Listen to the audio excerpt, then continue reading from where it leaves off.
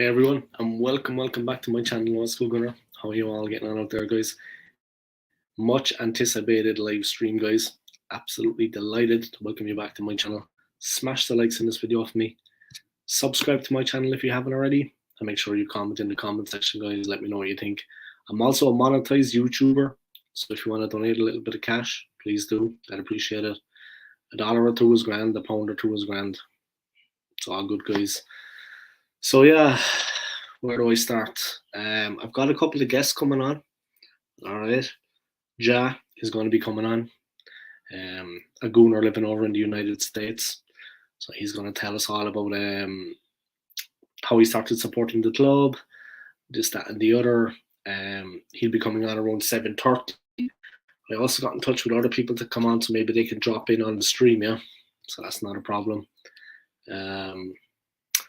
So yeah, I mean, what a couple of days it's been for Arsenal fans, and what a couple of weeks it's been for Arsenal fans, and what a season it's been for Arsenal fans. I work in city centre, guys. I work in central London, and I work in a hotel, as many of you probably know. And there's been a lot of fans, Arsenal fans, coming there over the last couple of days, last couple of weeks, last couple of months, all season, to be honest. And they've been out to the Emirates checking out the games, but I felt sorry for the people who went to see yesterday's game. Honestly, I did. Honestly, I do feel sorry for them. Irish Arsenal fans like myself, people from all walks of life, from all over the place, people from Scandinavia, from here, from there, from everywhere, going out to watch that crap, wasting their money on that rubbish. I actually felt sorry for them, and I'm not going to lie, because what a waste of time and what a waste of money. And that's how I see things. A complete waste of time. I mean, the performance from the team yesterday was absolutely disgraceful. You know what I mean? I have a couple of people lined up to come on, guys. And to be honest, I'm going to respect their opinion 110%, no doubt. But regardless of the person's opinion, but yesterday was absolutely shocking, absolutely disgraceful from the team. I mean, the performances, I mean, Ben White, Ramsdale, Odegaard, your captain being subbed when you need him the most, yeah? Kivior, what was he doing in that game? Tying his boot when the ball's about to be slammed into the roof of the net.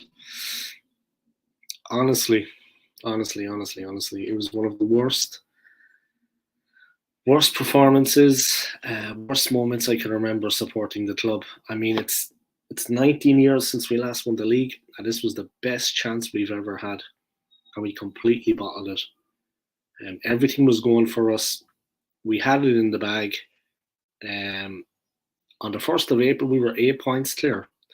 And now, on the 15th of May, today, guys, we find ourselves 4 points behind. And City have a game in hand. They win that at 7. You know what I mean? Absolutely shocking performance. I mean, Arsenal fans, we dared to dream for a while, yeah, that we could actually land the title. And unfortunately, it's not gone that way for us. It's been quite disappointing, you know. It's been quite disappointing. Let me just level this up here a bit, guys. It's been very disappointing, to be honest. What's been going on, I'm not going to lie. Let me just blink on the soda down here with me. But I'm not going to lie, it's been extremely disappointing as an Arsenal fan. I mean, I made a bit of content on the Wednesday. Yeah, today's Monday, but last Wednesday I made a bit of content on my channel. Actually, yeah, just with another Arsenal fan, Arsenal Alex. Check out that content. And there's like Arteta fanboys, Arteta sexuals, whatever you want to call them, passing judgment on that. You know what I mean? And saying this, that, and the other. Check out the comments, yeah. Check out the live stream I did with Arsenal Alex, and check out the comments and check out my reply. I wasn't impressed, to be honest, by their behaviour and by their attitudes. What they were thinking is absolutely beyond me. They're kids, obviously. I mean, they haven't supported the club that long. They've probably never even seen us win a Premier League title. They're probably not old enough to remember that. It's been 19 years, of course. But, yeah, people that think Arteta can do no wrong. You know what I mean? They actually had the cheek to say that I was making a video just to get a bit of traction for my channel, to build my channel. I'm already monetized, my friend. I don't need it. You know what I mean? I'm successful enough. So get your facts straight before you go mouthing off. You know what I mean? Shooting off at the lip. And it is what it is. You know what I mean? It is what it is, more or less. Let me just do a little bit of jiggery pokery here, guys. As I'm waiting.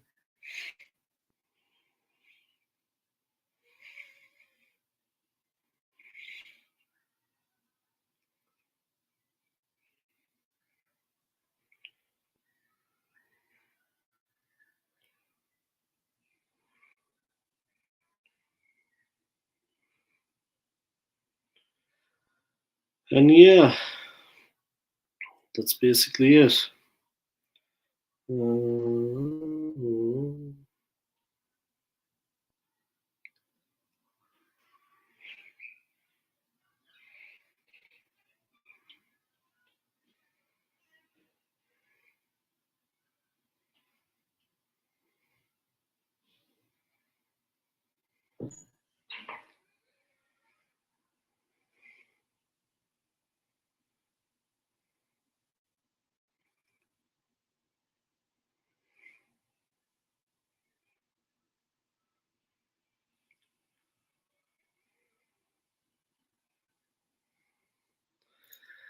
Yeah, and that's basically it.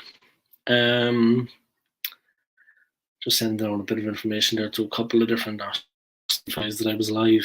I don't know. I have a couple of guests coming on, guys, in a while. So until that point, I'm gonna kind of vent. Um, what happened to us? What happened to us along the way? I mean, we were winning for 95% of the season. We were in first place. On the 1st of April, we were 8 points clear. We completely capitulated in some games, but we had time and time again, we had an extra chance, an extra bite at the cherry. You know what I mean? And we still can't get over the finish line. Now it's done and dusted. Now we're not going to win the league, of course.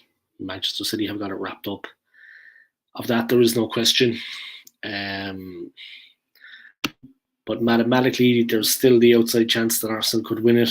So they've delayed actually handing them over the Premier League trophy just because of that little technicality. Of course, it's done and dusted. Anyone that knows football knows it's all over, bar the shouting. A resounding 3-0 win for City yesterday. Fantastic play by Ilkay Gundogan and the team. Fantastic goals from him. Fantastic play with Haaland. He got 2 goals himself and he set up the one for Haaland. A brilliant performance from Gundogan. And they went 3-0. They were 3-0 winners over Everton. And then Arsenal took the field. And we got absolutely battered 3-0 by Brighton. I would like this to be nothing but a positive stream, but I mean, the facts are facts. And you can't hide from that. You cannot hide from that. You know what I mean?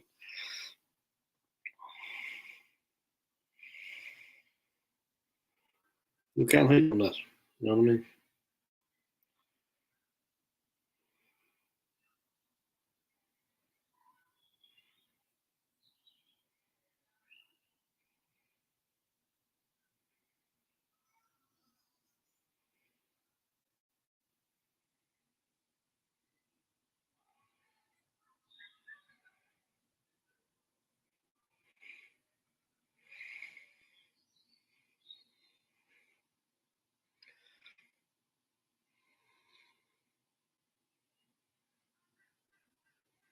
Just 1 second, guys. Just texting someone.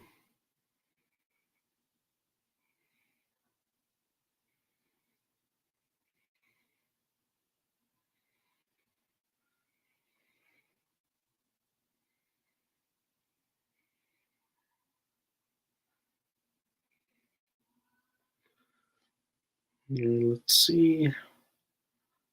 Mm-hmm.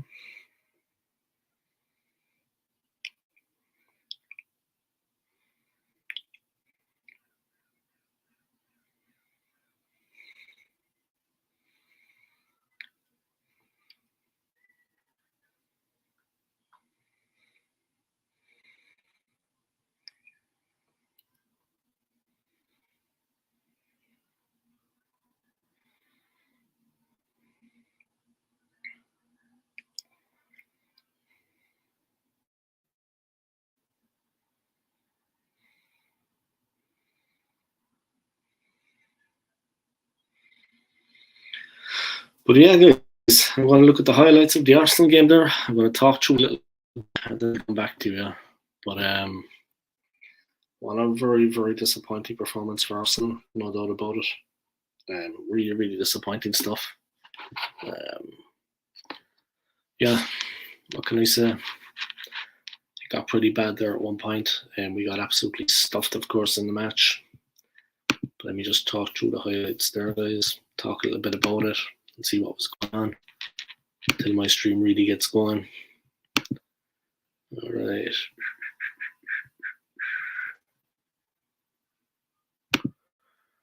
Yeah, what a couple of weeks it's been for us.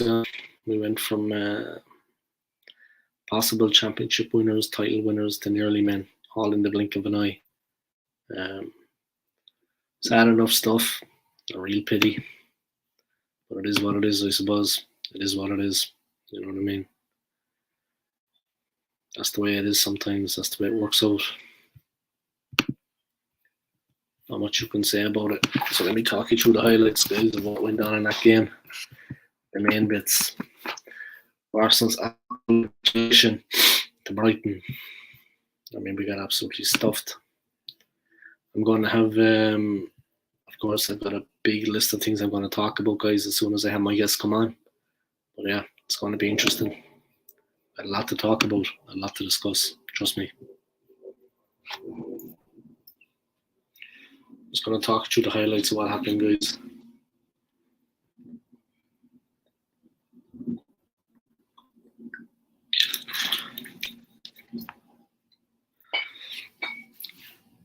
Here we go.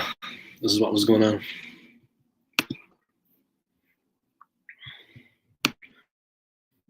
Brighton starting strongly, putting us under pressure. Saw the shot. It was heading for the top corners. Randall got a hand to it and pushed it away. But the nerves were evident. The team were nervous. You could see it. The nerves were all there to see. They were difficult to see. Odegaard to Xhaka. Trossard cracks one against the bar. He clips the bar. Former Brighton player.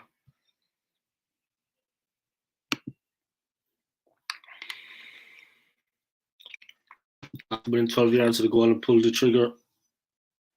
And it clipped the bar. But again came Brighton through Matoma. Ben White, as he did all game, tormented. The pace was causing him all kinds of problems. He left Ben White for dead. Got the ball in, but in Seesaw snatched at Mitoma's cross and put it over. Mitoma set it up. It was his best chance of the game. Saka. Trossard. Ball up. Gabriel Saka. Just wide.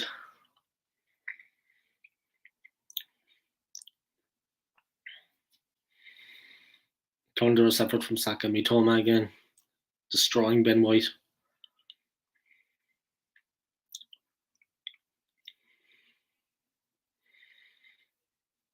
Yeah. And we got caught. An overload on that side. Saka didn't track back.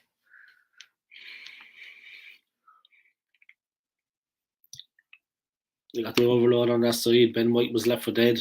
And we couldn't get back at them.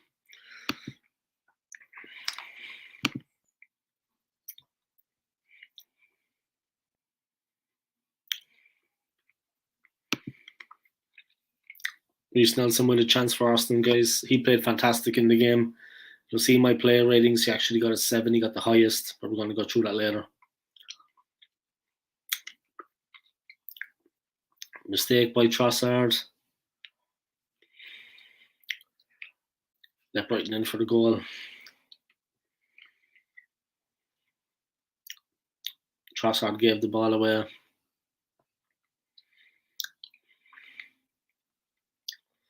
A great finish there by Brighton. 2-0.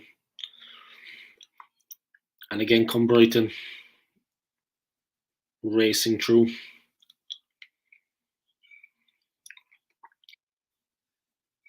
Shot came in.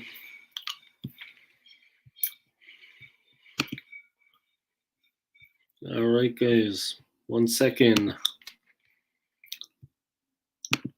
The main man is here.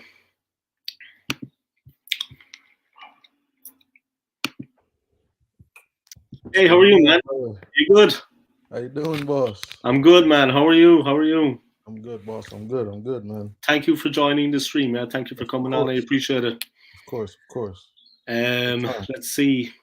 Easiest way to start. I mean, if you want to just tell people how long you've been supporting the club, why you support Arsenal, and we'll take it from there. If you want to introduce yourself, my friend. All right, my name is Ja. Come from Jamaica originally, and I've been an Arsenal fan since '07, maybe '07. Because I remember, honestly, I wasn't sure what team I really supported until around that time. But I know Mm, growing up watching Henri and then Monday, so mm. it's like, you feel me? Those kind of swayed my decision. But when you're young, my dad's a Man U fan. You feel me? So when you're young, you watch, Yeah, you yeah, kind of try to pick up, but you get to a point where you got your own mind. You feel me? Where yeah. you I get do, your yeah. own, I do, yeah. and then I seen man like Henri play, and then coming up Ramsey. I fell in love with Ramsey playing, and Mm. Wilshire, and you feel me, men like those. So those kind of sway my decision to like support Arsenal. You feel me? So Yeah, I understand. Yeah, I yeah. understand. So Makes from sense, there, huh? yeah. So Like you from like said. Mm, yeah, so around like '08, '07 around them time mm. there. Okay, and Mhm. let's get to the painful stuff. What did you make? Come on, what did you make it yesterday? I mean, it was just. I mean, seriously. Oh God, man. man. Honestly, I was in the group chat. I'm reading the group chat, bro. Like I got a little group chat with my friends. So Okay. they're like, I go to the group chat at one point in the game, and they're like, "Yo, Ja, like, what's going on? Like, we're not hearing from you, bro." And I'm like, "Man, honestly, bro, I've been sitting here screaming at the TV the whole time. You Mm, feel me? mm, It, that was painful to watch, bro. yeah. Very painful. And honestly, in my own opinion, that was it. It's been a good season, bro. I can't complain. I can't really sit here and complain and act like it hasn't been a good. It's been a very good season for us. Yeah, it But has. It has. yesterday was like the last straw, though. It's like all hopes are gone from right there. Mm, mm. Yeah, man. Yeah, I had to work yesterday, but I'm working in a hotel in central London, and there's a Yeah, lot of Arsenal fans at the hotel yeah, because the stadium is only like 15 minutes away from the hotel. yeah, You should have seen them when they came in after the game. If you had seen their faces, man, they came in and they were like this. They were freaking. I swear to man. God, it was just. I knew that was coming, yeah. But I mean, the game yesterday, I had no idea we would put in a performance like that. It was. Me either, man. It was Everyone was just poor, God very poor, Almighty, man. I mean, very poor. since the West Ham game, the wheels have just come off. I Yeah, mean, we just threw really. away 2-0 leads Mm-hmm. against, with all due respects to West Ham and with all due respects to Southampton, they were in a relegation fight. I mean, we Yeah, had another chance. We had another chance at the Emirates. Southampton had been relegated, like I think yesterday or the day before, yeah. but they were beating us 3-1 with like 2 minutes to go, and we Two managed minutes. to get a 3-3 draw. Yeah, man. I remember that game at Southampton too. We were at the Emirates. I mean, we should have won that game. I mean, 1-0 is Those three, grand. yeah, those three games for sure set like a Mm, precedent for like mm.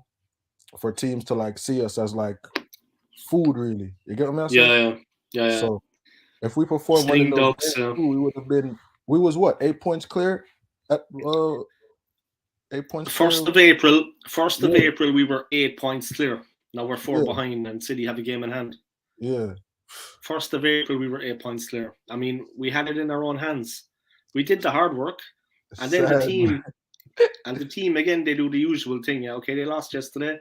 We got trashed yesterday, Yeah, but the three games, yeah, the Liverpool, West Ham, Southampton.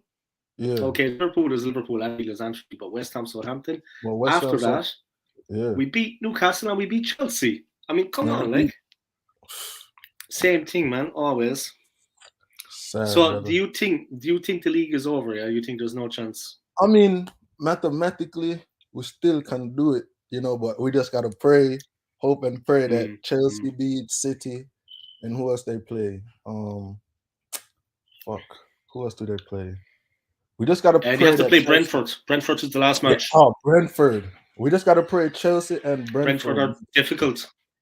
or draw. At least if we get a draw from, I don't know, man. I feel like the league, in my opinion, it's over for us. We just got to pray on City's downfall right now. That's it. Mm, You know, mm, we just got to pray, hope, and mm. pray that City lose their upcoming games, and you know. Yeah, I'm going to go through some player ratings. Yeah, feel free Yeah, as well to give your input. Yeah, what you think. for the I'm going to season, start like based on their performance this season. yesterday's match. Yesterday's Oh, match. just yesterday's This match. is going to be painful. After that, you can give your player of the season if you want. But yesterday's match, I gave Ben White a 1. Yeah. All joking aside, I gave him a 1. He got beaten by everybody. By everybody, turned inside out.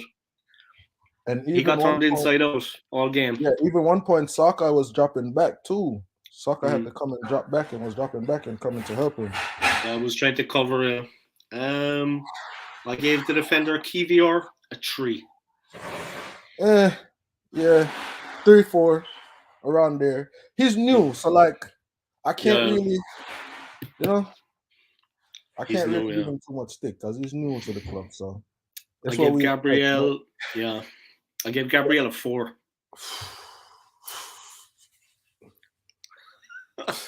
It was just like he actually didn't do too bad, but the defense conceded 3 goals. Yeah, the defense. Yeah, you're right. The defense conceded 3 goals as a unit. I mean, we didn't score. I mean, Tierney. I actually gave Tierney a 5. Yeah, so that's what I was gonna say. I feel like that whole left side of the field was kind of, you know, they was doing their job a little bit. I can't even complain for real. Yeah, they were solid. Tierney wasn't solid. Huh? They were solid. Yeah. Yeah, solid. Tierney was doing his job. You know, coming back into the squad and everything. He was doing his. He did his job. I can't complain about that. Yeah, he did. Yeah, I gave him a 5. Let me see. Tierney, I gave Jorginho a 4. What did you make of his performance? I mean, it was tough. It was tough. Jorginho, man, he gave away a lot of balls in that game. Yeah, he did. He gave away a lot of balls. I'll give Jorginho a 2. Mm-hmm. I think that's fair enough too. Yeah, that's fair enough. Yeah. Xhaka, I gave it 3. Saka or Xhaka? Xhaka, the midfielder. Xhaka. Oh man, yeah, around there too. That was poor, man. Yeah, around there. I agree. I gave Odegaard a 2. I was very generous, yeah. Very generous, man. I was in a good mood when I did this, yeah. I was actually in a good mood when I did this. Yes, Odegaard. I have to agree with you, bro. I can't deny, bro. I have to agree. He got substituted. He was our captain. He got subbed. I mean, that tells you. He was poor yesterday, and honestly, Odegaard, he gets chances, bro. I've been watching him all season, bro. He gets chances, and he makes like 2 or 3 more touches before he tries to shoot. You get me? Instead of just hitting it in a. I don't like that. Yeah. I don't like that. I can't tell you how many times I've sat there and watched him like, yo, shoot. You feel me? Like, you get the space, you want to make another touch, go in, cut out, you feel me, cut back in. Nah, you can't really do that after this. When they get that chance and see it. Yeah. You don't get the time on the ball to take an extra touch sometimes. You have to release the ball. You feel me? Even in the game yesterday, he got a chance. He set up a little, you know, he had a little space and he wants to touch it again. You don't have that time against Brighton. They're very good at the technical. Yeah, their manager is a very good manager. He has them like physical. They're very physical. I mean, they're stronger than Odegaard. Odegaard is not a really strong guy. He doesn't have that presence. I agree. Okay, then I went to Saka. I gave Saka a 3. Yeah. Bukayo Saka. I gave him a 3. Yeah. Yeah, the second goal, he kind of left us open on that side. Yeah. He hasn't been playing well for the last month, though, and with all due respect to Saka, he has been our best player this season, my opinion. He hasn't been playing well for a while. I mean, Reece Nelson, what does he have to do to get a game? I mean, he saved us a couple of times this season, and he was the one guy that played well yesterday. I gave him actually a 7. I'm going to get to that later. Yeah, he got like, for the little time he was on there, he did his thing. He was dangerous. He was a very dangerous player. Even at one point, he dropped back. He switched positions with Trossard, and he was playing like mid. He was playing like midfield right there in front of Gabriel for a little bit. Yeah. Good Come player. on, man. He's a very good player, and he's young, he's fit, and he was brave. I mean, the rest His of them were. mentality, see that? Yeah, that's what I love about Reese, bro. Like he has a good mentality, like Mhm. you know, to come in and like and what he's from the academy and all of that, bro. So like they, Yeah. it's in the heart. Like you feel me? They care about the club. Yeah. Yeah, they actually care about the club. So to see Yeah. players like that come on and get Reese for his little cameo yesterday, I'll give him a 6 or a 7. No lie. I gave him a 7. I think he was the best player on the field. But the thing is, he's not going to sign a new contract now. I think he's just going to cancel it because all the time that Saka was playing, he was sitting on the bench, but Saka wasn't producing the goods. And Reece Nelson wasn't getting his game. I mean, who would sign a contract to be sitting on the bench when you're better than the guy that's out there? It's frustrating. I mean, in training it must be. I understand Arteta. He's stuck with that. You never know what Saka could produce, but you could see he was burnt out. He was Reece, Yeah, I agree. I gave Jesus. I gave a 5. I thought he didn't really have many chances, but he didn't do anything disastrous. Yeah, I'll say a 4. He was 3 or 4. He was poor yesterday too. The whole front line. Martinelli, I gave a 5, but I don't know, with that tackle on Mitoma, I don't know what he was thinking, but I gave him a 5. Martinelli, he's been all right for us this season too, but yeah, he's been good. The tackle was a bit cheeky. Yeah. Trossard, I gave him a 3. I have to disagree. Maybe a 2, only because he hit the post at one point. Yeah, he did at the start. But Trossard was poor yesterday after coming on too, and he was on the field for 75 minutes. Yeah, he came on after Gabriel got injured, and he was on the field for a while. So he wasn't so good. I don't know, bro. He just didn't produce enough, bro. Like yesterday, I don't know what to say, man. Thomas Partey, I gave him a 3. He seemed to pick up a yellow card, but nothing else. That's the one thing he did in the game was get booked. Oh my god! Oh, I agree. A 3. Yeah. A 3. Yeah. Yeah. Ramsdale? It was just. Let me see. Partey a 3. Nelson a 7. Nketiah, I gave a 5. Eddie Nketiah. Agree. He was alright. Yeah. I gave the referee. I also gave the referee a rating, and then I'm going to get to Arteta. But I gave the ref a -10. I think he was just he seemed to be biased to Brighton the whole time. He was. -10, man. He was looking at Brighton the whole time, and he was like, seriously, I mean, I think he's a Manchester City fan. I don't know what was going on there. He might be, bro, because he could be. Some of those decisions yesterday was horrible, bro. Some of those decisions yesterday. What? There was a foul on Kyriar, yeah. That shouldn't have been a goal. Yeah, and that cost us, but I gave Mikel Arteta a 2. Why's that? I gave him a 2 out of 10. No, I just find that we lost 3-0, of course, but I think that we never even gave them a bloody nose. We never put a glove on them, man. We didn't touch Brighton at all. It was an easy win for them. The game management, I mean, he could see what was going on out there. We were getting slaughtered. Yeah. I mean, De Zerbi is a very good coach, and Brighton coach is a very, very good manager, and Brighton have a very good team. I know that they're a good team, but we needed to be on it from the first whistle to win. If we were going to win it, we needed to be on it. Mm-hmm. And after what happened against when Man City won, the heads dropped. I know that's what happened. Mm-hmm. They saw Manchester City win. It got into their heads. Mentally, we saw Manchester City win before we played, and it just affected everybody. Arteta should have just drove them on and told them just go out there and win. Win the game. That's all we can do. Mm-hmm. We're at home. They went out, and seriously, I mean, there was a lot of performances there that were not just Ben White. Like I said, Nelson was the only guy but even Ramsdale had a bad game, man. Ramsdale? What? The last goal? The last goal when he ran out? Oh my god. Man, that pissed me off, bro.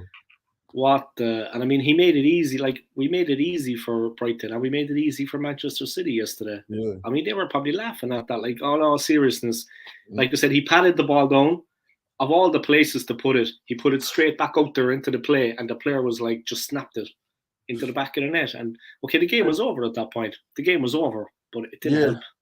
I mean, the game was done, but Ramsdale, from the very first moment, he was just, oh my God, I swear to God.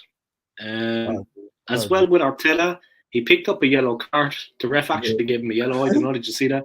Because he lost the plot.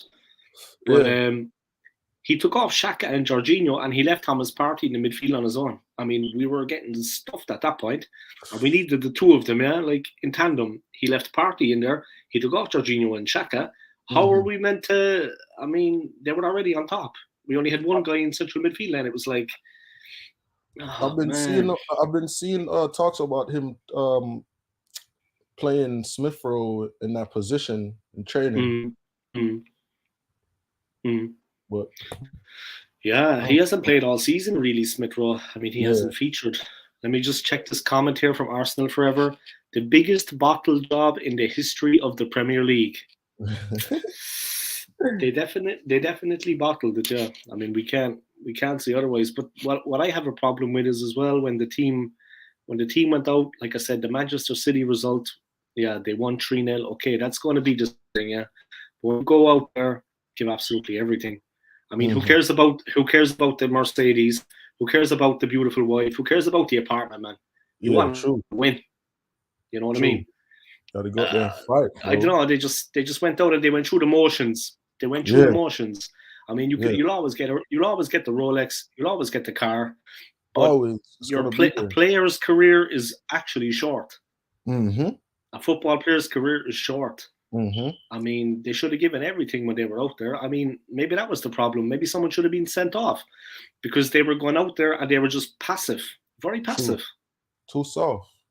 Yeah, too soft, man. Too soft. But the referees, like you said, that the referee's decision yesterday kind of did, control the game a little bit too, bro. Because and then again, you lose confidence. Like there was this play when Gabriel was running down. He was running down. He he broke off and he was going down and he cut in and like cut out and then like ran into the player and then that was a foul. Shoulder to shoulder. There was a lot of like shoulder to shoulders. And 50-50s, 50-50. Yeah, I don't like that, bro. Because I grew up playing ball. Like ball. There's gonna be some contact, bro. When a foul is a foul, bro. Like, it's a physical game, man. Yeah, you get me? So, just play on. Yeah, play on. I don't get it, bro. When Kivier went down, the ref went play on, and they stuck it in the net. I mean, same thing, right? Yeah, exactly. You're supposed to call that.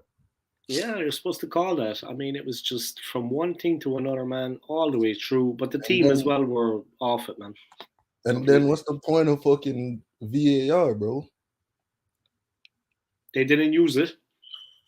The ref was deciding, you know what I mean? I mean, come on, like, honestly, it's meant to make the game a little bit more transparent, and like fair. Anyway, look, let me check this other comment here. Arsenal in 7 years have spent $1 billion and still can't win a league title. Now, Manchester City have got 5 of the last 6, and I think Leicester won the other one.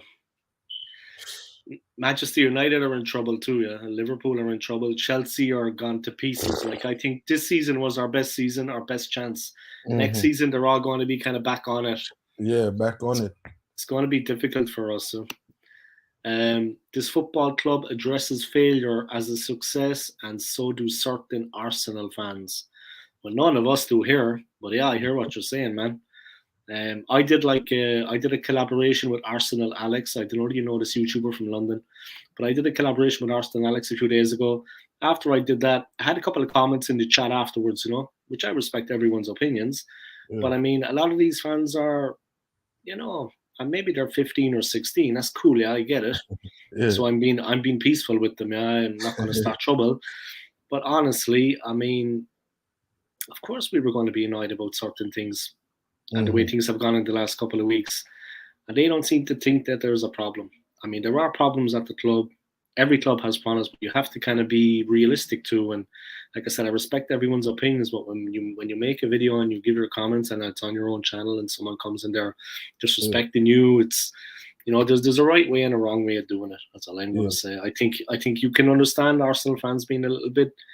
Of course, we're aggrieved at what's happened in the last couple of weeks because it's been because 19 years. yeah, when you love the club, bro, like when you love the club as Exactly. we do, things, Exactly.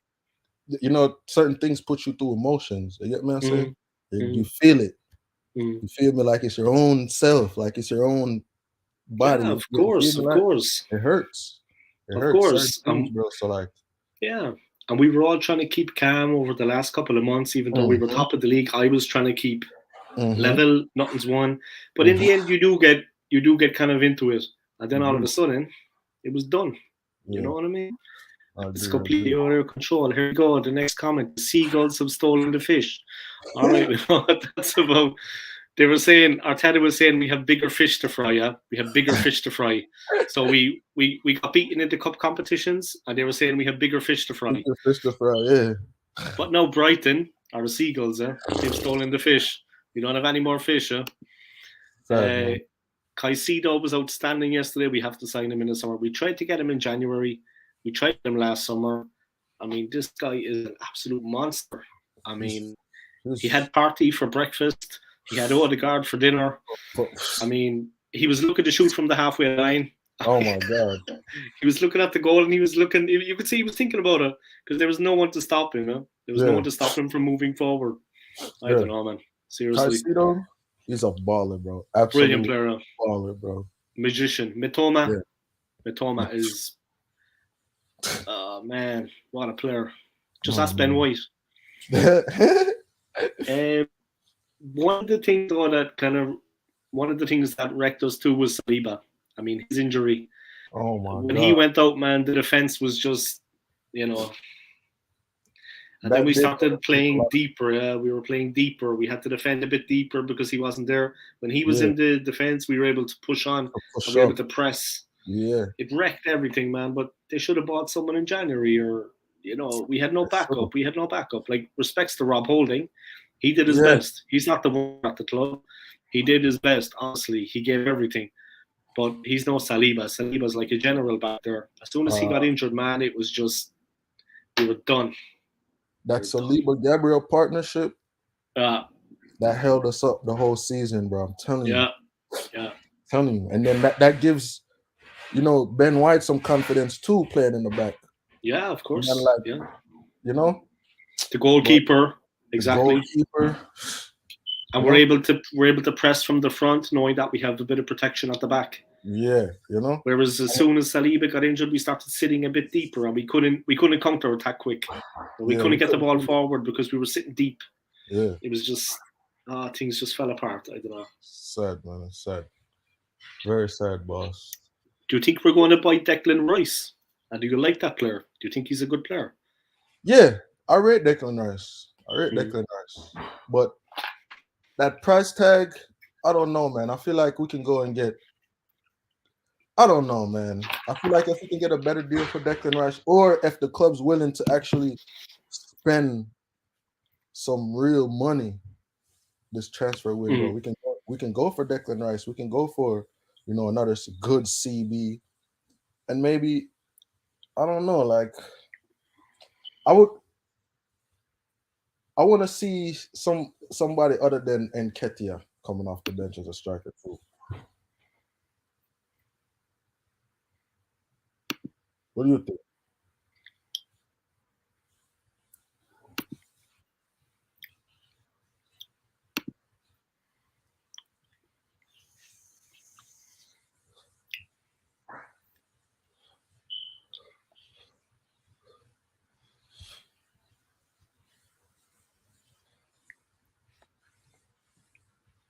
You can hear me?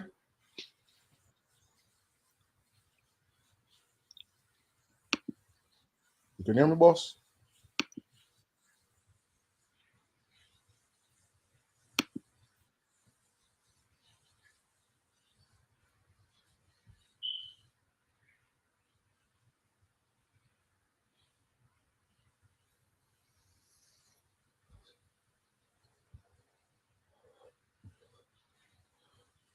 That's sad, bro. That me and Edu share the same birthday, bro. Today's my Earthstone too, and he better be out doing some recruiting for real, man. All right. Sorry about that, man. The Wi-Fi went completely. Oh, you're good. Put up this comment there. Sorry about that, man. My apologies. You're good, boss. You're good. I'm still here. Birthday today. Let's hope he's not enjoying time off and actually is doing what he's meant to be doing, and that is recruit some talent. I actually met him last September. For story now, yeah, but I met Edu last September just by chance. Yeah. I'm living in London. I was in central London and I was just walking around there, doing my thing on my way somewhere. And I went by the London Eye. Yeah? I was by the London Eye. So Yeah. I was coming out of the county hall, and it's like, it's all things for families and kids and stuff. I was coming out and I heard someone speak Portuguese. And I looked. There was Edu. I was like, it can't be him. But he was with the wife. He had like a security guy with him, really strong guy. Yeah. So I came out of the toilets. I waited outside on the street just to see was it him. Yeah. Like I said, he was speaking Portuguese, looked like him, but I said it can't be. It can't be. Big guy, 6'5", whatever. He came out and he realized that I was, something was up because I was looking at him. Yeah. So I said, you know what? It's now or never. The hell with it. I just marched straight over. I said, Edu Gaspar. Yeah. So I shook his hand, yeah. Maybe now I shouldn't have. But I shook his hand, yeah. But he was kind of like this. He was kind of a bit, when I said, are you Edu Gaspar? He was like that. Because a lot of fans were hating on him at the time. Really hating on him. So he was a bit kind of like, is this guy my friend? Or was this guy just start, getting stuck in me? But I just said, look, can I have a photo with you? So we got a photo taken. And he was friendly. I mean, he was nice. He didn't have to be. But yeah, a lot of people are holding him responsible for what's been going on at the club. Yeah, with signings, transfers. I don't know. How do you think? What do you think of Edu, and what do you think of Mikel Arteta? I mean, be honest, yeah. Everyone's opinion is going to be rejected. Speak openly. Yeah? What do you think of the two of them? I mean, I have to give Arteta his ratings. Yeah, I can't lie. I have to give. At first, in the beginning, I definitely had some doubt, but now it's kind of clear, like the direction that the club is going in. So I can't really complain. And watching, religiously over these past couple of years and seeing, the stagnance of the club and going down, and now once he stepped in, the club's like, we're taking steps forward, bro. I can't really complain. We had Emery, and Emery didn't do shit for us. You feel me? Really? And Arteta stepped in, and once he stepped in, we won we won an FA Cup, we won Carabao Cup, we won 2 cups, and then now we're coming in. Now we're content. Now we're back in the Champions League and stuff like that. So Arteta, I got to give Arteta his ratings, bro. But Edu, we know Edu, bro. Like we see it, we know what Edu does, bro. He doesn't really do his job, bro. So at the end of the day, I can't really say that I really rate Edu like that, But Arteta, I gotta give him his props. Yeah. I've been kind of critical of him in the past. I'm not going to lie, yeah. But this season, when the team were doing well, not just because they're doing well, not because I can walk outside on the street and be like acting the man because I'm an Arsenal fan and we're top of the league. Yeah. But when the team is doing well, we should all get behind them, regardless. We should all push behind the team. So I was pushing behind the team. You know what I mean? Of course. Yeah, but some of the board, Edu was probably on a jet ski somewhere and cooking on the barbecue. Exactly. This guy's a funny guy, yeah. He's a funny guy. Yeah. We didn't win the Carabao Cup. Yeah, we haven't won it. Yeah, we did win the Carabao Cup when Arteta stepped in. Yeah. Well, nobody's one trophy in 4 years. Yeah, that's okay. I mean, what can you do? I mean, Manchester City have been winning everything. They've been winning everything. I mean, there's only one league title. There's only one league you can win each season. We haven't been like next year Champions League. That's going to be interesting. Now we didn't win the Carabao Cup, but it's okay. You know what I mean? We'll win it next year. I think you were talking about next year. Next year we're going to win it. Next year we're going to win it. Next year we're going to win it. Okay. You probably saw that some of the fans left the ground early yesterday. Yeah, they just walked straight out when we were 3-0 down. I mean, that's not something I would ever do. I would stay in the ground and wait till the end, regardless. Support the team. Yeah, Champions League next year. I mean, how do you see that going on? We're going to be in the Champions League. I mean, there's a lot of very good teams in the Champions League. I mean, we haven't been there for a long time, yeah. Very good team. How do you see that going? I mean, that's going to be difficult, I think. In my honest opinion, right now, I don't see us going to like round of 16. I don't even see us like really leaving the group stages, honestly. My honest opinion. You feel me? But we'd have to see, like, you know how the transfers go this summer. If we go in and get players, good players. Yeah. You know, we need some quality players, bro, that we can rotate the squad. And, you know, just do it right, bro. I feel like we got a chance to really do this shit next year, bro. And I feel like if we just play our cards right, we can do it. We can definitely go somewhere in the Champions League for sure. I believe in us, bro. I really do. Yeah, me too. I mean, it's that we buy some extra quality players in because the likes of Saka, Martinelli, they gave absolutely everything they had. Saliba, Ramsdale, they gave everything. They did give everything, in my opinion.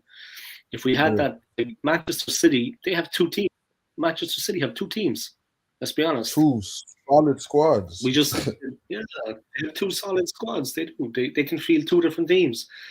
They rested De Bruyne. They're looking ahead to the Champions League semi-final against Real, of course. That is a massive game. That's their biggest game of the season, in my opinion, the semi-final against Real. But they rested him. They could have rested anybody. You know what I mean? And they would have still beaten Everton. With respects to Everton, they would have still beaten Everton. They have two different teams, Manchester City.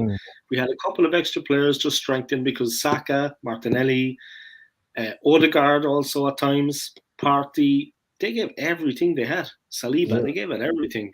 But they ran out of steam in the end. We just didn't have that. And Haaland has scored 50 goals. I mean, what do you think of that player, Erling Haaland? Like he's broken all the goal scoring records, like 50 goals. 50. I have to give it to him, bro.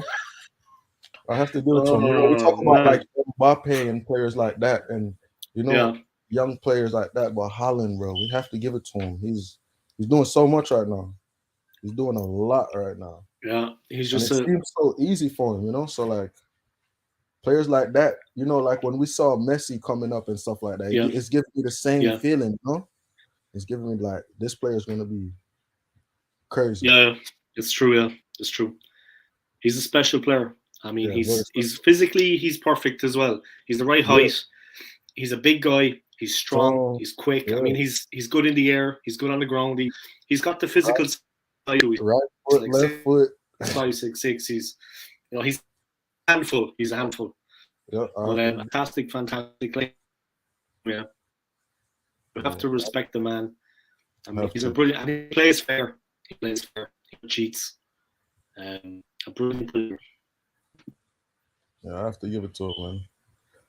And honestly, I feel like Gabriel's a lot of injuries, bro. Next season we have to be prepared for we have to have quality players coming off the bench, bro. Like I don't know how much I can stress this enough, man. We need fucking. All right, we're back. The Wi-Fi keeps breaking a bit. Yeah, sorry about that, man. Yeah, you're good, boss. We couldn't even go far in the Europa League, never mind the Champions League. Yeah, look, it's going to be a learning curve back in the Champions League, guys. We can't be so. I hear you, Arsenal, forever, yeah, but we can't be. I know we're all a bit on a downer since yesterday. Yeah, fair enough. People don't like Arteta right now or the team, but we can't be so negative all the time about it. I mean, the Champions League is going to be a learning curve. I'm excited and I'm happy that we're back in the Champions League. I mean, it is a step forward. We're going to become a better team by playing better teams. You know what I mean? The team will strengthen. Okay, we're going to lose a lot of games, but it's the way forward. It's the way forward in football. And I'm happy enough that we're back in the Champions League. I mean, it's back where we belong. I mean, if you're lucky enough to be in London and you're lucky enough to get a ticket, you will see a lot of good teams coming to the Emirates. I mean, as a fan, it's a nice thing. Yep. Instead of watching Sporting Lisbon, you might see Barcelona. I mean, with all due respect to Sporting, you might see Real Madrid, Bayern Munich. As a fan, that's what football is about. I mean, we're only one team win every season. Only one team can win every season. And with the likes of Real Madrid and Manchester City, United, Arsenal, Liverpool, Chelsea, we're like in a second group behind them. You know what I mean? Yeah. We're not at that level. It's Real sure. and it's City. Yeah. And maybe Barcelona when they come back. Yeah, I saw they were champions in Spain. But we have to admit it. Yeah, like United are gone absolutely. Liverpool are not so. Chelsea are completely gone. Spurs, of course, as always, perennial losers. They will never be anything. But what is the? You're living in the United States, right? Yeah, I'm living in Florida right now. Yeah.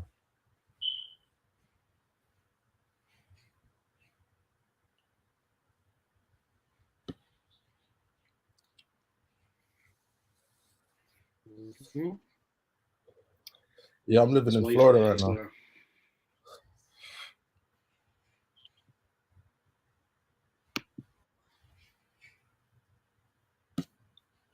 Just 1 second, I think you're going off again. You're going to come back.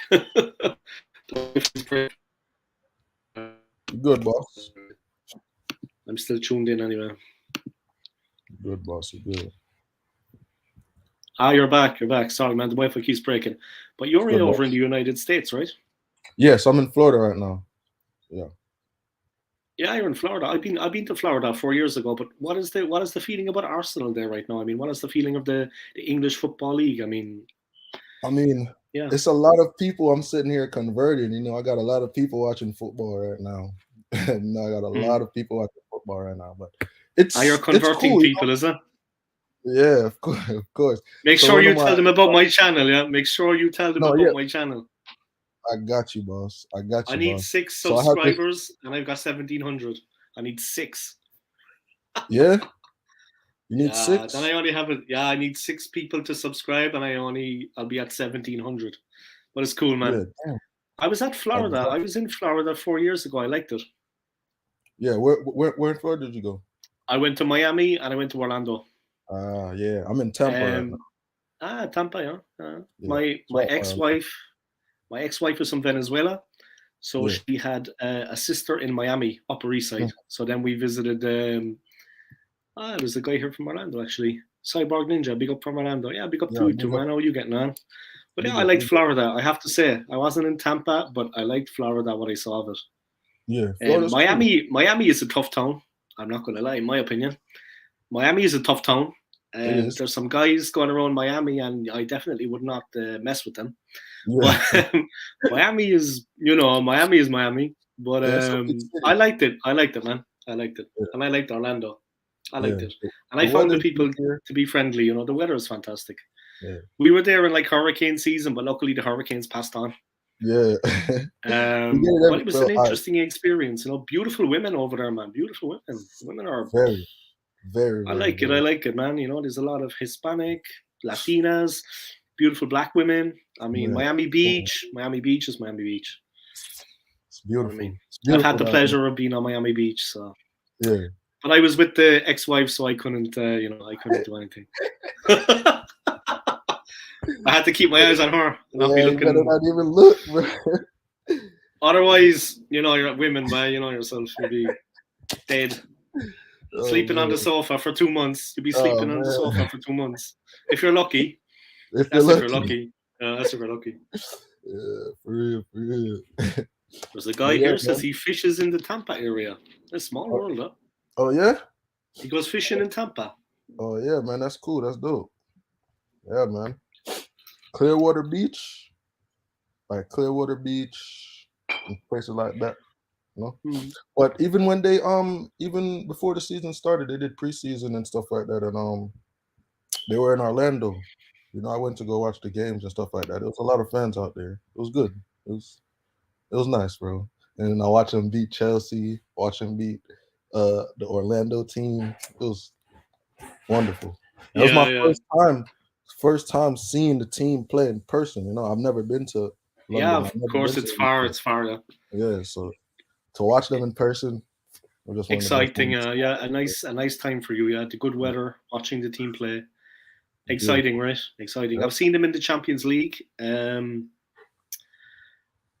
It's exhilarating. I saw the best player I've seen recently, in my opinion, to play for Arsenal was Alexis Sanchez, the Chilean. Repeat that again. Alexis Sanchez. Yeah. What about him? He is the best player that I've seen play for Arsenal in the last maybe 5 or 6 years. When I saw him, the guy is incredible football player, man. Sanchez. When he was at Yeah. Arsenal, Yeah. he When he came was from Barcelona. I've never seen a player with such technical ability. Just in the last 5 or 6 years, obviously Bergkamp, Henry, they're different time. They are better than him, but he was just he'd hit the crossbar from like 25 yards. He wasn't even looking at the goal. He just swung his leg. He swung his leg, and the ball hit the crossbar like a knuckle, like a knuckle ball. He just stepped over it, cracked it, and before you knew it, the goalie was just standing there, and the ball just cracked off the middle of the crossbar, like right in the middle, like that close. Everyone was like, the ball just. He's an incredible football player, man. Sanchez, seriously, watch his goals on YouTube sometime, man. Watch his goals for Arsenal. No, for sure. If you see him live, man, if you see him live, it's like, yeah. Everyone was like this, and the ball was already at the crossbar. The goalie was like that. He was just standing there. What's going on? He didn't move. He didn't move. That's why I couldn't believe that the shot came in, because the goalie never moved. Yeah. You just see the ball, and it was like, what the? Out of nowhere. Yeah, he just swung his leg at it. Yeah, brilliant player, man. All right, let's see. Cyber Ninja didn't find that bigger fish to fry though. Nah, we're out. Anytime you need to go, no man, just let me know. Yeah, no problem. No, if you're a busy man, yeah, no problem. No, man, I'm about to post your thing right now and tell people to go type in with you. Do ya? Please, I'd appreciate the help. Yeah, it's that heat, baby. Let's see. We call it the doghouse. Oh yeah, you go to the doghouse when you'll be sleeping on the couch. Skyway Bridge and Lido. Oh yeah. Skyway Bridge and Lido. Yep, I know exactly where you go, bro. I don't have a clue. Not a clue. I know Miami Beach though. Miami Beach in Orlando. Yeah, Universal Studios. I mean, pure tourist, yeah, pure tourist. Tourist spots. Nakar Peak, if Sanchez was part of the Invincible. Thank you anyway to Nakar for tuning in, because I know this man personally. He's a United fan, but nobody's perfect. Nobody's perfect. Oh man, you know what I mean? Oh, so he's a United fan. So what I was trying to say earlier is, I have this homegirl. You know, she comes around me, and you know, we hang out a lot. And she watches the games. She watches the games. Okay. I wake up at 7 o'clock in the morning to watch the Arsenal games and stuff like that over here. Mm-hmm. And you know, we hang out, and she's like, "All right, now I kind of like this sport now. You know, I kind of like, you know, I see how emotional you get. I see how you feel me, like how you are when you watch this." She was like, and before, you know, they'll be like, "This sucks. We don't want to sit and watch this." But then it kind of grew on them, you know. After a while, but so like, she's like, "All right, so what's your team?" You know, I tell her, you know, I'm an Arsenal fan. She was like, "Who's their rivals?" And I tell her, and we go to the Florida Cup. Mind you, we go to the Florida Cup to watch Arsenal play. See? I'm going to go buy a new Arsenal jersey. You know, I step into the Adidas store. I'm going to go get a new jersey. She's going around now. She went to go buy a Tottenham jersey because she wants to be a Tottenham fan just because I'm an Arsenal fan. Feel me? So I'm like, wow, bro, you're supposed to be my friend. You feel me? You're supposed to support the same club. We're supposed to bond over this. Yeah, or she could support another team, but not Tottenham. It's one of my best friends, bro. One of my best friends. And now we argue, you know, make fun of each other when we win and lose, shit like that, bro. So it's like, it's good banter, but it's like, you know, having other people, you know, having that little family of like people that watch football with you and the Premier League with you, and, you know, sit and watch the Champions League. And, you know, it's beautiful, bro. Because in the beginning, people make fun of me for watching football, you know. Oh, what are you doing watching football? Because in America, you have basketball, baseball, American football. Yeah. So like golf, stuff like that. But you know, So to have like a group of people that you converted that comes and watches the game with you, bro, is just beautiful. And then luckily Yeah. this year we were doing good, so I was talking a lot of shit. You know, Mm. I was talking a lot of shit, bro. So Past tense, yeah, past tense. yeah, You were before yesterday. Before yesterday. Yesterday, then you were just like hiding. man. Yesterday I Hiding, was was it? You were fuming. hiding. Yeah, but I understand what you mean, because over here it's normal. Like, I'm in London. Over here it's normal because football is life. But in America, you Mhm. have different options. You have different high profile sports. Yeah, And of course, for you now that you have this little group and you can all get together and have a nice time, and you can share it and enjoy it. And yeah, it's yeah. nothing but positive. Like you said, it's Beautiful, a beautiful thing. Yeah. beautiful. Even If like you would, troops mm, had came. yeah, Troops, troops. yeah, troops had came here one time, and we linked up and chopped it up, and you know talked, and it was beautiful, bro. Like Mm, mm. it's beautiful. You were talking to troops. Yeah, Troops my dog now, bro. Like Ah, he's a cool guy. Yeah, he's a cool guy. Troops I come never to met him, but he's cool. Troops come to Florida, he hits me up, bro. He's like, "Yo, man, I'm in Florida." Really? Yeah. Wow. Every time Troops come to Florida, he hits me up. We come link Ah, up, and he's a cool guy. Yeah, I've never he's a seen him very, around London, but he's a cool guy. he's a very good. I think he's living in northwest London. But yeah, Yeah, that's a nice part of the city. Like, you got yeah, space there for the house. I think he's got a big house out there. But yeah. he's a cool guy. I mean, at least He's he's very, one of these Arsenal fans that tells it like it is. like it is, bro. He doesn't sugarcoat it. He Yeah, doesn't kiss ass. He doesn't yeah. do this. He doesn't that. He calls it. Like, Saka was off form. He said, "I He love said it. Saka. He's Yeah. my boy, but he hasn't been playing well." Troops is all right, man. And Troops was with them. He was in New York, right? He was with them. Barstool Sports. He got Oh that yeah. contract with Barstool. He went Mm-hmm. from AFTV, Arsenal Fan TV, to Barstool, Yeah, to New York. it's beautiful, bro. It's He's very beautiful. constantly going London, New York. Yeah. New York, yeah. He's a Yeah. cool guy. Troops is cool, and I like watching his content. Lee Gunner is good. Gunner is good too. Yeah. Lee Gunner is good, man. Lee Gunner Yeah. is definitely. But if you had a choice of buying one player, what player would that be? Any player you could have for Arsenal, man. Like, take some time to think about that. No pressure. Honestly, I think about it quite often. Instead of Rice, I'd go for Bellingham. Brilliant. Yeah. I'd go for Bellingham. Mm, So mm. if that's one player I could get in the squad, it'll be Bellingham. He's a fantastic player. I like Ollie Watkins, Aston Villa striker. Really? Yeah, I think he's a goal machine. I think he'd be good for us. He's just got that physicality. Yeah. He's big and he's strong. I think like Watkins is a very, very good player. There's a lot of like hold up plays too. Like he reminds me of Yeah. Laka when I used to watch Laka. Yeah, true. Yeah, true. Drops back a little bit, I like him. He links up the player and he looks for the 1-2. He's always looking, but he's incredibly strong, Watkins. I think people don't realize he's actually he's a real handful. He's a very strong guy. Yeah. It's a little bit of muscle up front. Like, I don't know, do you remember Didier Drogba back in the day? Someone that would just terrorize. We just need someone that's going to terrorize the defense. Exactly. I mean, he used to scare the living daylights out of me. I mean, Drogba was just terrifying. So, someone that's actually a little bit built, physically bigger, it's important too, man. It gets physical at times. Yeah. Drogba was just like a hammer. He was just like he was like made of granite. Drogba was a player like that. Someone with some physical strength up front. It is important. It is important too. It is, bro. It is. It is important. Can't disagree with you on that. A bit of strength, yeah. Let me see. What else did I put here? Drogba, man. Fuck. Drogba, yeah. But you saw yesterday. I don't know. Did you see the Manchester City highlights or did you watch the game? But I watched the contrast between. I watched the game. It was a little bit. You could see now what we have to aim for. Yeah, we have the contrast between City and between us. It was. They were very good yesterday, man. They were very good. Kyle Walker, man. Oh, ex-Spurs, yeah. But he's good, yeah. He's good.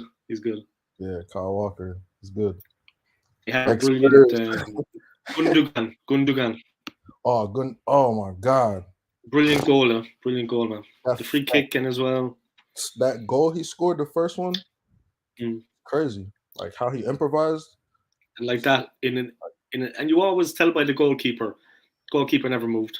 Yeah, he didn't You even. always tell by the goalkeeper's reaction. The ball was just on his thigh, Yeah, flicked it in, and power. There was and then power on it. It was like, he could have wrapped his body around it and shoot it towards to the mm, left, but mm. he just flicked it. Bro, I gotta give. And strength. Yeah, there was power. He did I it gotta with give power. some. Like Yeah. the ball was, he didn't Mhm. just.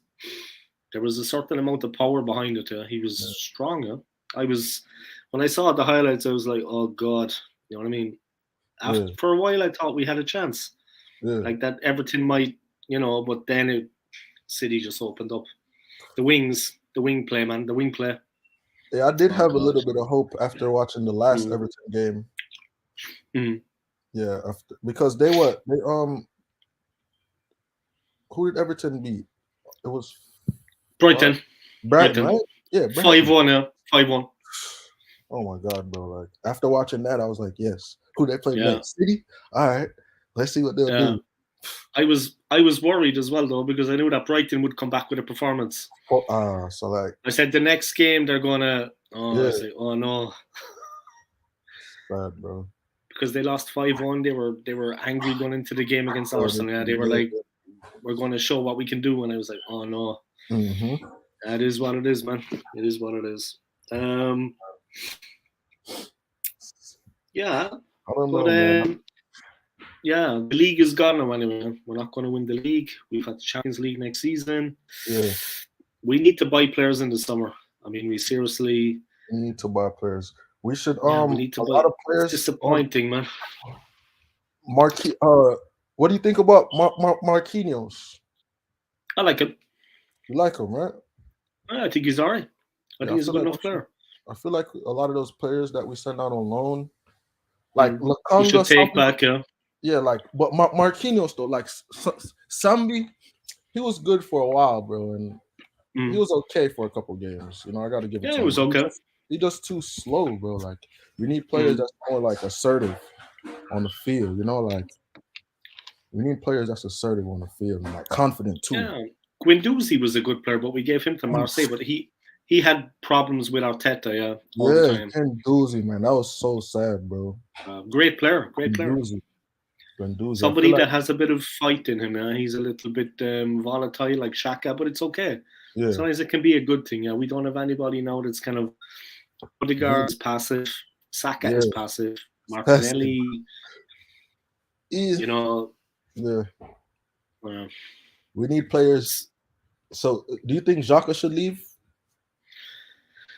I do. Yeah. He's had a good season. He did everything he could for the team. He gave it everything he had. But I think that there's 11 players out there, and I think is he worthy of a midfield position when someone else could come in? It's either him or Partey. I mean, unless we bring someone else in, we need to free up a place in the midfield because we do. I mean, Fabio Vieira for me is not good enough. He is not good enough to play for the club, unfortunately. We need to bring in a midfielder, and I honestly think that Xhaka, he gave it everything in that one season. I think that's about his level. I think we need someone a little bit more mobile. He's quite static. He's quite slow. And Partey, when he's on his game, is electrifying. So of the two of them, I would see Xhaka should leave, and we should keep Partey in the team. Yeah, I think that was it from Xhaka. He gave it everything. But now I think the player himself, like yesterday, it looked like he had lost interest. Yeah. He wasn't the only one. Don't get me wrong. He wasn't the only one. Everybody was kind of piss poor. Everyone was thinking of their summer holidays. Cool, I get it. But we just, I think Xhaka should be the guy to go, to be honest. And we need to strengthen the team, and we need a guy that's going to play all season, a full season. And the Champions League is coming. I mean, Xhaka is very slow in the midfield. He can do certain things, but certain things he just can't. Yesterday we got absolutely destroyed. So. Yeah. We got destroyed yesterday, man. It was very, very bad. I mean, Troops was watching it. I don't know how you watch Troops' player ratings, but he's almost crying.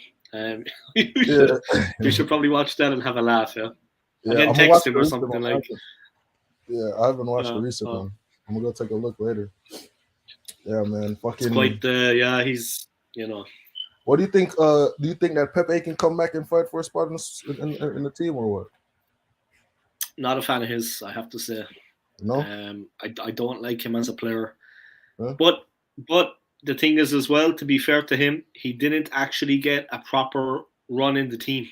Yeah. They were always bringing him on as a second half substitution, 30 minutes to go. I mean, we never started him. So I think maybe take him back, to be fair to him, take him back and maybe give him a chance, give him a real opportunity, because this thing of subbing him in and subbing him out, they're giving him 20 minutes and we're 3-1 down. I mean, they always tend to do that with poor Pepe. We're losing 3-1 and they bring Pepe on. Yeah. When the game is at its most difficult, why don't you let him start the game and let him play 90 minutes? That's the one thing I would say in respects to Pepe. Not the biggest fan, but they never gave him a chance. They never gave him a chance. He saved us a couple times. He did. The West Ham game and the Wolves game. You know, he came on and he can score. Yeah, he can score. He's good out wide, but they never gave him the chance like to play the full 90 minutes. And that's maybe one thing that they should, if he comes back, then stick with your forward players. You know what I mean? Like, give him opportunities, not just as a substitute when we're already losing. It's like blaming him then. Pepe. Yeah. We're already losing at that point, and the other team are on top. He comes in and they just kick him. He just gets kicked all over the place. I agree. Let him start the 90 minutes and see how the game goes. Play him as a full striker and let him play. I agree. It's a bit unfair on him, that he was kind of used by Arteta. You see, Pep Guardiola is a bit more. Pep is more experienced. Yeah. That's all it is. Maybe next season Arteta will be a bit more clever. Yeah. Some of those subs, bro, he was taking forever to take off Zinchenko when he was messing up. Oh, a lot of those positions, bro. A lot of those. God, man. Man, I'm trying to tell you. Against Liverpool, remember when we were 2-1 up and Zinchenko got nutmegged by Trent Alexander and the ball got put up to the back post. He got nutmegged, man. That was sad. And then he was just, man. That was sad, brother. Yeah, he takes a little bit of time to Arteta takes a little bit of time to switch players in and switch players out. He's not so. Other thing, like Jurgen Klopp at Liverpool, I don't want to compare now, but as soon as Klopp sees something, he is all over that, man. You feel He's me? all over that. Yeah, I love it. Appreciate like I respect it. I respect Klopp and Pep and man like that. Yeah, because they actually got like a little bit more of a sense than most managers. And also they like Klopp especially, he lets the emotion out. He's not the kind of guy to sit down in the dugout when they concede a goal. He goes ballistic. He just goes mental. Yeah. But that's okay because he lets out the energy and it transfers onto the field. It goes onto the pitch. The players become. You feel it? You have to be like that sometimes, huh? Yeah, you do. I agree. But that's it. That's how I see it. I don't know. I really I hope that for the new season we can do something. Yeah, but it's not going to be. Where do you see us coming next season? I don't think we're going to win the league, and I don't think we're going to come second. But I hope I'm wrong because the Champions League is also going to be a distraction. Yeah. I think Chelsea will be back. They have Pochettino is their manager. I don't know. Did you read that?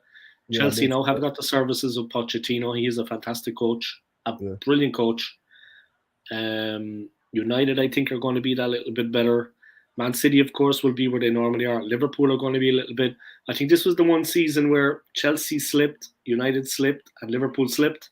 Mm-hmm. And we were kind of up there. Yeah. I don't think next season is going to be as... Not that the team didn't play well. The team played well this season, but I think next season is going to be more of a challenge. And we have Champions League. Yeah, so... We need to strengthen the squad. We need to buy some players. I mean, seriously. Yeah, we have to. If we'd done it in January, we would be champions now. We would definitely be champions. It's a real shame. And the money is there, man. I mean, you know probably better than me. You know about the Kroenkes. Yes, maybe you know more. They're, of course, Americans. Yes, you know more about that. They're over in the United States. I mean, they own like fucking three big teams over here, bro. Like, yeah. And it's a business, I think, for them, right? They don't really care about the... Yeah. Well, they don't care about Arsenal anyway. They don't care if Arsenal are successful. Maybe they care more because all right, look, the teams that they own over here, they were winning cups and they were winning like the NFL Yeah, one. Like, successful teams. yeah, they were like Successful. they were doing good, bro. So Yeah. now that we've done some semi, we've put ourselves on a level. I feel like coming into what next season, bro. Like we can. I feel like they'll. I don't know if they don't do it, then they have to sell the club, bro. Then because like what the fuck, bro? You're feeling like you're not really supporting the club, bro. But they have to put some money in the club's pocket, bro, this season and go for buy some quality players, bro. That's gonna help Yeah, us, they bro. definitely.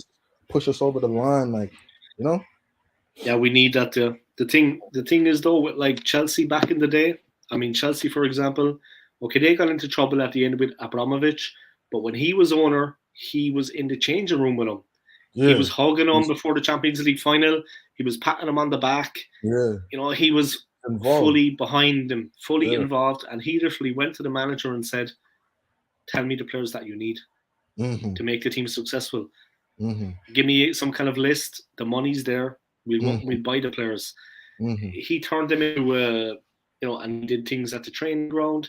He put money into the training ground, into the youth system, into the community, into the Yeah, stadium, yeah, and the team. And they yeah, were very successful under him. I mean, say what you want about him afterwards. He got bad reputation, yeah, because he was talking to Russians and this and that. He's Russian yeah, himself. yeah. But when he was involved, man, he was not like Stan and Josh. He was Yeah, full on, 100%. Let's win some football games. And that's yeah, one thing you have to admire about him, yeah. That's what he was there for. He wanted to win some football games. mm-hmm. You know what I mean? And he put all the money, the effort, the time into that. He was supporting the players.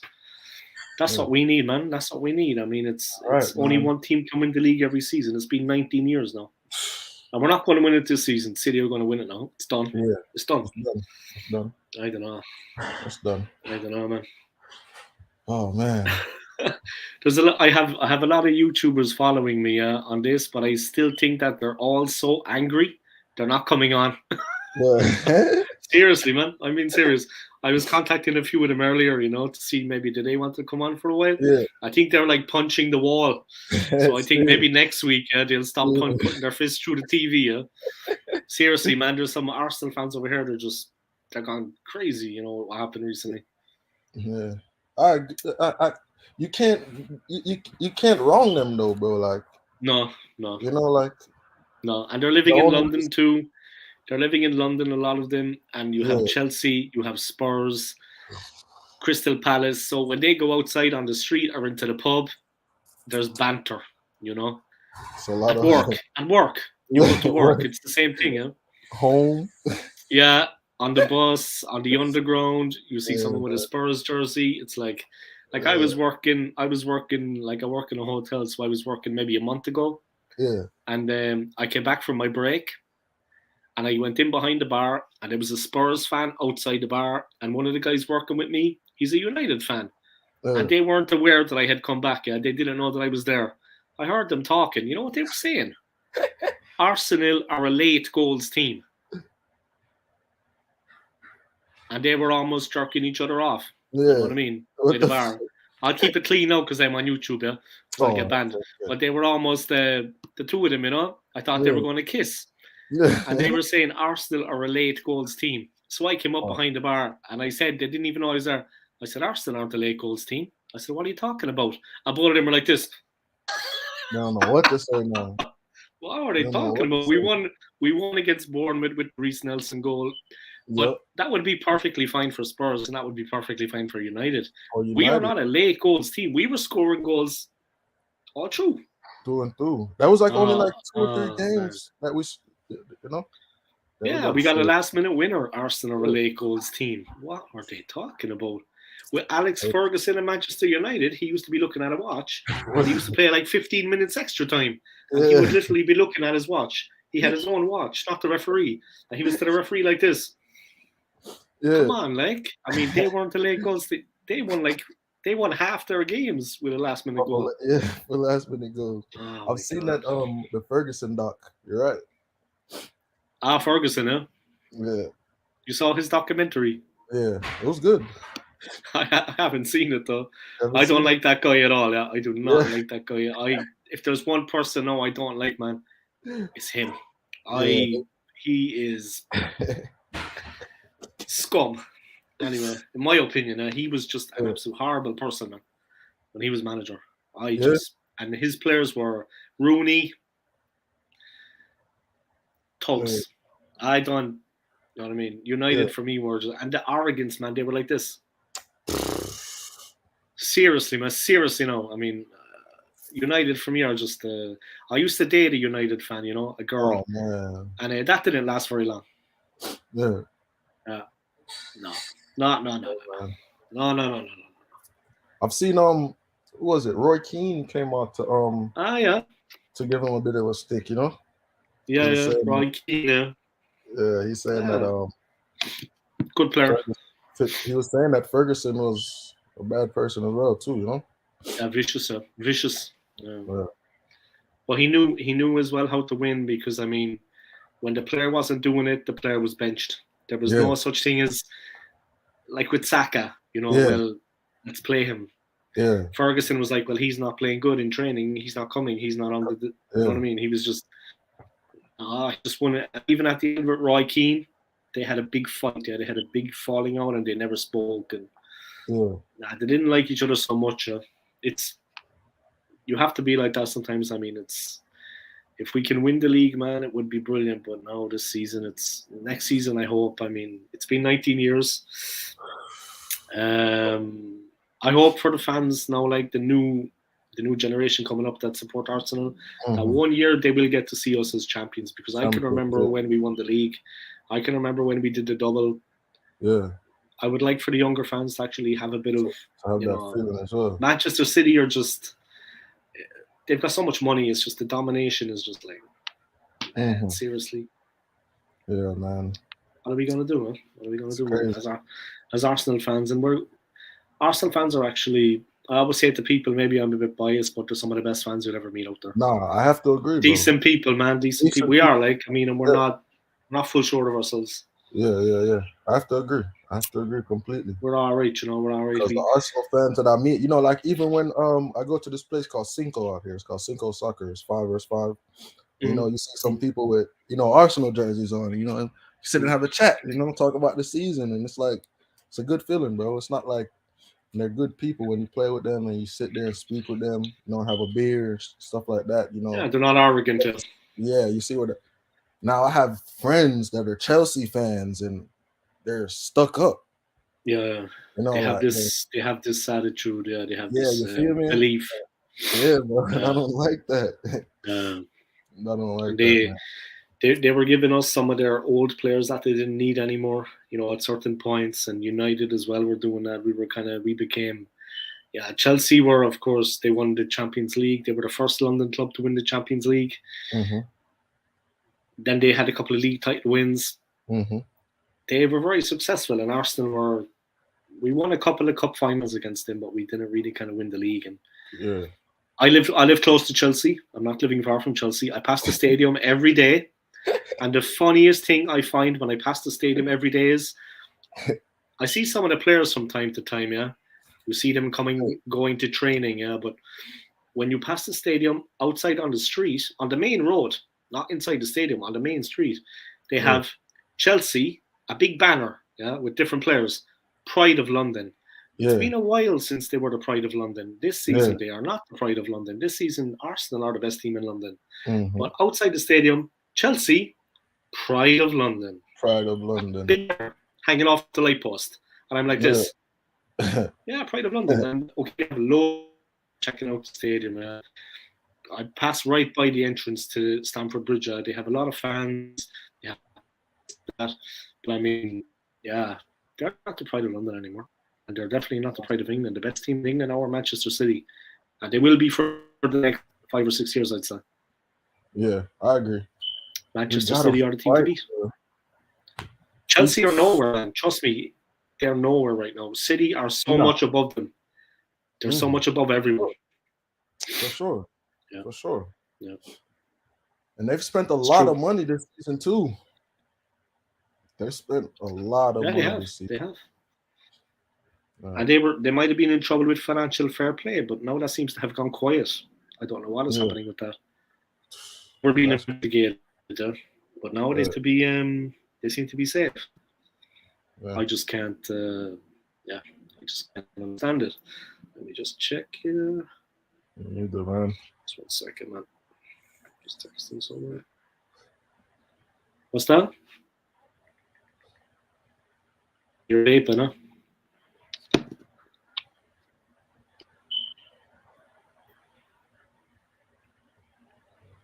So what are things like over in America anyway? How's life? How are things over in the US? They good? Yeah, it's can't complain. Since COVID, since COVID finally we yeah. It's alright. It's alright. Can't complain. It's whatever. I want to come to England though, man. I want to come to London and visit London, bro, and visit the Emirates and Yeah, you should visit the Emirates. Man. When I come over there, man, I'm hitting you up. Yeah, you need one of the first people I'm hitting up, man. I'll be around. Maybe you arrange for troops to come, yeah. Oh yeah, if he's out there too, maybe you can arrange for troops to come. Yeah, we'll definitely link up if he's out there. I'm going to actually text him later and say I was talking to him and see does he remember. He probably won't reply, but we'll see because he doesn't know me. But he's a cool guy. Troops is a cool guy. Man, I talked to him when I hung out with him. Before he left, he was like, "Yo, man, like give me your Instagram and number and stuff like that." And he just followed me. When he came out here the last time, he texted me. He was like, "I'm coming to the Florida Cup," so when I'm out there, I'll hit you up and stuff. He's cool, bro. He's good people. I have to say, like, Troop's a good guy. Bro.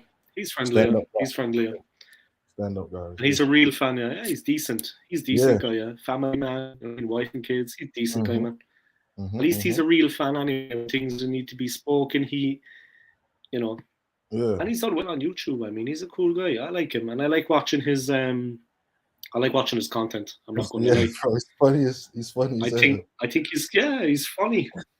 And with Sa, himself and Sa are like, it's just the difference between the two. It works somehow. Yeah. It's entertaining. It's entertaining. Yeah, I have to agree, man. Oh man, it's funny. And I've been watching him since like the AFTV. It's entertaining. It's entertaining. Yeah. Since AFTV days. They had DT as well. They used to have Claude, but Claude passed away. Yeah, Claude. Yep. Claude, they had DT, but DT got in a bit of trouble. DT got in trouble. So I can't go into what happened to him, but he got in trouble. Yeah, actually, I know what's going on. You know what happened with him, yeah? He just went. So, but Claude passed away. It was it's a bit sad. But Troops is a guy you could always follow. Yeah, he's a funny guy. Ty is the most. Ty on AFTV is just like a dreamer. He thought we were going to do the quadruple. He thought we were going to do 2 quadruples last year and this year. He was talking about. We won the first game of the season. He was talking about the quadruple. We were going to win in Europe, the FA Cup, Carabao Cup, and the Premier League. Ty is a dreamer, bro. Ty is funny too. Because we signed Odegaard, we were going to. Yeah. I have to He's funny. Ty, he's funny. He's funny guy. Funny. Yeah, he's funny. Yeah, he gets in a bit of trouble, I think, sometimes with like aggressive Arsenal fans outside the stadium. But I think about him up a few times because he's a small guy. He's old, like he's 50. Yeah. Believe it or not, he's 50 years of age. Huh? Yeah. But he can be a bit, and other fans they just go, because he has the full Arsenal training gear with the hat and the bottle. And then he just gets then he starts talking about quadruples, and people just go nuts. And he starts talking about quadruples when we've been beaten 5-0. You know what I mean? He starts saying, we'll win the next 10, we'll go on a run, and we'll be unbeaten for the rest of the season. And this is after we've been beaten 5-0. People just go nuts. He's a funny guy, though. Yeah, it's the entertainment at the end of the day. It's entertaining. Yeah, I mean, man. There's a lot of American football like fan bases, channels. Mm-hmm. Like supporters clubs. There's a lot springing up all over the United States because I see them on Instagram. There's a lot. Yeah. There's a lot of football fans now. Like you said, it's kind of it's growing. It's developing. Growing it's growing. Definitely growing. But of course, the main thing is to come to London and to see a game at the Emirates, because after that you'd be kind of, and you have to, if you come, you have to go to the Tollington. The Tollington is like the Arsenal pub. Yeah. There's always like former players in there too. And you go to the Tollington and you could bump into any. Yeah. Probably troops. But the Tollington is the pub, yeah. It's on my list, bro. If not this year, but the beginning of next year, I'm definitely in the UK with it. Definitely in London. You would like it. You would like it, man. You would like the atmosphere. Yeah, I'm already see the game at the Emirates. You know, enjoy. Like the last time I went to the supporters club. So I was like, the supporters club was next to Highbury. Mm-hmm. So I was outside the supporters club. I was having a few pints in the sunshine, relaxed. You know what I mean? Relaxed drinking. Yeah. I mean, we weren't going for it. You know what I mean? Yeah. Just a couple of pints with the lads before the game. We had a football. We were kicking the ball around. You know, a couple of the lads, they have kids. We were kicking the ball around. Then we went into the stadium. We watched the game. And they won. They beat Southampton. That was a while ago now. But Liam Brady, I don't know if you know Liam Brady, but Liam Brady came last. Former Arsenal player. 70s, Liam Brady. He was the first player to actually kind of be like one of the guys that went from Premier League to Serie A in Italy. Oh, really? But he passed with his wife, you know. Yeah, he's a cool guy, a fantastic player. Yeah. He was one of the first big money signings that went and actually got a big contract with Juventus in Italy when they were the top team in the world. Yeah. So he's a cool guy, yeah. You see Liam Brady was passing the supporters club. I mean, he lives in the area. He's just walking up to the stadium. That's dope. Yeah, it was cool. It was cool. Had a couple of relaxing pints. Yeah. The sun was shining, man. Didn't watch the game. That was basically it. Let me see. One of the other lads just woke up. He fell asleep on the sofa. I think he's going to come onto the channel in a while. He's a cool guy. He's a cool guy. You should come to London, though, man, and check out once. And you'd like London. Have you been to London before? Never. I've never been to. You would like it, man. It's a big city. No, I'm not going to lie. Yeah, it's noisy. Yeah. No, London is noisy and it's busy and it's non-stop. But I think you would like it. You know, there's always something to see and do. It's interesting. You know, it's just different. It's a different. I'd say you would like it, man. You'd like it because there's non-stop pubs, food, clothes stores, this, that. You find something. There's something for everyone. You know, you'd like it. It's like I said, it's a big city. It's very, very busy. Yeah. Like New York, it goes crazy at times, but it's all right, you know. On a Saturday night, man, when I finish work, it's like I come outside and I'm like, it's at 11 p.m. and, you know, it's all party. It's like, oh, man, seriously. And the women, you know, there's like 500,000 single women, I think. So it's like, oh, man. It's party, man. Like, there's a couple of areas are good fun, yeah, but yeah, man, it's a good city. Yeah, it's safe. And if you're an Arsenal fan, you're liking the majority, I think, because whenever I'm in the city, I don't broadcast it. I'm just wearing a normal jacket, but there's Arsenal fans everywhere. Yeah. I don't know. It's like there's just more. Like, and in central London, there's like sports bars. You know, like there's casino sports bar. When you go in, it's all Arsenal in there. Yeah. Like 75 Pent and then 25 Chelsea. We outnumber them like 3-1. You know, at least if you go into any central London pub with locals, you'll hear the accents. They're London boys, but it's 3-1, man, every time. It's just more Arsenal. It's just everywhere. Yeah, man. I think it's support the club for a longer time, you know, like families. Yeah. But Chelsea fans are cheeky. They're definitely a bit, you know, aggressive, man. And wow. Yeah, they've got a couple of hooligans that tend to be big lads, strong. Yeah. I mean, they can actually back it up, you know. It's not just talk. They're actually big men. Can be. Yeah, man. But I'd say Tottenham is like the worst area of London. Tottenham's trash, man. We don't want to believe it or not, though. Yeah. It really is. The area of London is like very, very dangerous.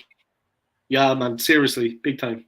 It's like neglected for like years and years and years. They built nothing there but just flats, Damn. like council houses and flats, and it's just Yeah. the area is like they had like riots. Maybe they had riots like 10 years ago, and it was all based in Tottenham, and the police were running out of there for their lives, man. They Damn. wouldn't win anymore. The Damn. area is like there's nothing out there. There's nothing out there. I've been there. There's nothing there. Yeah. At least Arsenal is like, and Chelsea is the nicest area of London. Yeah. But Tottenham is like there's gangs out, man. It's serious out there. Tottenham is whoa. Their fans are pretty bad, man. Pretty bad. I'm telling you now, it's yeah. It's just so you know, yeah. Tottenham is rough, man. Seriously, take my word for it. It's. I don't plan on going to. I've been there. I've seen it. Yeah, I don't plan on going there. Nah. At all. Stick to the Emirates, man. Yeah, for sure. Stick to the Emirates. I'm coming to watch a game, bro. Have to. You need to. And you'd like it too. You'd like it. And it's easy to get to the stadium. It's easy to get to the stadium.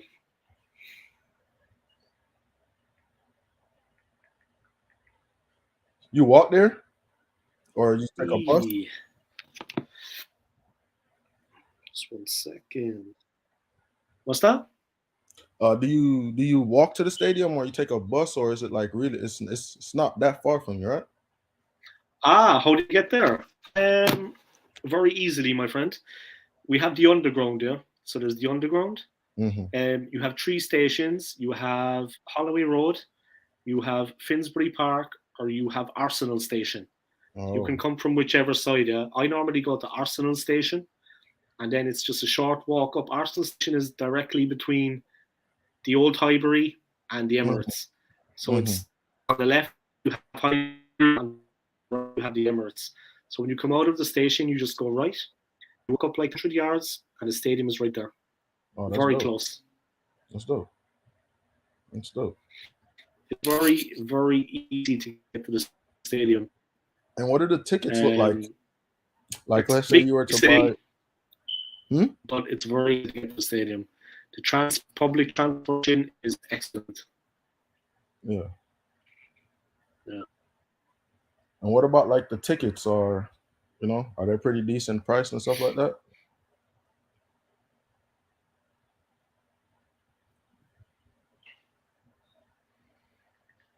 You can hear? Hello? Yeah, you're back. Yeah, sorry, you broke up. The public transportation, I can hear you. The public transportation is very good here, so it's very easy there. If you're in central London and you need to get out to North London, it's maybe 20 minutes. You take the Blue Line, the Piccadilly line. It's really, really direct and really fast, really quick, and you're already outside there. It's easy, trust me. It's easy. From where I'm working, I could take a bus there 15 minutes. I'm at the stadium. Yeah. But yeah, it's a perfect location. Whereas Tottenham is much further out. It's like another maybe 5 or 6 miles out. Whereas the Arsenal Stadium is not too far outside central London. But Spurs is miles out. Miles out, man. Tottenham is miles out. The Arsenal Stadium is close enough. But to get out there, you would take one of the main lines, the Blue Line, Piccadilly line, directly. 20 minutes and you're there, man. Then you just walk up out of the underground station and it's right. If it's the stadium nearby, you just walk up to it. And Arsenal Van TV are always on that side. That's the side that AFTV record. They kind of film by the Arsenal station. Yeah. It's a nice place. It's easy to get. Maybe I'll go there tomorrow and I'll record a bit. I think do it. Yeah. Do it. So let me ask you another question too, man. What do you think of? What did you make of Ozil? You should definitely come to London and check it out. Yeah. No, for sure. Definitely. For sure. Let me ask you a question though. What did you think of Ozil's time at the club? Definitely. You can hear me? Can you hear me? Can you hear me now? Oh man. Can you hear me now? I can't hear me.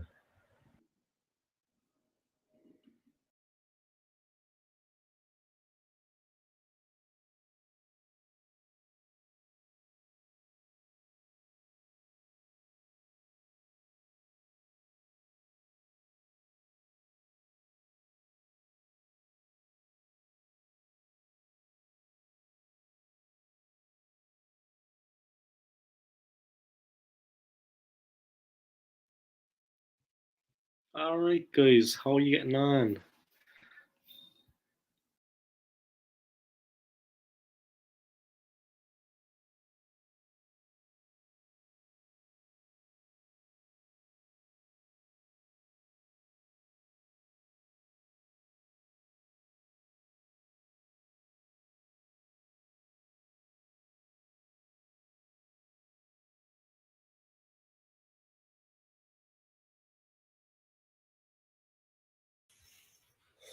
Sorry about that, brother.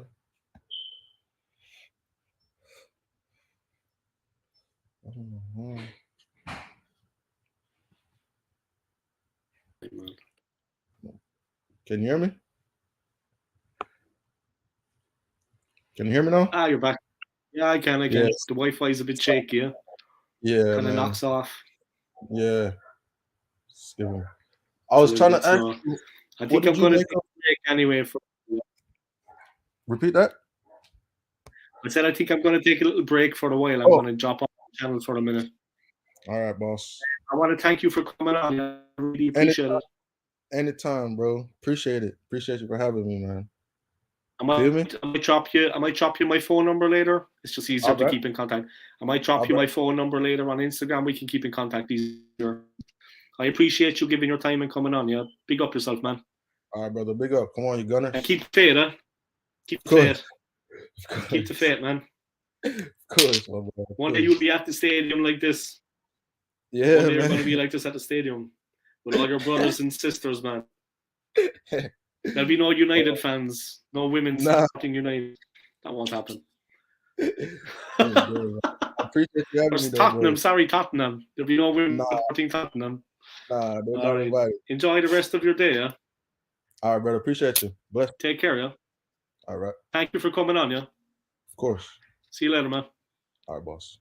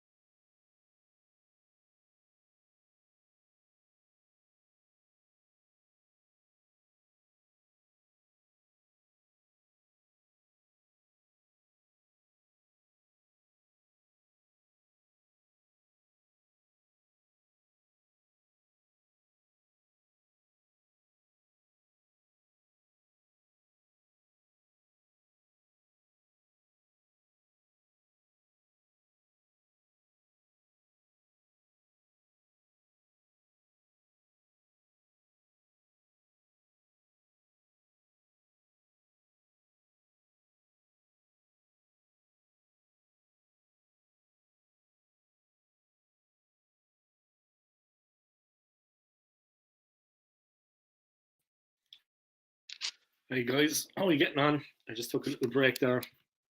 Had a very long stream there with Ja, the Gooner. So it was good good talking to him. Good to have him on the channel. An absolute gentleman. And thank you to him for his support. I really, really appreciate it. Thank you to everybody with all your messages, guys. Yeah, it's been a tough couple of days for Arsenal fans. I mean, what can you say? It's been a tough couple of days for Arsenal fans. But we're still alive and kicking. We're still alive and kicking, no doubt. We're still here doing our thing, yeah. We're still here doing our thing, guys.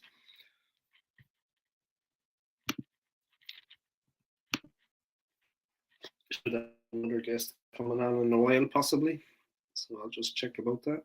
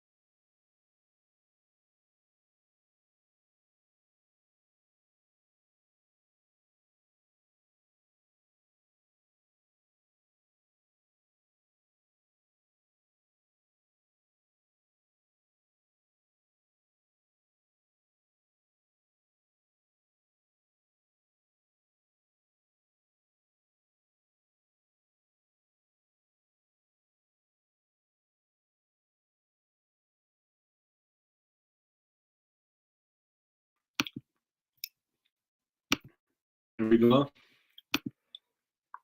Taib's comment. I was just taking a little break out there.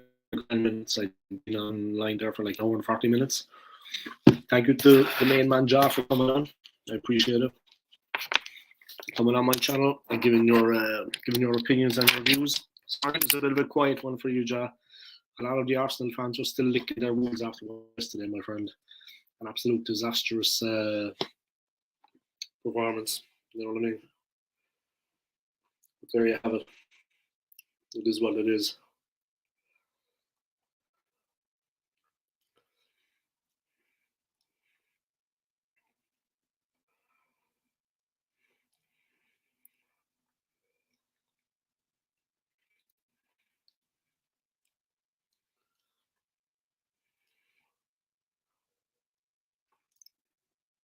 But yeah, an absolutely disastrous performance by the team. Absolutely shocking.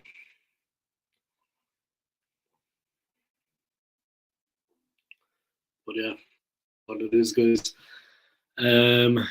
Hard to say what's going to happen. I have another guest coming up in a couple of minutes, guys. So someone's going to be joining my stream. I look forward to hearing what he has to say because he's a very knowledgeable gooner and has the club his whole life.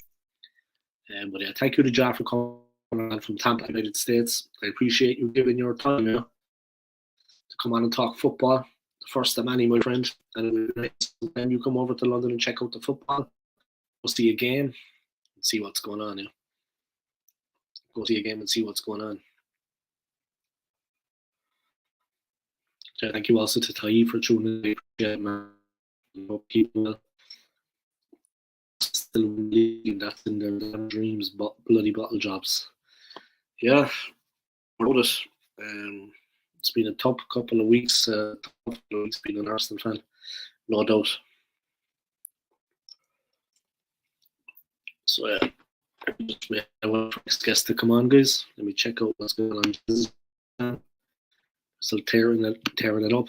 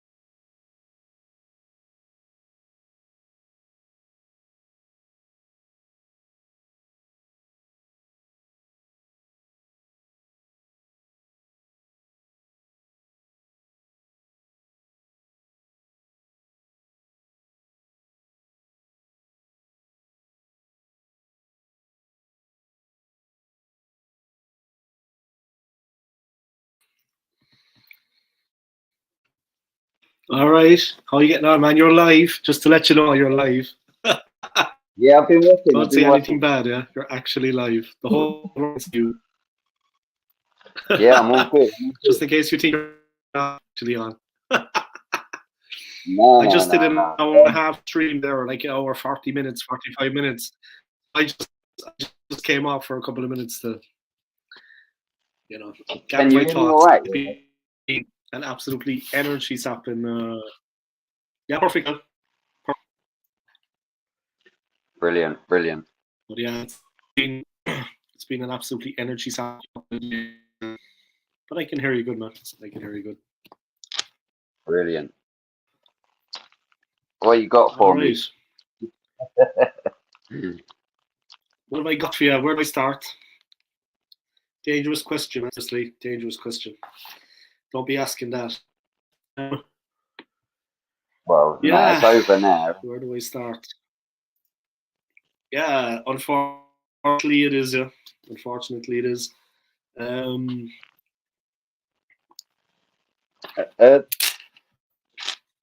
I don't know. I think it's not ended the way we all hoped. You know what I mean? But the season overall Yeah, has been yeah, fantastic, and this is what we've been asking for. No one has a divine right to win trophies, but we always wanted to compete for them. In all fairness, the league this season has been fantastic, but the cup competitions we've not been so great in. You know what I mean? Um, yeah, we kind of fell off a cliff, and I expected us to fall off a cliff when we lost Jesus, but it kind of happened when we lost Saliba instead.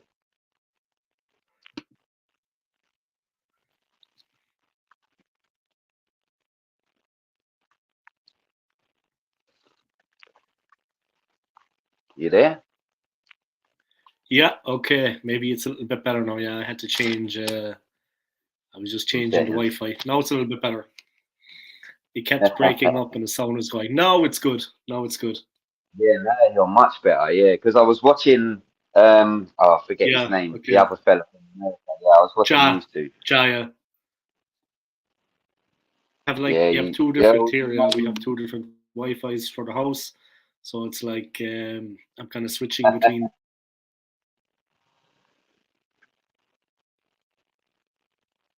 He's gone again.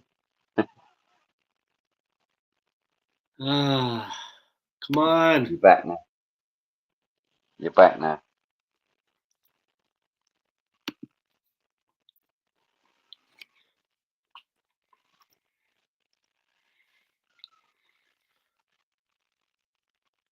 Okay, we're back. Okay. All right, my friend. So how are you getting on anyway? You all right? Yeah, I'm really good. Had a bit of a busy day today, and obviously, as I do, I always fall asleep after eating a big meal. Okay, yeah, it's normal, huh? It's normal, huh? Yeah, It knocks the stuffing out of you. So yeah. basically, man. Go on. All right, let's start. Let's start at the start. What did you make of yesterday's performance? I mean, be honest now, yeah. What did you think? I mean, yeah. What did you make of it? Probably the poorest, other than Man City away, probably the Mm, poorest we've been all season in yeah, every competition. yeah, Um, and you don't expect that when a majority of your first team players are out there. But honestly, I think that Everton result played massively into this. mm, I think secretly the fans and the players, our hope was Everton get something. You know what I mean? And yeah, yeah. we kicked off a couple of hours after their game, after their game had kicked off, and Mm. Everton played so well, and in a 2 minute spell, see Man City go 2-0 up, and I think the realization then, like my mood went flat, and everyone that went into the stadium, their moods flat, and I think the Mm. players were the same, and you can't do that against a footballing side like Brighton because they're so good on the ball, they're so good off the ball, out of possession, and you They're a switch good off. team, yeah. Yeah, if you're not on it, then you'll get punished. And that's exactly what happened. To be fair, the better side won. Mm. Uh,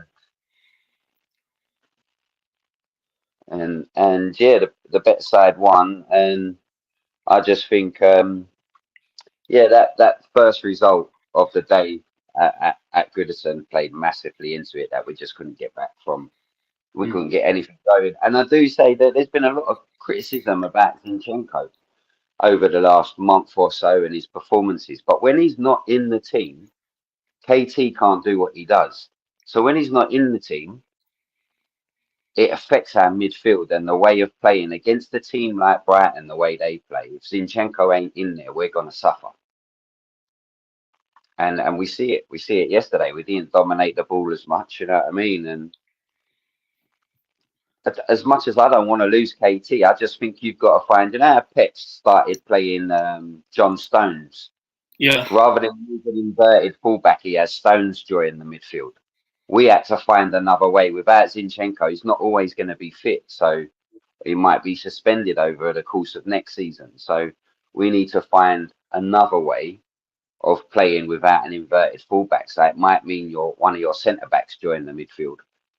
Like Pep's done with John Stones. We had to find another way to counteract their midfield, and we didn't.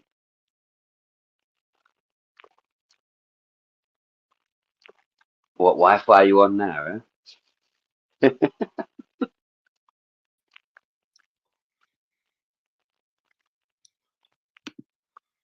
You back now?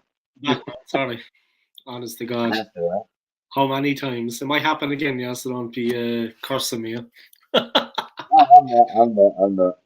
No, but it's good to have you. It's good to have you on, man, and it's good that you give your thoughts on what's been going on and what we can do. It's been disappointing, yeah, the last couple of weeks. I mean, I'm not going to lie. I mean, I'm not going to spit out the dummy, but it's been tough, man. It's been tough, you know.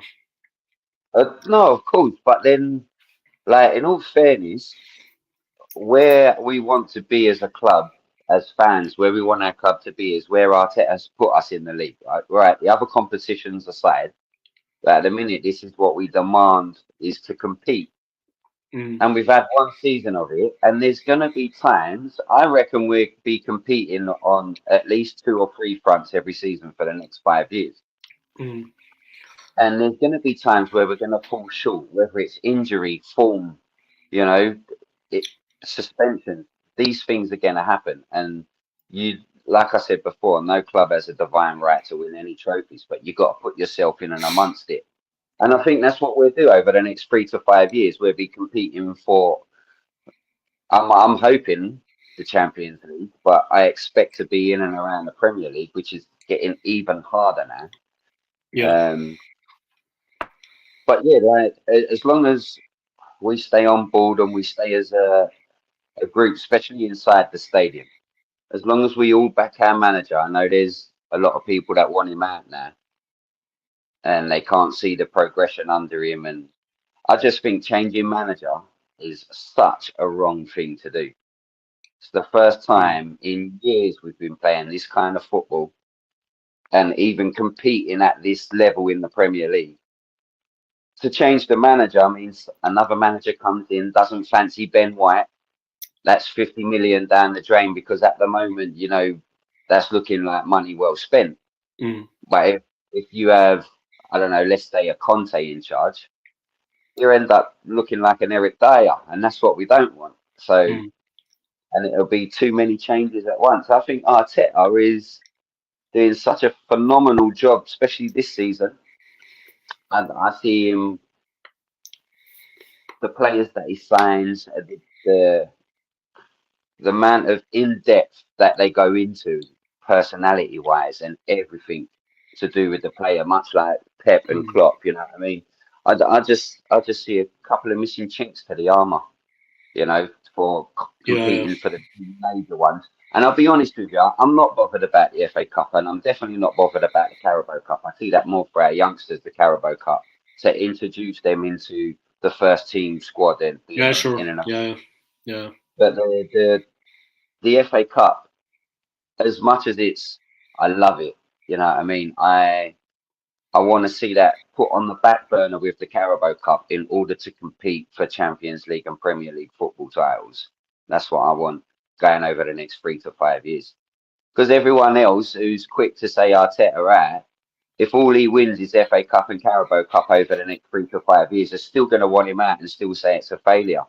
So you might as well put them competitions on the back burner and go for the major ones. Yeah. Yeah, I think that's fair enough. I actually have to agree with you about Arteta. I think it would be a mistake to replace him. Obviously, a lot of Arsenal fans are hurting at the moment. I'm not going to lie.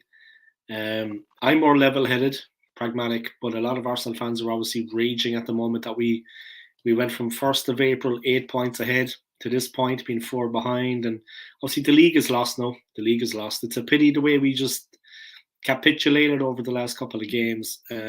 West Ham, Southampton, Liverpool aside, because Anfield is a tough place to go, but West Ham and Southampton, and then we win another 2. Then we beat Newcastle and Chelsea, and then we kind of put ourselves back in it.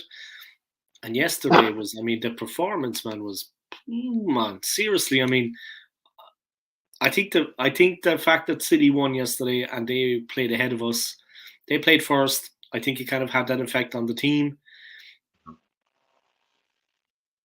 I think it had an effect on the team, and they went out, and I think they were just. But like you said, man, I said before the game, the team needs to be on it from the very first whistle, because, like you said, against Brighton, they are a serious outfit, and this is not me making excuses. I mean, they had that FA Cup game against United. They lost on penalties. I was watching that game in work, and they were well in it, man. The United fans were sweating. You know what I mean? They were well in that game. Brighton are a serious team, and there's always a backlash with them. And after they lost to Everton and they kind of just had a really bad result, I was fearful because I knew the next game they're going to try twice as hard, and they just ran riot. I mean, like I said before the game, we needed to be on it from day one, first whistle.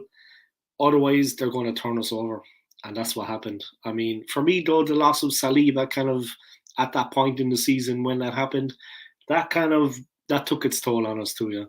Because we couldn't press high up the field, we were sitting a bit further back, we couldn't get quickly in transition to the counter attack. It just unsettled everything for us, and that is not making excuses. But the loss of Saliba was a real blow. I mean, it really knocked the stuffing out of us as a team. Man. Seriously, like it. I think we all realise now just how good of a centre back he is now. Yeah. We've seen him from the start of the season, and he just seemed to glide through it, didn't he? And then we've seen the defensive performances, especially away from home, just go to another level. The amount of clean sheets away from home that we've had, and this is, remember when Arteta took over, we couldn't win a game against the top 6, and then we could never get a result away from home. And Arteta's come in and changed a lot of that. And there's so many things that we used to moan about that we don't even think about now.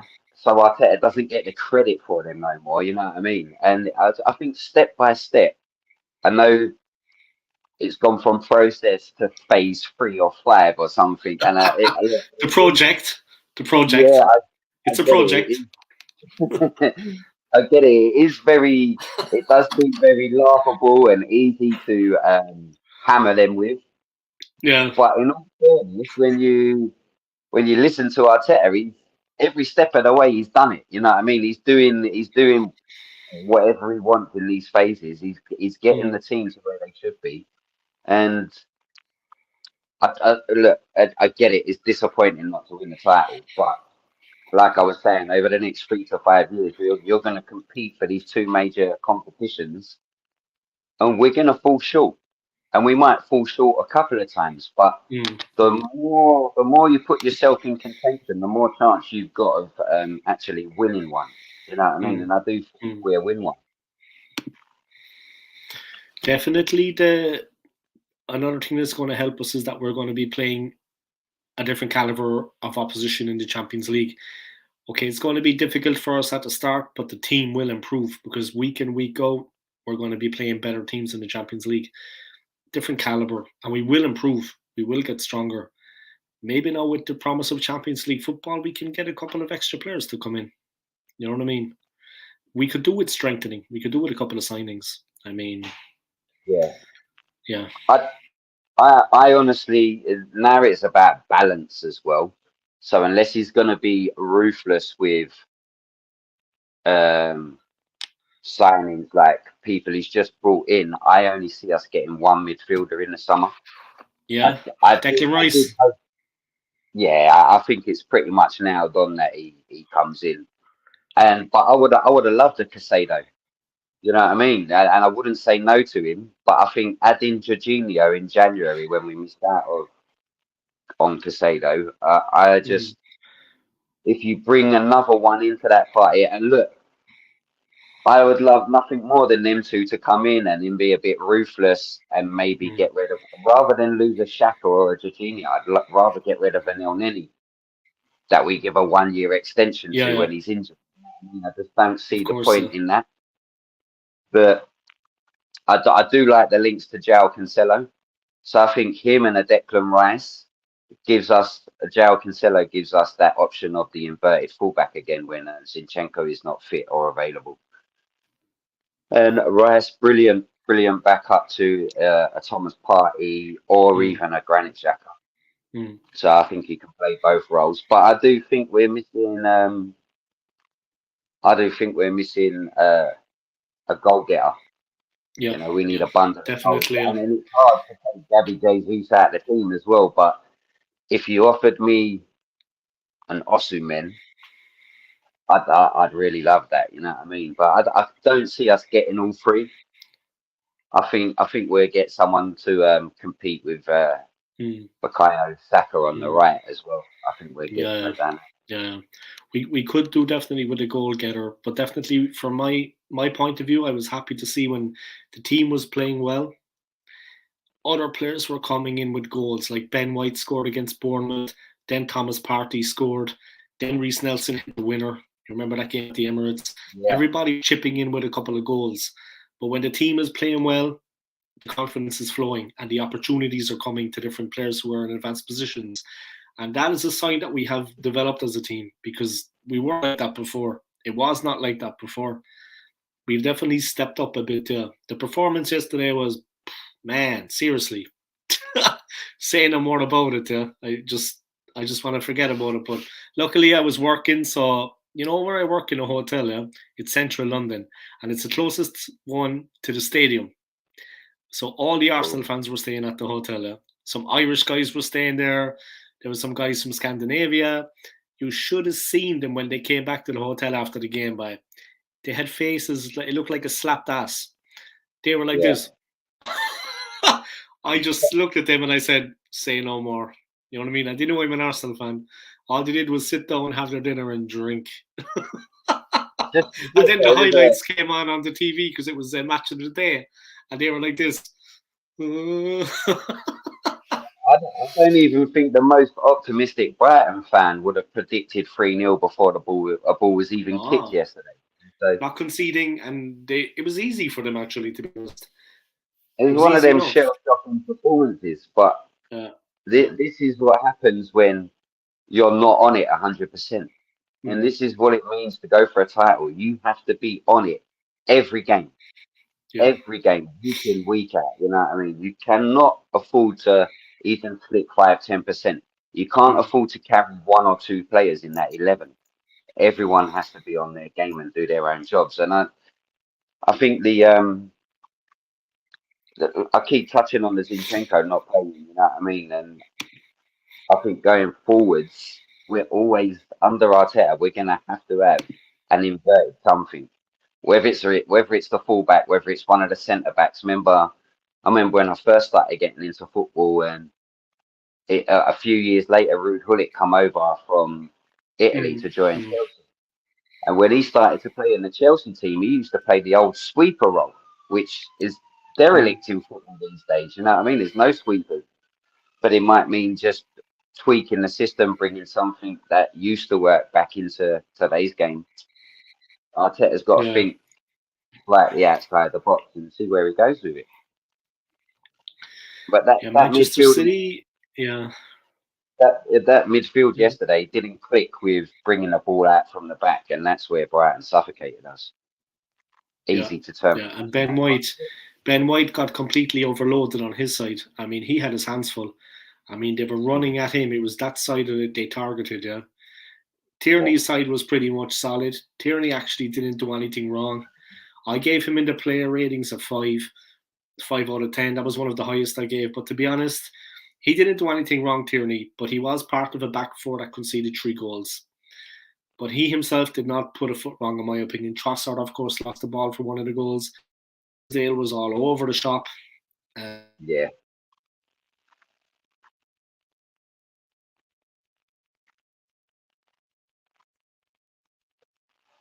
You gone again?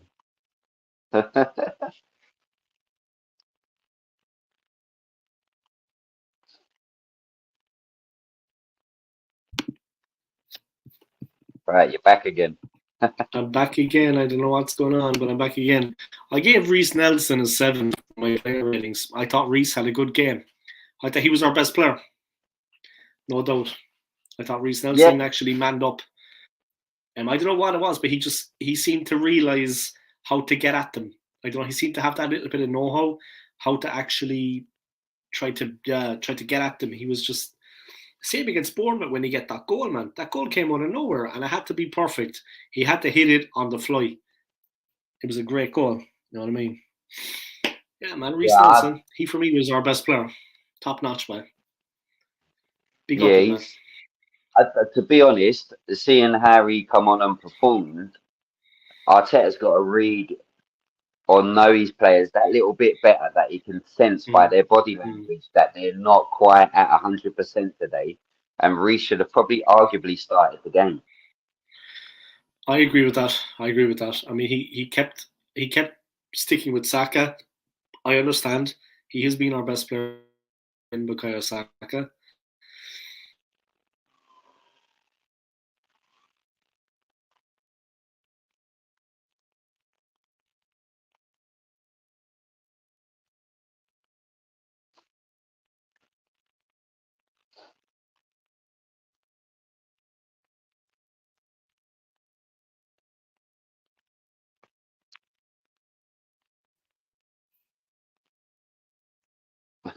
What is going on, Dave?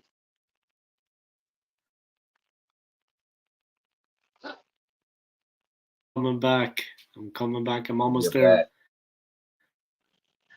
Oh my god! I tell you, the Wi-Fi in this place make want to pull out your hair. Yeah, but for me, man, he played very, very well. But like I was saying, Saka, yeah.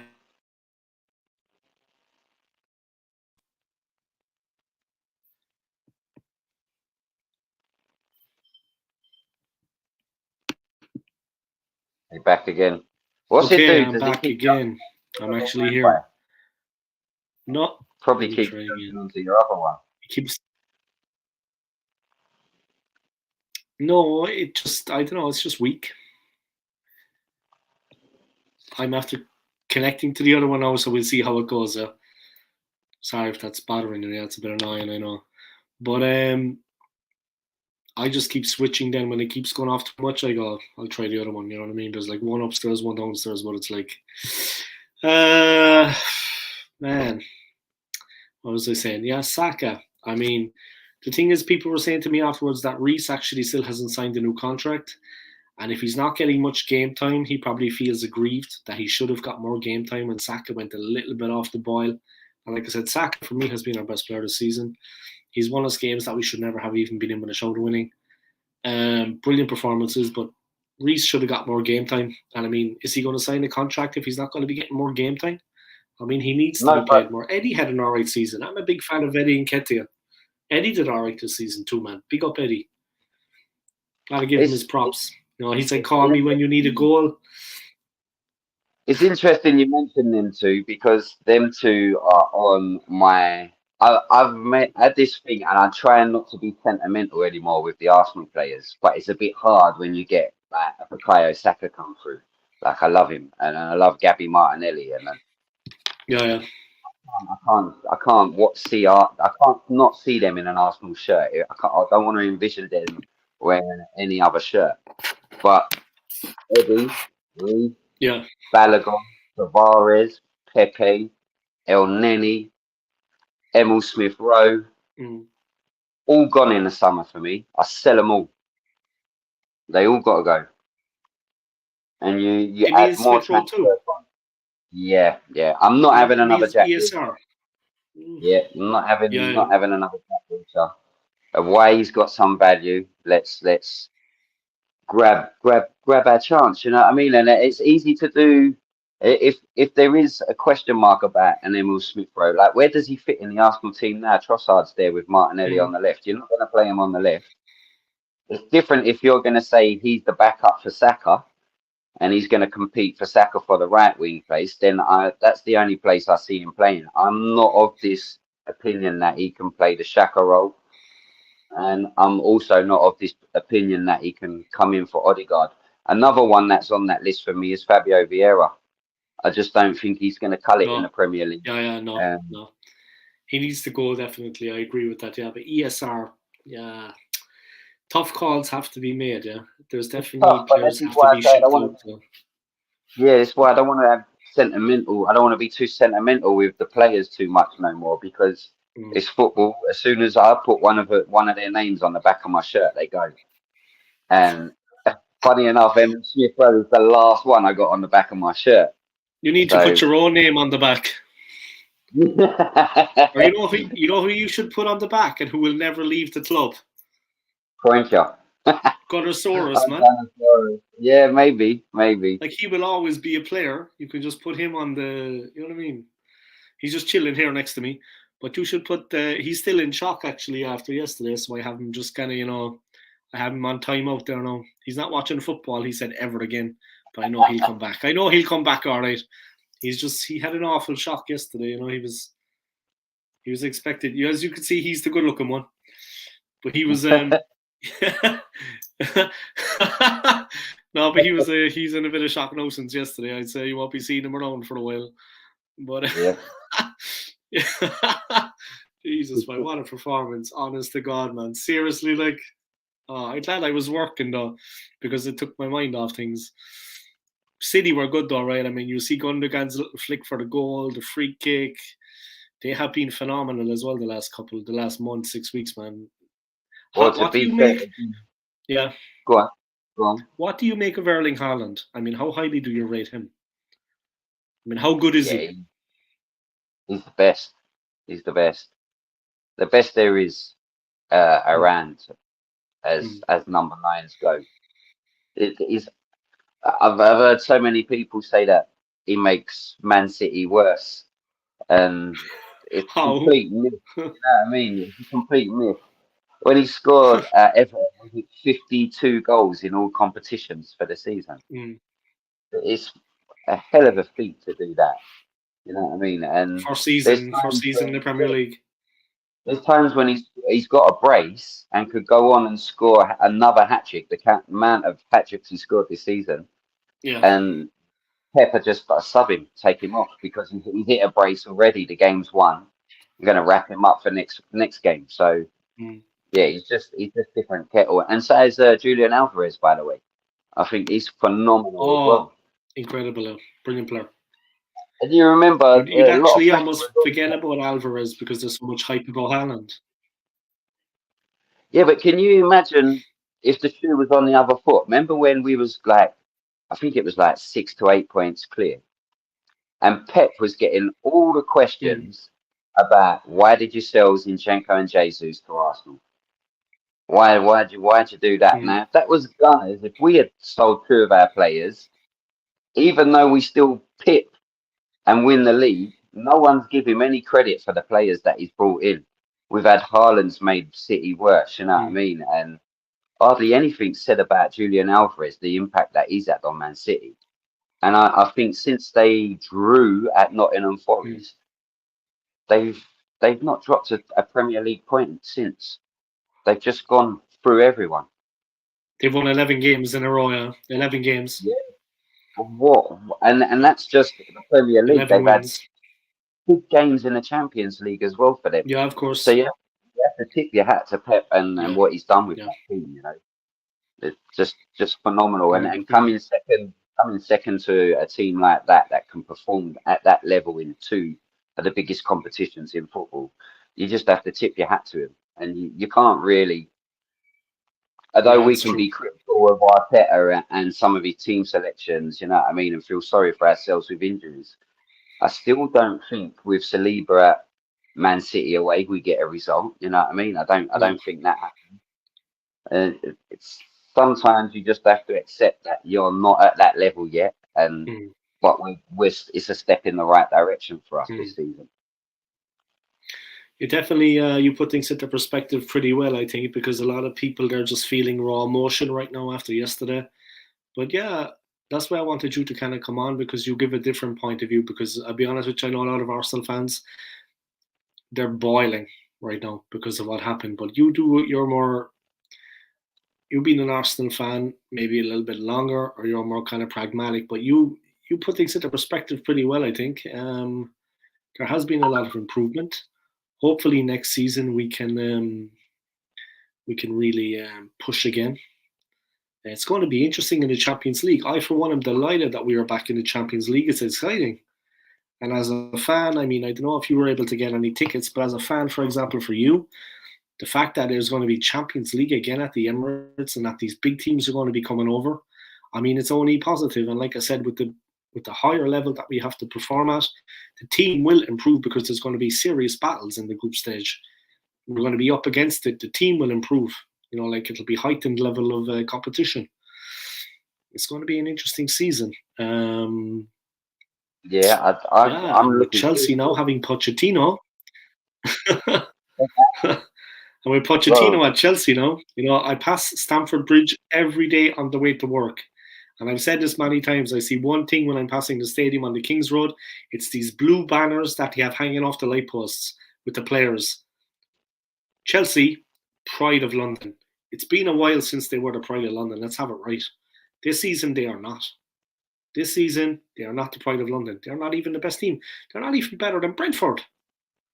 My opinion.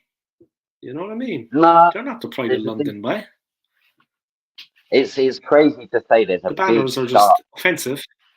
yeah, there's a big dark cloud over that club at the minute. And it seems like a crazy thing Mm. to say. You have the capability of spending 600 million plus in the same season in two transfer windows, and there's still a Yeah, big cloud over your club. But I have to say, some of their signings, they are phenomenal, and you only get to see the best of them over the next 2 to 3 years. Their process, their phases, they're at phase one, you know, and it's cost them they're six at phase hundred one. mils. They're at phase one. So They're we'll at see how phase they one. go. But But they got I'm not Mudrick. sure. Like they got Mudrick. You know, they thought that was going to be the saving grace, but it's actually counted against them. I mean, we mashed I've them up got, when we played them, but their defense and their midfield is just we destroyed them when we played them. I mean, they it's are well, terrible right now. They are what it terrible. comes Like, down to. See, I've not just watched Chelsea. I watched them under Potter and Lampard, and for me, there's no patterns of play. mm-mm. I remember this being signalled at Arteta. There's no pattern of play. There's no style. There's no what is your philosophy, and that now has changed since Odegaard come in, and you've been able to get him on the ball and Yes, dedicate the tempo of play. Now there's more a philosophy. There's yes, more patterns of play since he's been introduced mm, into the team, mm, and that's what Chelsea's mm. missing. They're missing a playmaker in the middle of the park that can get on and dedicate the tempo of play. So that might be Nkuku because that is another signing that they've got that hasn't been able to kick a ball for Chelsea yet. So going forwards, that might be brilliant appointment for Chelsea having Poch there because we see what he did Brilliant with manager. Southampton. Yeah, we see what he Yeah, did with Southampton. And we see what he did with Spurs. Like I didn't ever think I'd see Spurs get into a Champions League final, and I was sweating that night. I tell you, but I knew Liverpool would beat them. I knew Liverpool would beat them, and I'm not being arrogant. I just knew that Liverpool were that little bit had a little bit more in their locker. But there you go. yeah, I but was the never thing is with worried in the final. No. the thing is with Poch, he likes to work with youngsters, don't he? And I think he's ruthless enough to say, "You're not going to cut it here. You're not going to cut it under me." So, um, if there is signings there that have been made that are not Poch's, which is all of them at the moment, it would be the first one to go to Todd Bowley and Yeah, say, do what you can with him, whether it's a loan deal to try and get his value back up so you can scrape some more money. But I mean, they're all saying that 10 players plus will leave Chelsea in the summer. That's what needs to happen. That arguably could happen with us. When I listed them players, there was about 7 or 8 there, and I forgot to include Sambi Lokonga in that as well. There is still what I would say. I don't like to use the term dead wood, but there is still a lot of that looming around our squad, which I don't. Surplus requirements, players that actually don't. I think where we are now, when you put yourself up to the best team in the Premier League, which is Man City, when you compare the two sides, the drop off is massive. Like the amount of times I've seen De Bruyne not start a game or Bernardo Silva not start a game. Yeah. But then Mahrez will come in, and you know what I mean, Julian Alvarez. That like the drop off is not there. But when you take Saliba out, you take Odegaard out, the drop off is massive. You know what I mean? And if we was missing them for any length of period of time, but it's going to be so hard to replace. Yeah, that's true. I honestly think going into next season, we need someone that needs to compete with an Odegaard, because if we lose him in any of the Premier League or Champions League games, who comes in for him? And in our midfield, we end up with a game like Brighton because we can't dedicate the tempo of play. We can't dominate.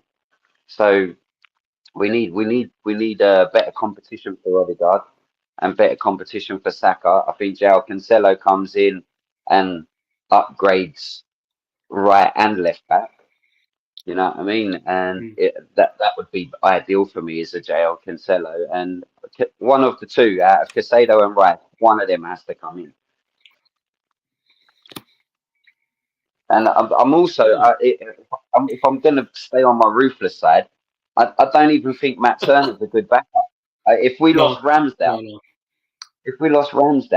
like, and he gets his stick for being phenomenal this season as well. But he plays a lot of risk reward football at Arsenal. You know what I mean? So them passes that he drives them right through the middle of the pitch at times. But it got caught out against South. Like a sweeper. You know what I mean? Yeah, like a sweeper. Yeah. And so I think the best keeper to challenge him would be Brentford's David Raya, who's not signed a new deal, who wants to leave the club in the summer. And depending on what the fee is, I'd be in for him as a backup, and I would put Turner on the transfer list as well. Yeah. Like, I'm ruthless. Like, if you want to get to that next level, there is about 8 or 9 players that we need an upgrade on. Yeah, just tough decisions have to be made. I agree. You know your football, my friend. You know your football. That's why I wanted you to come on. I mean, David Raya, he has had an exceptional season for Brentford, for the Bees. And he would put Ramsdale definitely under pressure in training. It's not going to be easy. Who would Arteta pick? It would definitely make Ramsdale up his game, put that pressure on him. He also wasn't going to be under pressure with what was that German goalkeeper we had? He wasn't going to put him under pressure either. You know, we had Turner and we had the other guy. Oh, Leno. Yeah, Leno wasn't going to, like, Ramsdale came in and made number 1 his own. As soon as he came in, he was like first in the pecking order. Someone else needs to come in now and make Ramsdale think twice. Just keep him on it. Yeah. You know, finally balanced on that age. Competitiveness. Competition for places, man. Yeah, I mean, I really like Leno. Like, really nice guy. One of the most fantastic shot stoppers, especially like one-on-ones. And I remember the brilliant double save he made when Spurs were playing their home games at Wembley. He made brilliant double save that day as well. But he doesn't command his area. He can't play with the ball out at the back the way communication. Yeah, and that's one is a bit more. Yeah, communication-wise, Ramsdale is also like he keeps the back four on it. Yeah, he doesn't communicate with that back four. And I've seen that countless times with Ramsdale. From where I sit in the North Bank, you can watch the keeper command his area, and he doesn't do it, and he flaps at crosses massively. You know what I mean? So As much as he's a top shot stopper, he lacks so many other parts of his game to be an Arsenal number one for me. You know what I mean? Ramsdale's there, and Yeah, it's this true. is the thing. I don't I don't honestly think you're going to get too much improvement of Aaron Ramsdale. I actually think he's probably around his peak already, Yeah. and the style of play that we demand of our goalkeepers. You're going to get mistakes from goalkeepers, but the playing the way we do, it's not going to. It's not the first time we've seen it against Southampton, and it won't be the last. You know, he's going to get caught out like that a few times. Look at the Sporting Lisbon goal, where he got lobbed from almost the halfway line, didn't he? And that's because he's told that he has to play outside of his area. When the team's up high, he has to be up high. So yeah, I just think, and David Raya is not as tall as Ramsdale, so we'll get caught out a lot more with a shorter keeper like that in there.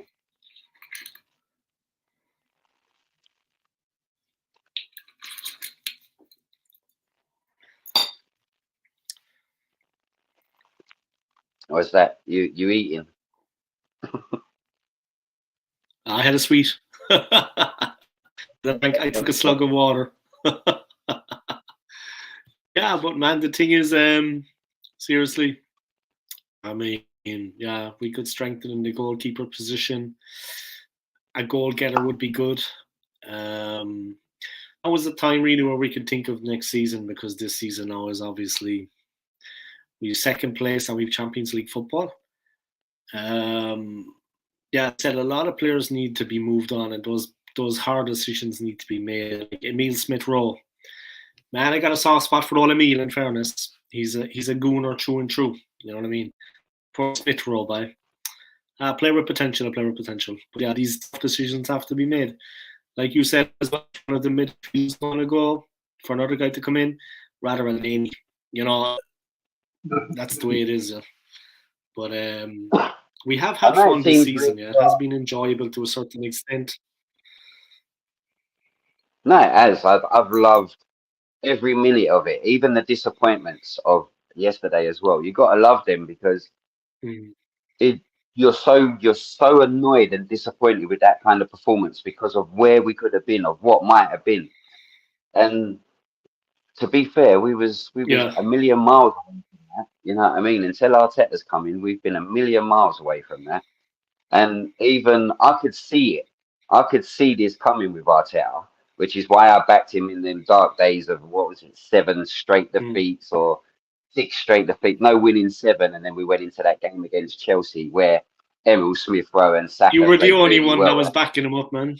You were the only one that No, was supporting him. I wasn't the only, but I was part of the minority. You know what I mean? Because I could see Arteta getting all the stick for silly things like they're saying, "What's he doing on the sideline, directing traffic? He's giving out too many instructions." Where under Wenger, it was he's always sitting down, he's never directed. So you couldn't win. Yeah, Arsenal fan would complain about not getting up and then doing too much. So, but you could see why is because Arteta is very much like Pep. He wants you to be in certain positions at certain times.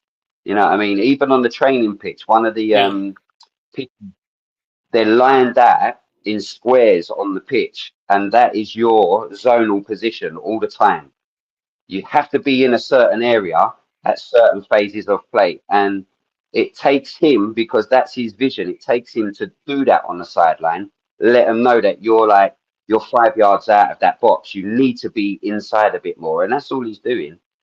But unless you actually see the training, that doesn't get posted. So if you get the opportunity to be in and around London Colney, and you get to see these things that are not put out there on the internet, you know what I mean? Then you understand the bigger picture of what Arteta is trying to do. There's method to his madness, as such, you could say. But it's the way the game is developing. At least he's up there with the tactics, with the way the game is changing. I mean, he is a young manager. At least he's in tune. With all due respect to Wenger, the second half of his tenure, Wenger had lost that touch with the way the game was developing. It was maybe more difficult for Wenger because he believed in a different philosophy or but Arteta on it. Yeah, he's tuned in. Yeah, we have seen vast improvements this season. I mean, and they have given us a lot of happiness in our own lives. We won a lot of Yeah, games. We got a lot of happiness. I mean, great results. The Bournemouth coming from 2-0 down to win 3-2, that goal from Nelson, the roof almost came off. I mean, the roar. I yeah, mean, I never heard such a noise at the stadium as this season. It's deafening. And you're at the stadium, obviously. Yeah? It's deafening, right? yeah, I mean, the way the fans were behind the team, behind the team, behind the team. Absolutely yeah, deafening yeah, roars when it goes away. Just the atmosphere, everything. Everybody was supporting the team and pushing into one direction, and that's the way it should be. Even people that wanted Arteta out, people that are happy with him. The important thing this season was when the team were going well, people leave their differences to the side, and we all push and support the team, and that's what I have been doing all season. yeah. It's Everyone needs to been do push and a lot of support the that. team, You kind of support the sense the players, change. support the manager. Yeah, you sense the change in the backing for Arteta at the back end of last season when we missed Mm, out on the top mm, four. I remember going away to Villa and nicking it 1-0 with a mm, Saka goal for a great defensive performance. And the fans were just so on side. And then we had the international break and we lost KT and Party and capitulated effectively after that. mm. So Yeah, this season, yeah. there is you can draw similarities, even though like it's not a top four challenge, it's a title challenge. You can draw similarities on the drop off in losing certain players. But we've gone up like Mm, I think when we started the season, we only actually changed three members of the starting 11, and that was the left back. We added a mm. centre back, and we put Gabby Jesus in, and everyone else was the same. Everyone else was the same from last season. So it and look how far forward we come with just them three introductions into the starting 11. So Mm, if you can get two into the starting 11 in the summer, that might be a João Cancelo. That might be, and it doesn't mean to say that he goes in at right back neither, because Ben White's been brilliant.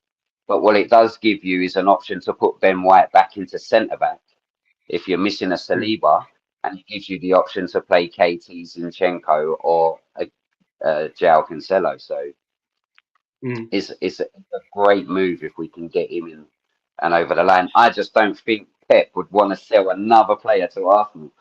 So that's the only problem. I think they'll avoid that by Yeah, all yeah, means. yeah, yeah, yeah. Yeah, they already gave us two. If we could get Declan Rice, man, you know, all our Christmases would come at once. Yeah, honestly, I feel the João Cancelo signing is a bigger one.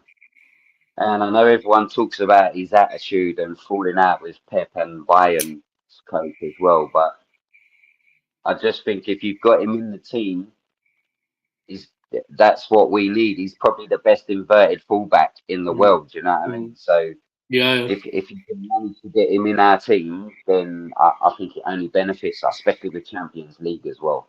yeah, of It course, benefits. without a doubt. Yeah, that would be. He's an incredible, incredible, incredible talent. I mean, there's no Yeah, doubt and about that. He's a he can fantastic, also play fantastic in the player. midfield. So even if Mm, like you play Ben White and a Zinchenko, you can play João Cancelo wide. He could come in for Saka if he's out. You know, it mm, he's mm. that good going forward, so he can Yeah, actually yeah, play on the as well. yeah, yeah. He can cover different positions if needed. Yeah, man. I thought Trossard was a good signing for the club, and I still believe that, of course. Yeah, I think Yeah, Trossard was a very, very good signing. yeah, I look forward to see him having a full season at the club. You know what I mean? Like every yeah. time I he's think come on, he's played dangerously. He's good, good goal scorer. He's got a good shot. Good yeah, player. I think it's a little unfair on him, Dave. If I'm honest, mate, it's a little unfair that he won Player of the Month. Remember when we went to Fulham and he got the 3 assists, Yeah, that's right. and and we spanked him in the first half. And then he got Player of the Month, and then since then he didn't start a game. Mm, You know what I mean? We've been solely reliant on Gabby Jesus and Trossard coming off the bench, and mm, mm. a little unfair on him. In all fairness, maybe Arteta could have took Saka out the limelight and put Trossard over on the right. Yeah. Just change it up a bit, you For know. a little But break as well, yeah, and just to mix things up. He's an incredible player. He hit the ground running at the club. It's like I yeah, always say, man, when you get players from the Premier League, they have that Premier League experience and it's worth its weight in gold. And he is one of those. I was saying it to the two Arsenal fans yesterday, the two Irish lads that unfortunately saw yesterday's demolition job by Brighton. The two guys that turned up with faces like slapped asses after the game. But they're two Irish lads, yeah. But I said it to them about that, yeah. Like, yeah, man, seriously. like you know, There we are. it's them fans that I feel sorry for, Dave, more than most other Arsenal fans. Yeah, As I'm one of them that's a bit fortunate, like you know, I live southeast London. It takes me 45 minutes to get to the Emirates. You know what I mean? yeah, Never a problem. I've got 2 or 3 ways of getting there within 45 minutes to an hour.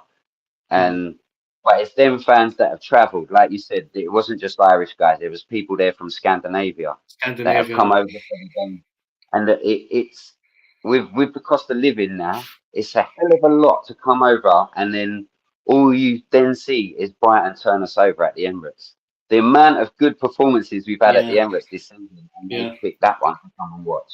I feel really sorry for him. You know what I mean? Yeah, there's been so many wins. I understand. I felt bad for the lads too, you know, because they were completely deflated. Like you say, you're living close to the ground. You can get there relatively easy. Season ticket holder, the two lads, like they're at least looking at it. All in all, they're looking maybe at 600-700 before they buy any food or something. You know, like easily. I mean, between the two of them, that you're looking at. I mean, you know what I mean? It's not easy for them yet to come over like that. And unfortunately, the team loses, man. It's like, oh, Yeah. See, man. Yeah, yeah. like on average. Well, I mean, with Champions League now, you're probably going to cough up about 1,100-1,200 pound for a season ticket next year. We'll Mm, see what it is. They're due out, mm, actually. The mm. renewals are due soon. So we'll see how much they are. But that's probably what they pay in one trip. It's the cost of my season ticket to see all Premier League games for the season and the group stages of the European Trophy. And we did used to get two domestic cup games, but they've taken that away this year Mm, in order to give more opportunity to fans that live abroad to come to the games. You know, so mm, mm. there is that nice thing about it. But as a season ticket holder, having those two games taken away from you and still being charged more is it's not right for us. You know what I mean? Yeah, of But course. Yeah. you're never gonna make it right all the way round. No, no, Someone no, no. someone has to lose out in order for other people to gain. So Yeah, yeah. it's Being a season okay. ticket holder must be nice, though, man. Right? I mean, it must be nice to be a season ticket holder But you say that it has been this season. It has this been this season. season. Yeah. Yeah, but like, But remember, not every season, is it? Not every season. I was a season ticket holder under Wenger, and then I've seen the Unai Emery era, which was Mm. absolutely dreadful. You know what I mean? I've never ever Oi. witnessed an Arsenal midfield just crumble game after game, week after week. It's just shocking. And I know you pretty much you were fond of Unai, weren't you? Me, I couldn't stand him. He was Couldn't okay. stand him. I thought he had to go in the end because of his English. His English was just he couldn't even he could talk to that fairy Bellerin, but he couldn't talk to the rest of the lads. You know what I mean? He could talk to Hector Bellerin, but I mean he couldn't communicate with them. Like his press conferences were like my ex-wife. Yeah, we used to be watching the press conferences. And she's a Spanish speaker, and she used to be like this, listening to his English, and then he had a translator, and she was like, "Seriously, that's your manager?" I said, "Yeah, you know, women, yeah." She comes in all of a sudden, and she was like this. She was like, and her English was like beyond his by a country mile. Like, and he's the manager of the football club, and then the translator, and he was good evening. She was like, "He's got to go." No, but he couldn't. I'm not being racist. I'm not being. He couldn't communicate with the lads, man. He couldn't talk to them and tell them exactly what he wanted them to do. And Arteta, he has that. His English is.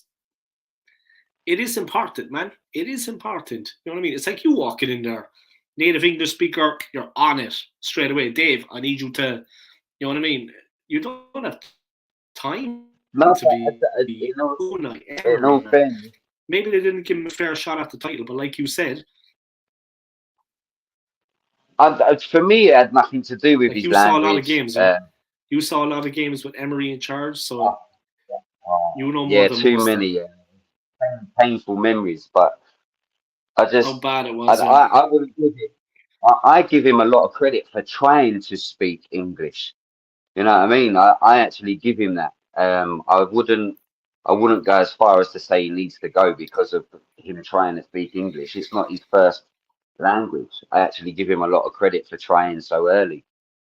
I remember when Poch was at Southampton, he actually had an interpreter. And we see after the game yesterday, even De Zerbi had his interpreter with him. You know what I mean? So those language barriers, I don't think really exist too much in football because the amount of different languages spoken in the dressing room, the message will get across, even if it's coming from the person that sits next to you. So I don't really think it, but it was just his football. I remembered some good European nights with Unai Emery. I think it was 2-3-1 at the Emirates against Valencia, and then we went all the way over there and won 4-2. And I just thought his style of football was suited more to um, a continental style more than it was the Premier League. But you can see what he's doing at Villa now, is kind of proving everything I'm saying wrong. And he's gone again. You're going to jump back in there.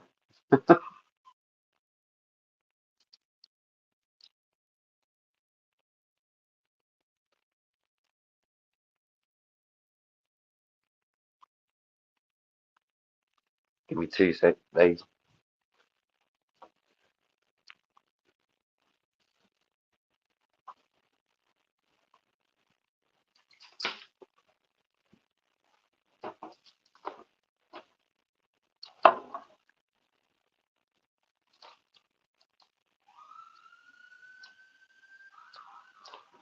You're back yet? I'm back. You're back. There's a comment after coming in. Arsenal forever came back. Yeah. Let me just remove your sofa. Oh no, let me put it down now. I just didn't want to make people jealous by seeing your beautiful sofa. You know, It's not that beautiful.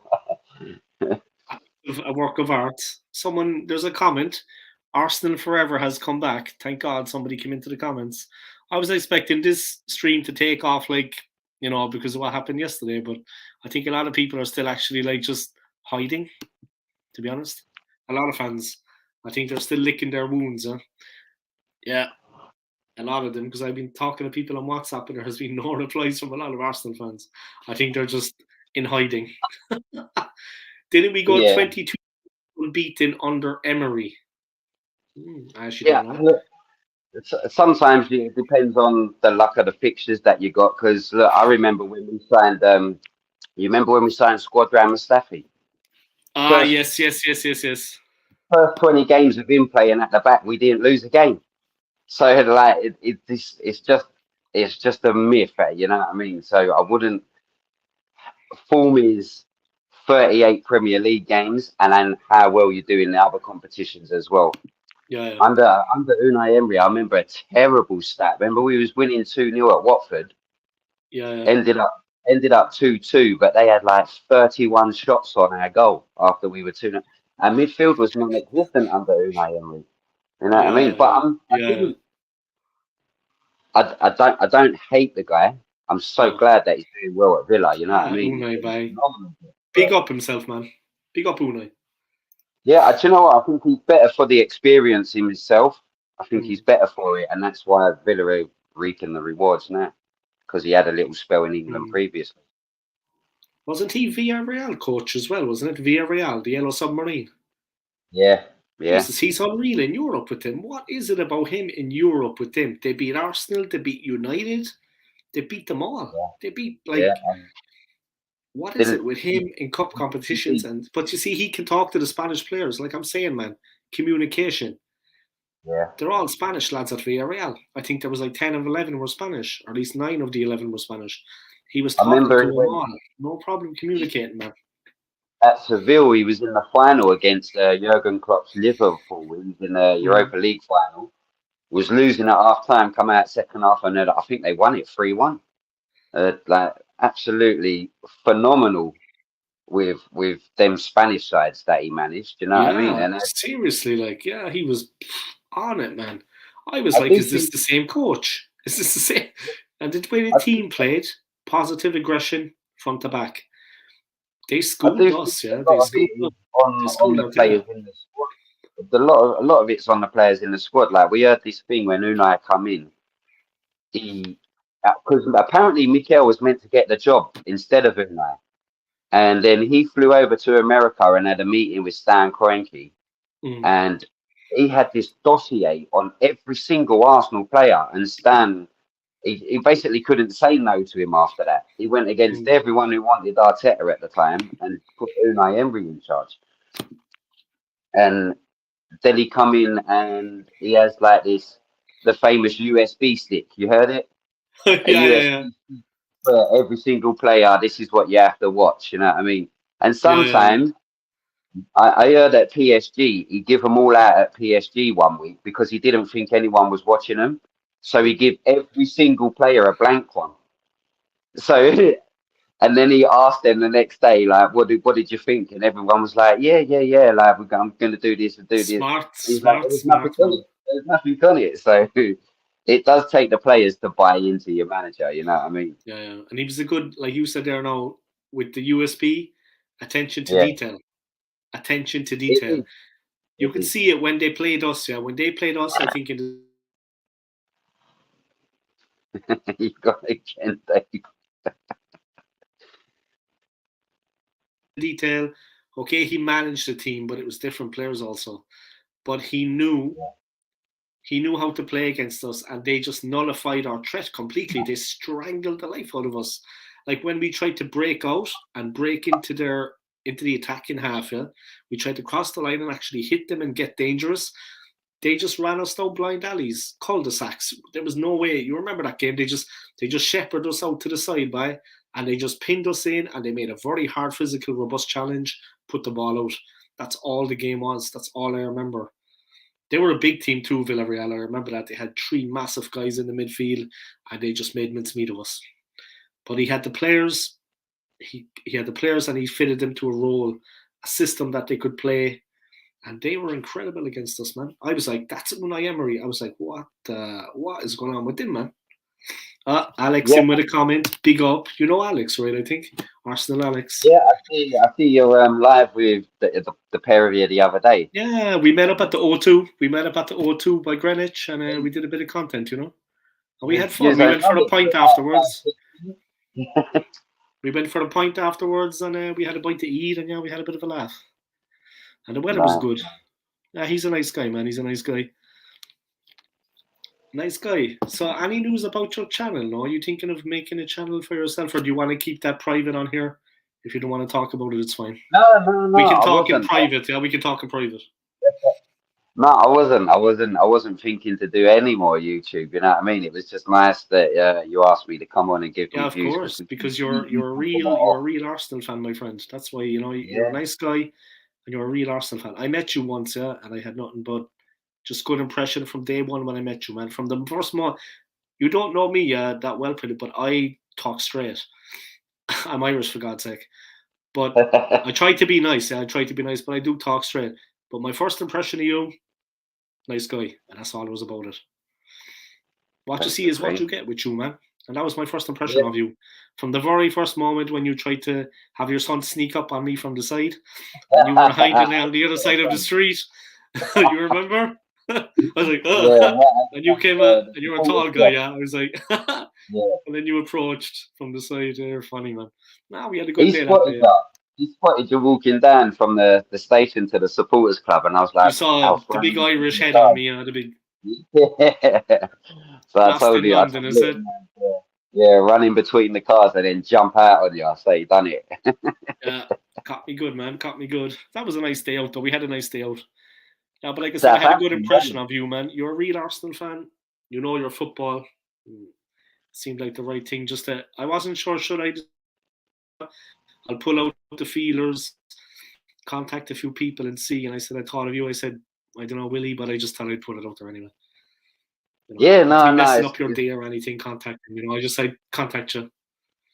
no. I've got lots of time on my hand. I should do something else. Like I should more than do a YouTube channel. I actually, it's funny you talking about languages just now. I want to learn another language rather than do a YouTube channel. I want to learn another language. So I might Any learn a idea couple. what language would you like to learn? It's funny. I want to learn Spanish. Yeah. But Be handy in South America, of course, apart from Brazil, but every other country is Spanish. Be handy. yeah, I'd love to learn Spanish, and I'm not really fussed about another one, but I think Mandarin is going to be too hard. I think Whoa. Mandarin's going to be way too hard. Forget Mandarin. Forget Hebrew. All right. Forget Japanese. Nah, I'd say that's difficult as well. Spanish is, yeah, I didn't learn it myself, but I was speaking it a little bit because of my ex-wife. But definitely Spanish would be good, man. Alex in with the comment, I'm learning Spanish. You want to learn English, I'd say, Alex. First. No, to be fair, you did say you had a couple of sherbets, so maybe that was the. Is that what it was? It's like Unai Emery all over again. It's like Unai Emery. Tu hablo español. Un poquitico. A little bit. But in Venezuela, only joking, Alex, man. Alex is saying sorry. I was only winding you up, Alex. I don't mind me, man. Jesus, that was a good one. No, but you should learn Spanish, man. It would be fun, huh? It would be fun. Then you could speak to Arteta. You could be, if you ever see him outside, Mikel, huh? Hijo de puta. I don't know whether that's good or bad. Yeah, coño. When I was in Venezuela, coño was the one, yeah? Coño. Like when you were watching the football with the father-in-law, yeah? And Arsenal hit the bar. Then you go, coño. Or they give away a penalty. He was always like this, coño. Like, fuck. Anything bad happens, yeah? Like if you knock over the pint glass, oi, coño. I was watching it then like this. Yeah, I had a life size chorizo Arteta. What is that about? Alex, be nice about Arteta now because Stapes here is a fan of Arteta. I don't want any trouble between you lads. No, the thing is, I'll listen to Alex and I'll listen to Alex is a nice guy too, yeah. Yeah, and I'll listen to even everyone's most hated Arsenal fan, Lee Gunner. I'll listen to him because you do spill off all these points. Now, where I might only see the positives in Arteta, you need to see the negatives, and you have to give it a balance. You have to weigh it up. Yeah. So it's one of them. You have to, because I need to see faults in Arteta, and if you don't, then you're kind of so far up someone's ass that you won't see any wrong in them, and I don't want to be that person. So you got to have the good with the bad. You got to see some of his faults. You know what I mean? Yeah, of course. And some of them are players that he's got rid of. To this day, I think Guendouzi would be fantastic in our midfield, but they just couldn't mend their relationship. They don't see eye to eye at all. I mean, and Guendouzi has a bit of, and now with this team, he would be the fulcrum, that aggressive. He's got that aggressive style, and that's what you need. Yeah.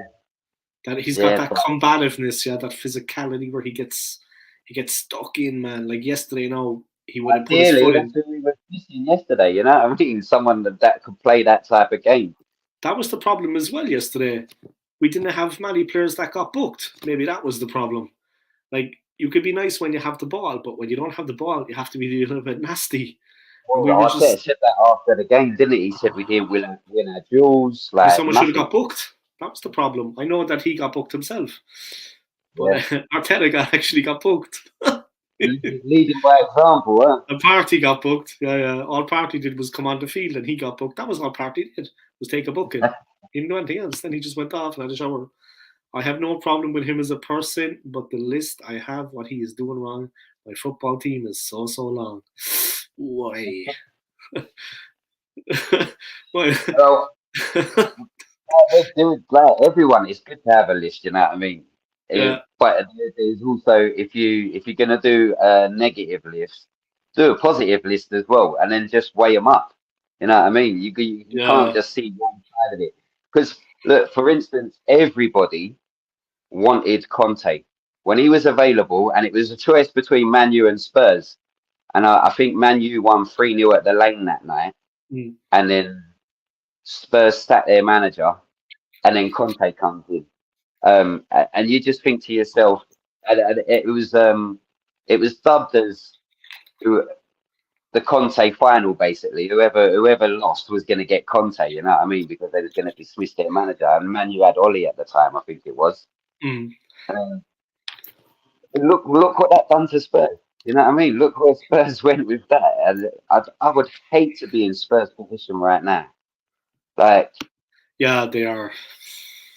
they're arguably they're losing their best ever goal scorer in this summer. If he stays, that just shows his ambition. You know what I mean? Is that I zero? heard I've Yeah. heard Richarlison, his agent, has already agreed a deal with PSG, so he wants out of Spurs already, and he's hardly kicked the ball for them, scoring one goal. You know what I mean? I So think Conte saw.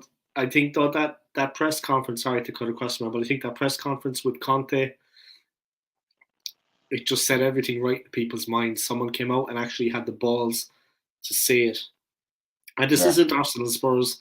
This isn't me taking a piss out of them as a club. Seriously, man. I mean, they do have a kind of a. And they've been playing terrible recently again. I yeah, mean, they can't win a game. They can't win a game. I mean, they have problems. They have problems. Like Pochettino is the right man for the job, but these problems are not going to go away. You can't readily fix things like that. I mean, because it's inbred. Like Conte knows, man. He said it. This is the history of the Tottenham. I mean, and everybody was laughing, but when you think about it, and afterwards, he was actually proved right because they've gone from, and I mean, they have some good players at that club. They have some very good players. Højbjerg is an absolute Kane. Son. yeah. They have some really dangerous players. Definitely Kane is going to leave though, right? I mean, he will leave. I mean, it has to be. Well, I mean, if I was Harry Kane, I'd go into Daniel Levy's office, wherever, and I'd tell him, if you don't sell me this summer for around 50 million max, you can't ask for much more because mm, he's hitting 30 now, and you know what I mean, he's got 1 year left on his deal. So if you don't sell me this summer for around 50 mil, no more, don't price me out of a deal, I will leave this club as a free agent and join. I'll join Arsenal as a free agent, and that will be all on you leaving. If I was Harry Kane, I would force that move through this summer because you've got mm, to. mm. You can't have no trophies and be that good as a Yeah, goal scorer. yeah. And a footballer's career is actually relatively short. And I mean, I don't want to have a go at England, but there's no guarantee that he might actually win something with the national team. You know, No, there's no, they no won't. guarantee. Like last season, okay, like in the World Cup, was it the World Cup? Yeah, England were damn close. They had a very good team, and I was thinking they might lift the trophy, and that for him would be something because club-wise with Spurs, he's got every year he's got nothing to aim for as such, in my opinion. Like really, he's a model professional, but he's got nothing to kind of. He knows that they're not going to go to the final or like Arsenal have a title challenge. No, he's kind of well, this is us. We'll try to finish as high in the league as we can. At least with England, you think he might win something, but no. I mean, you look at it from his perspective. He wants to win a trophy. You're going into next season. Spurs ain't going to win nothing next year. No. They're not. Look at the turmoil they're in. Like, there's no way they win anything next year. I'm actually going to put money on Spurs to go down next season, and I'm not What? bantering. I actually think if they lose Harry Kane, I actually think they could go down. They could be relegated without his Yeah, goals, yeah. without the talisman, because they have been brutal. They have been the hammering they took at Newcastle. Jesus, man. They were No, and 5-0 after 23 minutes. the amount of times they go in at half time and they're already 2-0 down. Yeah. If you do that next season and you ain't got Harry Kane in your team to give you a chance to come back, they're not going to attack like they did this season to come back in them games. So there's for me is a good little bit. Might even get my season ticket money putting a bet on like that. That is funny though, yeah. But I think you have a point, yeah. It's not banter, yeah. Without him, they could definitely run into serious difficulties, yeah, because he has been the one saving grace for them, the He one is, and reliable that can get them that out of comment there from get Arsenal them out of a tight forever. That's a good move for Harry Kane, Chelsea, because they're missing a striker. That's a phenomenal move for him, spot. and he will be there under Potter as well. So yeah, that would be a massive move for him. It'll be And going weird into though to see him in a Chelsea shirt, but you see, it's but one of them. They I might. don't know why the player himself actually stayed at Spurs after City were supposedly interested. Daniel Levy blocked the move. I know that. He is Yeah, powerful, but I mean player power, right? If he really wanted to go, he can go, right? I mean player power, the club can't hold him against his will. He has an agent, he has a contract. If he really wants to go, he might lose all that money, but if he really wants to go, he can go, right? I mean he's not being forced to stay at Spurs by the chairman. He wasn't forced true. into it, is what I'm saying. Because why else would you want to stay? No, but Levy's very clever because when he actually got him to sign that deal, I looked at the years Hmm. when he signed it at the time, and I was like, wow, that takes him till he's 31, and Yeah, you've got the best of him now. You've got him tied down with no release clause. You know what I mean? And it was just at the time his brother was his agent, Harry Kane, and I just think hmm. he sold him down the river. Honestly, I think it was an absolute stupid contract to sign. He should have had his contract run out when he's aged 28, and Yeah. then he could have moved to City. You know what I mean? Even on a Bosman. Ugh. Yeah, it's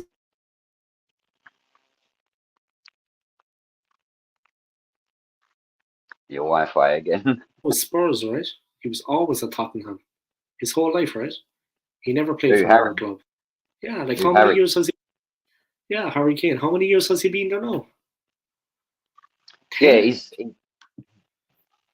Oh, yeah, probably close to, but he's always been at Spurs since he got basically booted out the Arsenal academy, didn't he? So yeah, yeah. Since the Arsenal photo. No, no, no, not for that. that Arsenal was him at the parade, didn't it? At the parade, Yeah, that's I him know, at yeah, I know. Yeah, the yeah. It's not with the his long, victory. with his long At least he haircut. could Yeah, but celebrate some. At least he could celebrate something. yeah, he's had the Audi Cup since then, isn't he? Yeah, yeah. Oh, yeah. They've had that. Yeah, the tin pot. Yeah, what a great win. Yeah, man. Seriously. But yeah, for his own sake, he needs to go. And I mean, at the time, I remember when he was with when City were interested in him. If that is a real story, yeah, like you hear a lot of things, but if City were actually interested in him, which I think they were, it's a no-brainer. Yeah, Maybe he wouldn't be their first choice all the time, but Jesus, man, you're going to win something, and you're going to contribute, and you're going to be a part of something. Like you're going to be competitive. I'm not having a to go at be fair, Spurs. They are not competitive as a team, man. They are just no, meandering but along to I don't know what. I think that record that Haaland broke this season, in Mm, the mm. Premier League goal scoring record, Harry Yeah, Kane would have done that at City as well. yeah, yeah, yeah, yeah. I'm not saying he would have scored 50 something goals in all competitions, but he would have broke a Premier League record. He's a natural Most goal definitely. scorer. He's a Oh, he is. he's a good goal scorer, and in that Spurs team, they don't have much going on. A lot of the goals he scores, he manufactures it himself. I mean, it doesn't come Listen, from any incredible wing play or sometimes with Son, but not the others. No. me, yourself, and many other Gooners, we've got Harry Kane's era at Spurs coming to an end, and that's going to be fantastic come North London Derby days because he's guaranteed a penalty. So we already know we have to score 2 goals to win the game. Going if he's not there next season, that's no longer the case. It's going to be clean sheets galore against Spurs and back to 6 points on our fixture list every season. Just tick that box right off. That's it, Chad. Put out the reserves, is it? And batter them. You know what I mean? Put out the reserves and just batter them anyway. It's actually funny though. That's a good point. Yeah, without him, yeah, you make a good point, man. Without him, they could be in serious trouble. Arsenal forever. Oh, will Harry Kane beat Alan Shearer all-time Premier League goals? I think so. I hope not. I hope not, but I think he will. I think I think what it is, I think he's got to do it. I think he's got to hit 20 goals for the next three seasons, Mm. and then he does it. You know what I mean? And I can see him doing that. So Mm. if he doesn't, if he leaves Spurs and goes abroad, that's brilliant because Shearer keeps that record, and then he's got no trophy and no Premier League record neither. So that would be nice. Haaland's going to overtake that anyway, so he's almost there. You know what? I don't think he stays here that long. I think No. 5 6 years in England, and then he's gonna test the waters in Spain. So I don't know for which Spanish club, but he will go there. He'll only be one of two. All right, here we go. I'm back again. But Shearer for me was a different, like, I don't want to be. Shearer for me was just a different breed. What a goal scorer! Oh man, roof at the net with him by, but he was just a pure hammer. Him and Les Ferdinand for Newcastle for Newcastle around that time. Stay away from them. Jesus, 4-0, 5-0 by Ginola flying. Faustino Asprilla. I'm going back a long way now, yeah.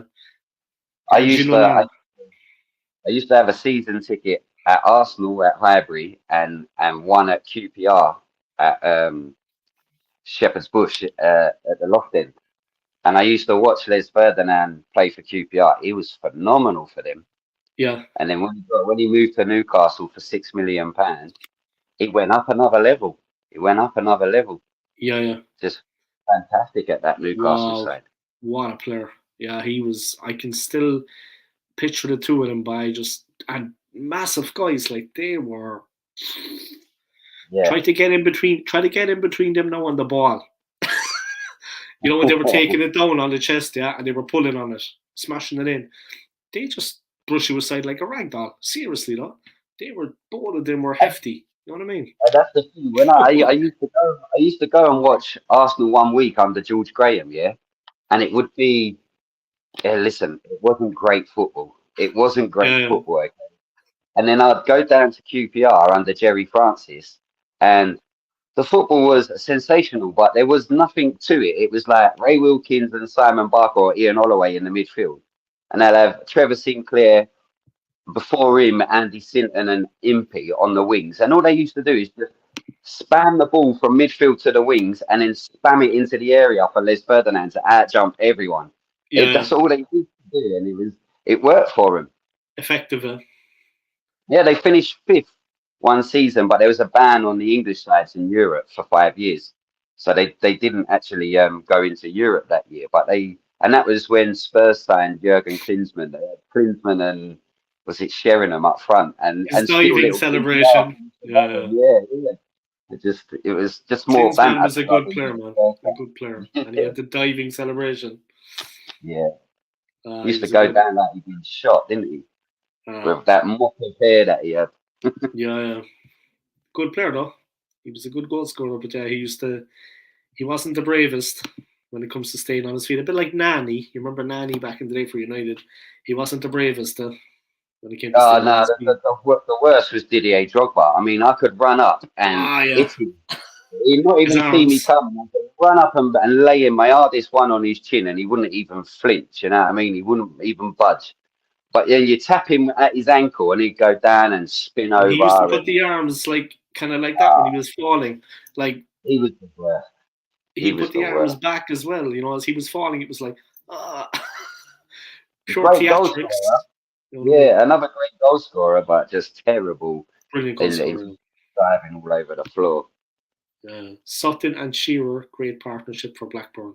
SAS, the SAS brought them the league title. SAS brought them the league title back in the day. I think 94-95, I think it was.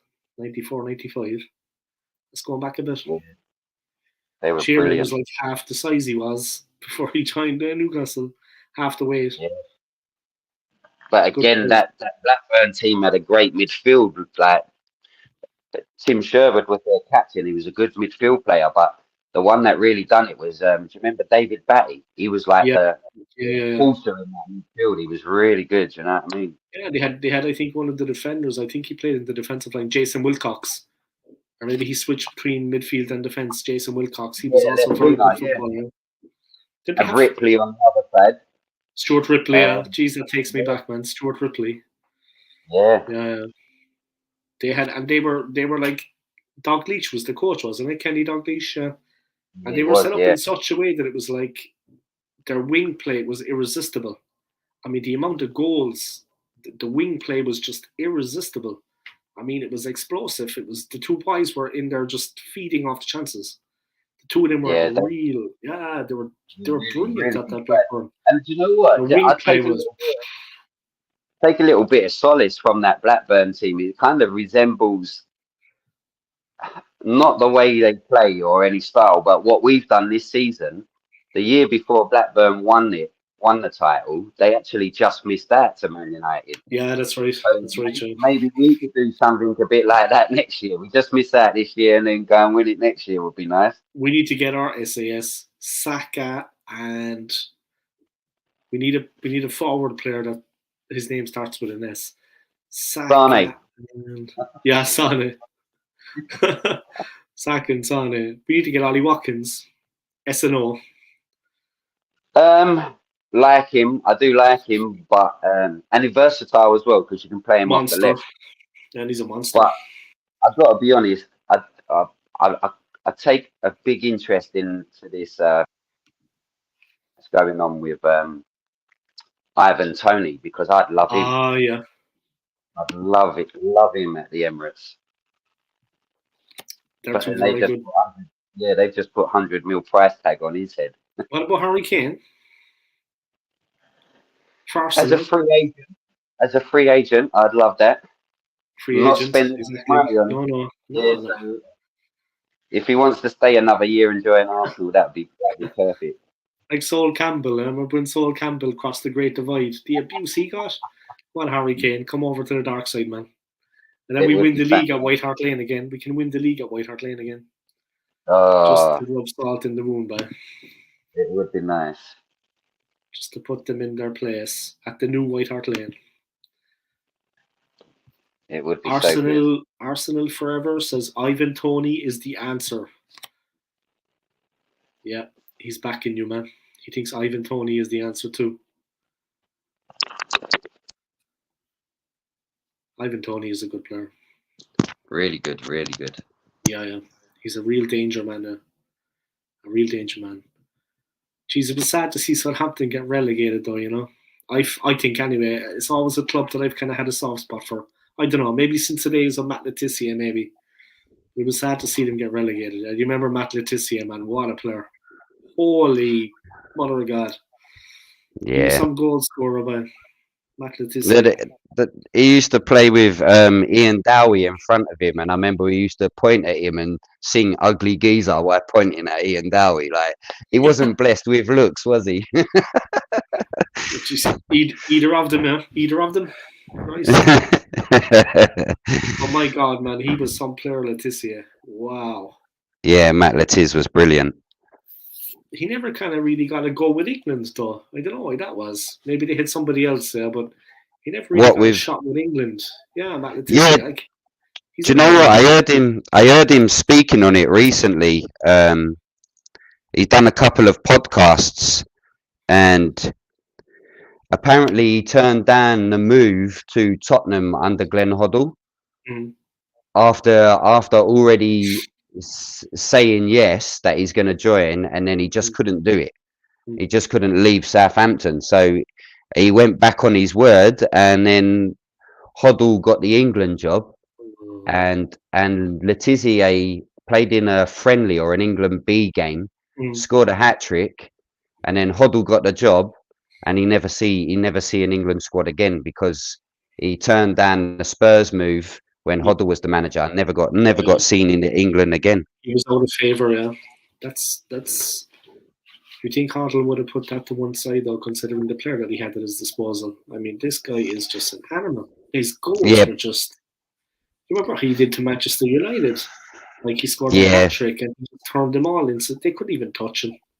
Unerring. Yeah, but if you go back, it was more reputation that got you in the England team than anything, because like Ian Wright didn't get enough caps. You know what I mean? There's a load of English players that didn't see the England squad because of Gaza. Paul Ince was always preferred. Tony Adams was always preferred. You remember Lee Dixon hardly got Yeah. any call up for England. Like we had that famous back five, and only Tony Adams and Dave Seaman would play in the England team. No one else would. Yeah. So yeah, you can It would label have made everyone. sense. It would have made sense to kind of move the whole unit in, you know, like no matter what team they're playing for, to put the unit in. If you have a defensive unit at United or Liverpool or Arsenal that works, then you move it to the Yeah. national side. After that, then you build differently. But yeah, a Like, unit. You know each other's games inside out. When it comes to England and you compare eras, like I think it's a criminal offence that Darius Vassell has more England appearances than Ian Wright. Like it's an absolute joke. Yeah. But And what about I don't Robbie know. Fowler? I don't think they played Robbie Fowler too much either, right? And look how many goals he scored for Liverpool. Terrifying. Like he just couldn't miss, could he? He scored a Terrifying. 5-minute hat trick against us, Terrifying. and he could hardly get in the England squad. He gave me a lot of sleepless nights. I'm not going to lie, man. That guy was terrifying. Yeah. I think he was from Toxted, was it, or Croxted? He used to call him the Croxted Terror, because that's what he was. He was just, what a goal scorer, man. And his cocaine snorting celebration, amazing stuff. I wondered where you was going to go with that. Did he get, and one of the players was, I don't know who, I think McManaman tried to pick him up, you know? Yeah. He was doing it. McManaman tried to get him back on his feet. Oh, fuck's sake. Oh, man. What a player, man. What a player. Oh, what a celebration. Showed Jurgen Klinsmann how it's done. You know what I mean? Yeah. This is how you do it, Jurgen. Hold my beer. You know what I mean? I'll just do this. Jesus. Everyone looking at like this. And the ref was like, he was an unbelievable striker, though. What a striker. Natural. Yeah, we've been pretty lucky with England strikers. It's just now when Harry Kane's not doing what he's doing, who comes in? Who comes in for him for the England team? You're looking at Ivan Toney, Watkins, and probably Tammy Abraham as the next in line, and none of them fill me with a bundle of joy at that level. Yeah. International level's different, you know what I mean? So you always want to win the tournament. Yeah, and I just can't see us winning it with one of them as our number 9. Yeah, they're kind of in a bit of a, and it's a pity because I think if they solved it, I think they could win. They could win a World Cup. They could win a Euros. They've come damn close the last couple of years. Very close. Against England, like against France, they were quite unlucky in the World Cup, wasn't it? France. Yeah, I think we was robbed in that. Yeah, I think we was robbed in that because the Tchouaméni first goal shouldn't have stood for me because the foul on Saka. Yeah. But yeah, there was other errors in there. I think even some of Southgate's substitutions were questionable. Yeah. You know, and he had them on the back foot, because I was watching the game in work and it was in, of course, the hotel. So we were in the restaurant and all the guests came in. You know, they came down from their hotel rooms. They were having a beer. They were watching the game, and then it just occurred to me at the end, like in the last 5 minutes. Now I'm no football expert, like Southgate knows better than me. Take out the goalkeeper and put another outfield player on, and take your chances because you had them pinned back. Do you know what I mean? Yeah. Quick change, man. Take out this is the World Cup we're talking about. They were exiting the World Cup. Fuck it. Throw caution to the wind. 6-7 minutes of injury time. England had them pinned back and you had the legs. You had made some substitutions. You had the legs on France. They looked tired. Take out the goalie, out one extra outfield player and go for it, man. Seriously, that was my opinion. And you take your chances. Because you were exiting the World Cup. You were exiting it. If it stayed as it was, you were done. I get what you're saying, but that's actually a rule breaker. You have to play with a goalkeeper. Yeah. Are you serious? But it used to be that you could. No, you have to play with a goalkeeper. Yeah, you have to have a keeper out there. Unfortunately, that was just my thing anyway. They used to do that back in the day, though, right? They used to switch. Yeah. Yeah, think so. I Maybe mean, not at the World Cup. Maybe not at the World Cup. I mean, again, I think if Ramsdale's in goal, that Tchouaméni strike don't go in anyway because Ramsdale get down to it. Pickford with his little He had a arms nightmare there extension. recently. But do you know what? I look at Pickford because I The like everything to. goal, yeah. Roy Keane was picking on him, man. Keane was having Yeah, a go. but like you scrutinise because you wonder why is Ramsdale, as an Arsenal fan, I'm like, why is Ramsdale not number one England goalkeeper? But Pickford, to be fair, Everton probably would have been relegated a couple of seasons ago if it weren't for his saves, you know what I mean? And he is good with the ball at his feet as well, you know what I mean? So For me, he's a good goalkeeper. I think he's a phenomenal keeper as well, but I don't think he's as good as Aaron now. Yeah. He didn't look too well against City anyway, that's for sure. But he was nervous, of course. And he was under pressure from the very first moment. Yeah, I don't blame Pickford for any of them goals. And he saw a few of them late. I mean, he was coming through a crowded. He couldn't see it properly. It was like, and the defenders weren't pushing out. I mean, they were kind of back on top of him. So how could he see it when it was coming in? It was in the last second that he saw it. I mean, it was like, it was just like, and you're not going to stop Haaland. I mean, he hits the ball through. He hits the ball with everything. He gets the meat on it. He hits the ball on the meat.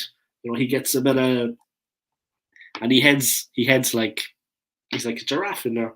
The two defenders, I remember, for his headed goal were like, they knew he was lurking there, yeah. So when the ball came in, they couldn't physically get in the way of him. They couldn't push him over, and they couldn't like that him. goal. That goal is so laughable. When I look at it, that headed goal, one Pickford has to guess that he's going to go this way, which is why he flies across the goal and he taps it. He just strokes it with his arm in it as it goes into the back of the net. Yeah. But whenever you get to see that goal again, just watch that Mason Holgate. He's nowhere near the ball, yet he still jumps and tries to header it as if to say, like, I should have been like 2 yards over here doing that, but I'm a million miles away. I may as well be a million miles away, but this is the action I'm meant to do anyway. He shouldn't have done anything. He's an absolute clown, that defender, and I don't understand why he's still at Everton. Yeah, what a season it's been, though. Seriously, man. I mean, we can take away some happy memories. I mean, they gave us a lot of joy. Yeah, but I don't want to be too critical because, like I say, this could happen again next year, or if we're successful next year, we could have another season like this 2 years from now. So you're just going to be in and amongst it to then finally claim it. You know what I mean? And I think the Champions League goes to 5 teams next season instead of 4. I think it's 5 next season. Wow.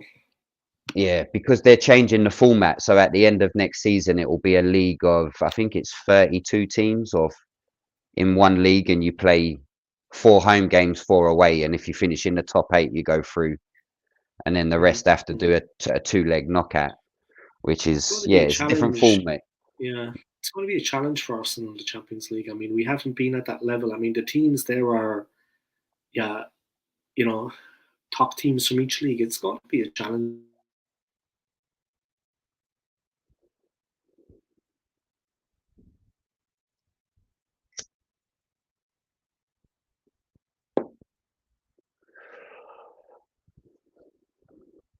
Wi-Fi issues, Dave. Wi-Fi issues. I'm back. I was only pretending.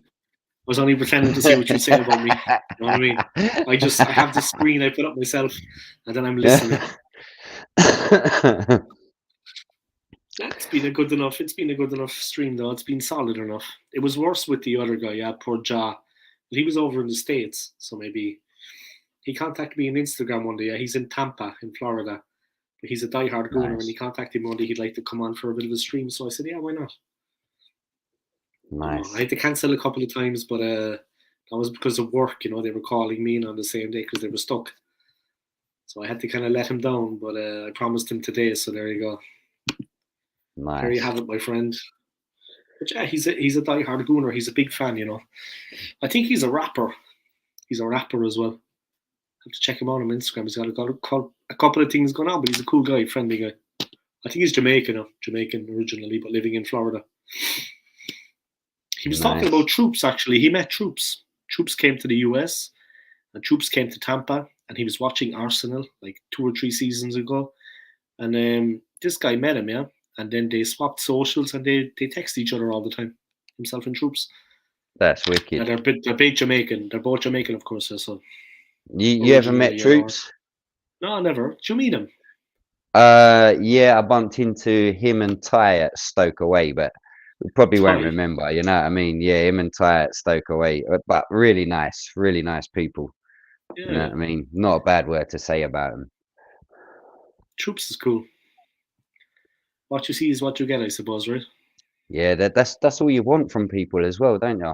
He's honest to So God, yeah, he's a good guy. Yeah. He's had a bit of luck in life. He's probably grateful. yeah, But his but channel he's is had to making him work to money. do it. Yeah, he's had to work to do it. You know what I mean? Yeah, So you reap your rewards. Good luck to him. yeah, you reap your rewards. Isn't it a shame that Claude passed away, though, man? Imagine what he would think of what was going on at the club now. This season, I'd say for him would have been just, imagine what he would have been like in the last couple of weeks. Train wreck. Poor guy, man. Anyway. Yeah, I met him as well. I had my picture with Claude as well. Good old Claude, man. Yeah, another Arsenal really nice Euro guy was as well. shocking. 30 years of hurt. 1994 Cup Winners' Cup. Jeez, was that 30 years ago? I remember that match. Yeah, they had Brolin and they had Darlene, but we beat them with that goal. The defender tried to hack it clear. Smith chested it down and volleyed it in. And we won. Yeah, old Smudger with the left Smudger, foot Smith, shot. but Yeah, that was a good defensive performance, man. Good defensive performance in that game. Because yeah. we You just know, shut them out. Yeah. I think George Graham, because I heard Kevin Campbell talk about this game, and he said he wound the Arsenal players up by telling them that each Parma player's on 100k bonus money each if they win the final. And Arsenal players are on nothing. There was like hardly any bonus, you know what I mean? I think it was like a free paid holiday to Ibiza or something like that. Yeah. They A bag just of started chips. kicking. Yeah, they started kicking lumps out of them, and I remember that night. Our goal lived a charmed life. You know what I mean? Yeah, it did. They We missed were a few lucky good at times. chances. Yeah, And they had Brolin and they had Darlene. They had these two Swedish. and didn't they have forwards. Faustino Asprilla as well? Yeah, they did. They did. Yeah, Yeah. Parma had Faustino. Yeah, that's true, man. They did, and they were quite good at moving the ball forward. But we held on. We held on for a famous victory. Yeah. I don't think Brolin could actually believe it at the end that they had lost. But there you go. Because I remember at the end of the game, he was like, he just could not believe it. Yeah, well, a couple of years later, we lost to Galatasaray on penalties, and the chances we missed in that game is very similar to the ones that Parma missed against us. You know what I mean? And then got sucker punched. Yeah. Do you remember Jack Charlton when he was managing Ireland? You remember? I don't even remember. Yeah, that was come on, that was when England didn't qualify for. Yeah, but we didn't qualify for USA '94, so I was back in Ireland when they went out to America. Yeah. And you had Ray Houghton. Ray Houghton lobbed the. I think it was Paliuca in goal for Italy. We had to draw with Norway.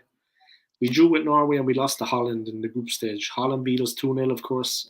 Kluivert and Bergkamp, unplayable in '94. I mean, Holland had a real team now. Overmars, Kluivert, Bergkamp, forget it.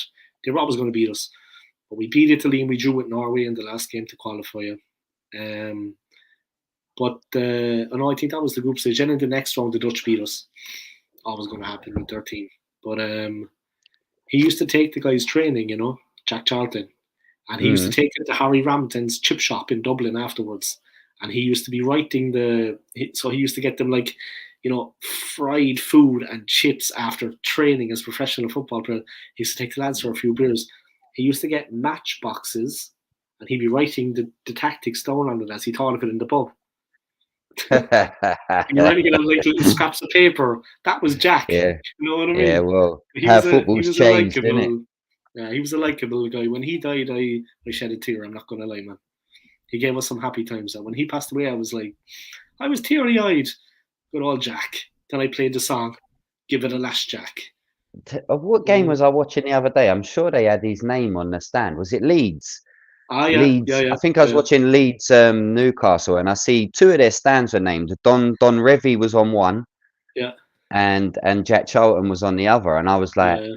that's the only thing missing at the Emirates. We need to start Thierry Henry's whoever's worthy should have their name up there, and I think Nicholas Wenger Pettner, was one. Nicholas Pettner stand. Nicholas Pepe, Lord Bettner, Lord Bettner stand. Lord Bentner Lord, stand. what a player! What a player! By I seen him score. I actually saw him score a goal for us once, and it was excellent. 2014, I think. Yeah, a long time ago now. We beat Cardiff. Beat Cardiff 2-0. He scored the second goal. Lord Bettner. Right like this. Yeah. I just remember him having an argument with Adebayor on the pitch at White Hart Lane. Oh yeah. And as the Adebayor turned around and said to him something like, I'm only coming on because you're shit, or something like that, and they started having an argument in the Spurs area. Yeah. Adebayor was cheeky though, man. This guy wrote here, Arsenal forever, Sanogo. Yeah. Yeah, Sanogo. We should. Yeah. I was actually at that game. He scored a hat trick in the pre-season. I can't remember. I think it might have been Porto or someone like that. He scored it against, but. Yeah, and then when he got his hat trick at celebration, he went to do and fell arse over tit, didn't he? He fell arse over tit. Summed him up, you know what I mean? Yeah. We've had so many good players. But I was at the FA Cup final that we come back against Hull. And Yaya Sanogo come on at the end, like to turn it round, help us turn it round. I was like, oh my God, we've lost this. But we managed to do it. They were the good days, man. They were the good old days. Oh no, those they're days, not. We had a good season. This season brought us some happiness, man. It brought us a bit of joy. Well, you can see what level we're at now. Now it's down. We always do this every year. We pull it back to the ownership. Now the manager's shown you what his capabilities are. Do you now go out and buy world-class players to add to the squad? Because Arteta's proven that he can deliver to a higher level, but the drop off in the backup is massive. So what you want to do is buy players to go into the first team. That way the drop off is not big because you're replacing first team players already. Yeah. And then again, it's the mindset of them players in the first team. Are you now going to fight for your spot, or are you going to down tools and say, I want to get out because I'm not in the first team? You know what I mean? That's what, not just the Invincibles, but that's what the likes of, like you mentioned, Dixon not getting really a shot at England, Winterburn, Keown, they had fight. These guys had a bit of fight in them. They had a bit of battle. Yeah. So did the Invincibles. It wasn't all like 3-0, 5-0 wins against Newcastle and slaughtering Wimbledon and beating United. There was games where we had to grind out 1-0s. Yeah. Repeatedly, you know, and a solid rearguard action, mean defence, mean midfield, and a efficient strike force. It wasn't all champagne football. You had guys that fought. That's what we need. We need that edge. Guendouzi, he had that. Torreira, I think Torreira was a player that could have done something for us. But what do you think of Lucas Torreira? I really liked him, man. Really liked him. But well, I have him on Instagram. That's why I think of him all the time, because he posts. Yeah, no, I really like Lucas Torreira, but he just his height let him down. Yeah. But he didn't let it show, you know what I mean? He was like a little pit bull, like, or a Jack Russell at you nipping at your ankles all the time. But it just didn't he didn't settle here. Him and his family didn't settle here, and he wanted to go back to like a hot country. And that's a pity, because he was a pit bull in the midfield. He was very quick and nimble. He could move. Small man, like you said. Yeah, it's unfortunate, you know what I mean? I always remember his goal against Spurs. Always remember that. You know, it was brilliant. But great player, good attitude.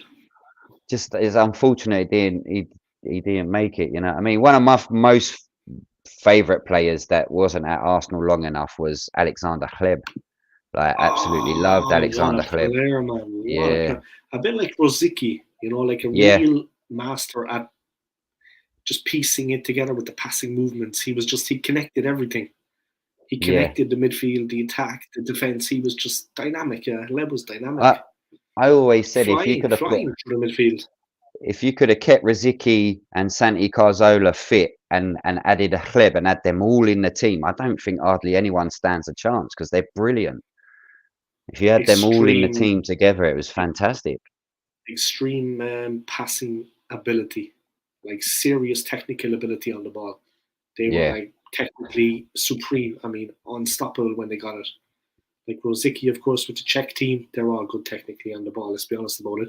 Czechs are good technically on the ball. Yeah, they can play. A bit like the Croatians. Kleb as well. Yeah. Fantastic player. I know. And Cazorla, top man, Santi Cazorla. The good old days, boy. The good old days. Yeah. Van Persie, before he left, of course, and helped United win the league and scored against us. Made an idiot and sold for Malin down the river.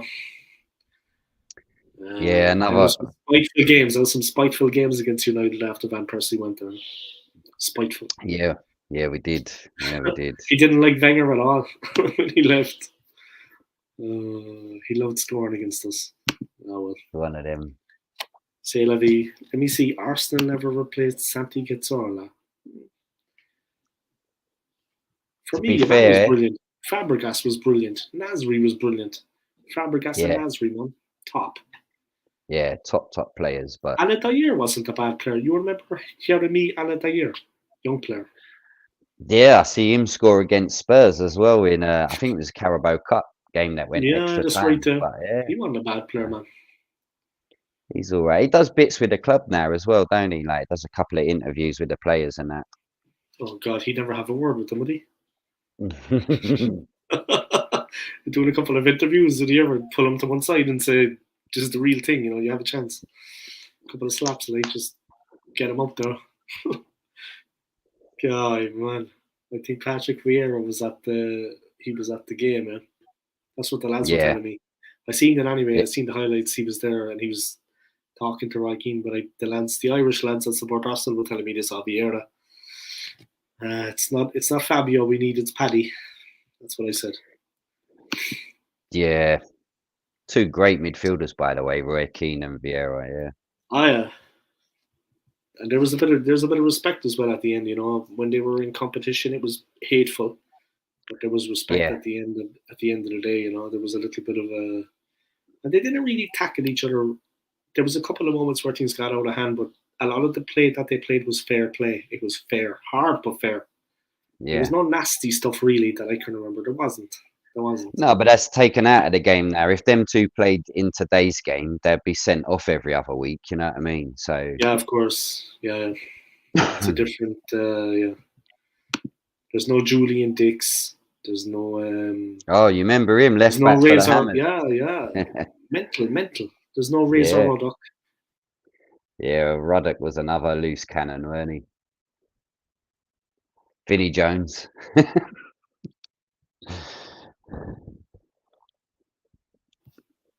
What's his name? What was that absolute lunatic? Vinnie Jones. Jesus almighty. Yeah.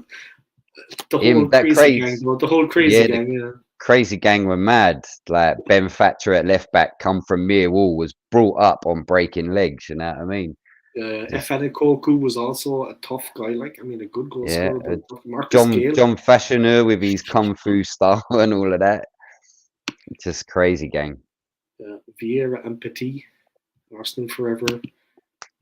Wimbledon, the crazy gang. This guy has supported the club a long time, I think. Arsenal forever. He's not 15, I take it. Wimbledon, the crazy gang. Not if he knows about the crazy gang, no. He's my age. Yeah, but some of the things that they did on the field, if you did it out on the street, should actually be locked up, like back then. Some of the things they did on the pitch, that would be considered assault.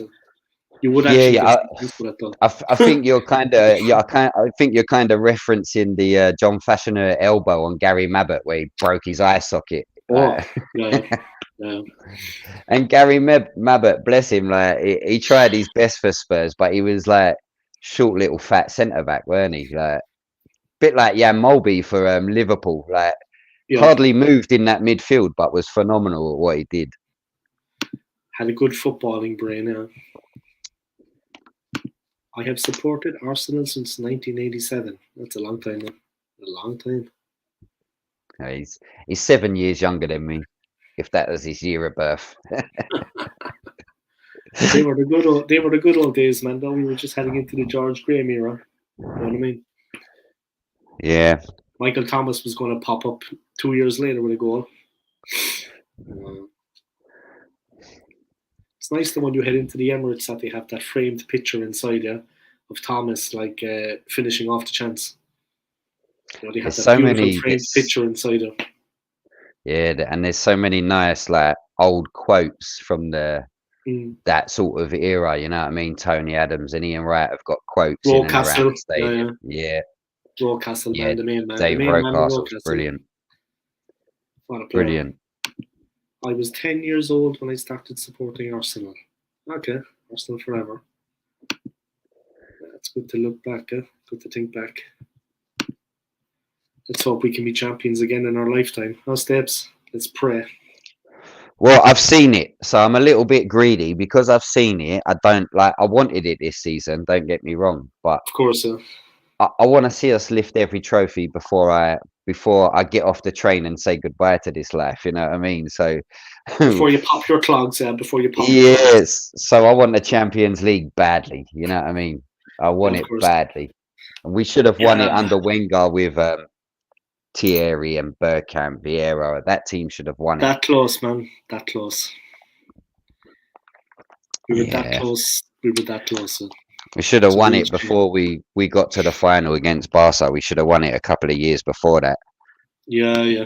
Because Bergkamp was already at the final of Barca. Bergkamp was already at the end. Yeah. A bit player. He was used as a bit player. Still phenomenal though. Yeah. It's a pity he doesn't have much contact with the club, or you never see him like on these punditry things. But that's not his way. He's a quiet, reserved kind of guy. Quiet. Yeah, I remember before they appointed Arteta after Unai, I wanted a mashup. I didn't care if it was Thierry and Vieira or Thierry and Bergkamp. I just wanted someone that knew the club, knew what needs to be done to come in, and I didn't think Arteta was the man. And when Arteta come in, I thought this is too much of a big job for him. But to be fair to him, he got rid of the deadwood, and he made some sort of stopgap signing. So I called like the Cedrics, the Pablo Maries, the William. These are like the worst Arteta signings, but on the budget that was given to him, they were necessary positions that needed to be brought in, but they just obviously weren't going to be working out in the long run. Yeah, the poor old Pablo Marie, man. You remember he got stabbed like I think October in in the mall, weren't it? Yeah, there was like some mad attack. Yeah, some guy with like some schizophrenic went nuts with a knife, and the doctor said that the only reason that he survived was because he's like 6'5", and when the guy went to stab, of course, Mari was that little bit taller, so he missed his vital organs because he was too tall for the guy to actually. That's something, isn't it? His sheer physical size, because the guy was just like stabbing people straight forward, like into the gut and into the main. You know, I don't want to be too graphic, but he saw someone die right in front of him, Mari, just before he was stabbed. He saw someone pass away, close their eyes in front of him. The guy knifed him. The doctor said that it was because of his sheer physicality, that because he was so tall, the guy couldn't quite, get him in the tender spot, like. So he stabbed him, but he didn't manage to. Fuck me. You got to take him down. You know that, Dave. If you're in that situation, that's where your martial arts comes into effect. Headlock. I'll just go straight. Yeah, but I'll go old school on it. Obviously, I'll just go old school.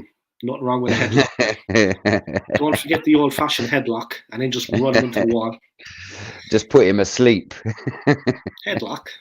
But across from where I'm working, like working by Old Street. I'm working like by Old Street, So there's like, right by the Old Street Underground station, there was like our chef. He's a Romanian guy called Alex. He was coming to work, a really small guy, really tiny little fella. He's not strong at all. But he was coming in, and he saw these two guys try to steal a guy's electric bike, They were stealing it. So he went over and he grabbed onto the bike, so he couldn't take it. Sure, one of them pulled out a machete out of nowhere. And he just went like that. and backed off and let them take Yeah. it. Yeah. He said, "Your man pulled out like a machete." You know what I mean? Not worth it at that time, is it? Yeah, the guy had a machete actually down his pants. He didn't down inside the tracksuit bottoms. Yeah. Fuck. He was telling me, I was like, what? Yeah, you just have I to. never seen anything like that around London, to be honest, but I believe him that it happened. No, I've seen stuff like that right in front of me. That was going back a few years, but you had like where I am in southeast London, you had like triads when we were in secondary school, coming to the end of secondary school as we were leaving, you had a lot of triads in this area, and they would carry machetes. So if you they would wear these big long black Macs, bit like the Matrix, you know what I mean? And then you start with one of them, all of a sudden 1 or 2 machetes that come out, and you're just like, all right, guys, like, sweet, I'll see you later. They don't take any nonsense. They don't take any nonsense. Yeah, it's just about staying alive. Yeah. Just back away, back away. London's alright though, man. London's okay. You know what I mean? I mean, New York City is worse. People Oh can't yeah, believe there's it. always somewhere worse. There's always somewhere worse, you know what I I think mean? the thing is the underground is just at a different level of like aggression. You know, the underground, I think, is where the problems lie in New York as well. There's people at the hotel now, and they have family in New York, and they always visit her. They said that the underground in New York is like no go at times, and when you go down there, it's just like people are incredibly aggressive and violent, Wow. and you will be assaulted. It's just they think that they said as well that after COVID there was like a drop off in care for people with like mental health issues, and that they're kind of roaming the underground in New York now, and they're just intent on. It's not their own fault. There was a drop off in the care for them in New York. They're not really kind of even recognized, so they're just living down there. Actually, living down there. Yeah, well, It's dodgy I enough. They don't said. I don't think there should be a homeless person in England or America. These countries have so much money. There shouldn't be any homeless people in these countries. Yeah. I was in America. It was brutal when I was over there, but I don't know. Have you been there? But when I was there, I found it to be like there's no social system or something for them. I don't know. There's like no social care or something. Yeah, you know, I've never wanted to go to America just because of anyone can carry a gun. You know what I mean? And it's not for me. Not for me. But what I saw now, I'll be perfectly honest, yeah, and I'm going to tell it straight. Yeah, like I'm Irish. Like we have our own problems in my country. We have some tough boys. But when we have some tough boys, you know, former Republicans. You know what I mean? That put down the gun, but they're still in society. We don't want to bump into them in the bar steps because they won't let it go. Anyway, that's beside the point. Yeah, you know what I mean? They're messy. Yeah. But they won't let it go at that. You know what I mean? They're just troublesome. But anyway, look. So I was in America, different level in America. I was going out to the car after coming out of the shop. This guy came up behind me, a big black guy, no, don't matter what color his skin was, a big man. And he took the trolley from me. And I was like, what's going on? Now, I had already taken out my stuff and put it into the car, yeah? Closed the car, locked the car. He took the shopping trolley from me. And he kind of crept up behind me, and I didn't see him. And he's a big guy, like I said. I was at the ex-wife. I got a shock. I got a fright. I jumped. I'm a fish out of water, yeah? I didn't know where I was.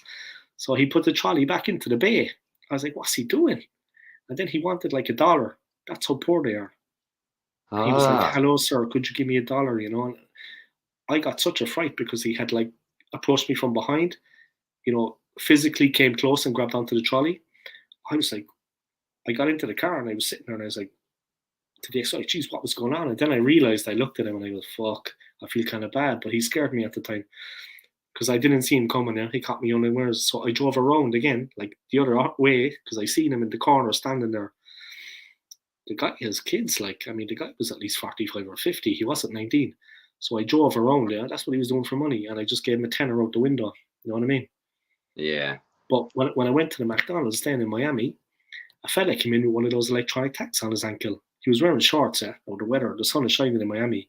He turned up outside with a shopping trolley with everything he owned inside it and this blonde girl with him. He came in then looking for a burger. I said to herself, we're out of here. Yeah. The guy looked now, but he could sink the Titanic with a punch. I said, right, we're out of here. It's just different level. Like, you know, the whole gang thing in America and like the prison, the Yeah. early release, the revolving door thing. Yeah. These guys, like, I went to the, this is the last one I'm going to tell you. I went to the IHOP, the International House of Pancakes. And there was a guy there busting tables, which is what I do at the hotel too. Big, huge guy busting tables, just clearing the plates. I swear to God, there is no doubt in my mind, I don't care what anyone says, he got that job from his PO, his first job when he came out. I'm telling you, man, if you've seen the guy, I turned around and I said, I'm definitely paying here anyway. This is not a guy you want to be. He was just, and his arms were like the ink and the tattoo. I have tattoos myself, but if you see them now, but you would know, like, we're men, we recognize. I was like, mother of God. And there he was by taking the plates, and I was like this.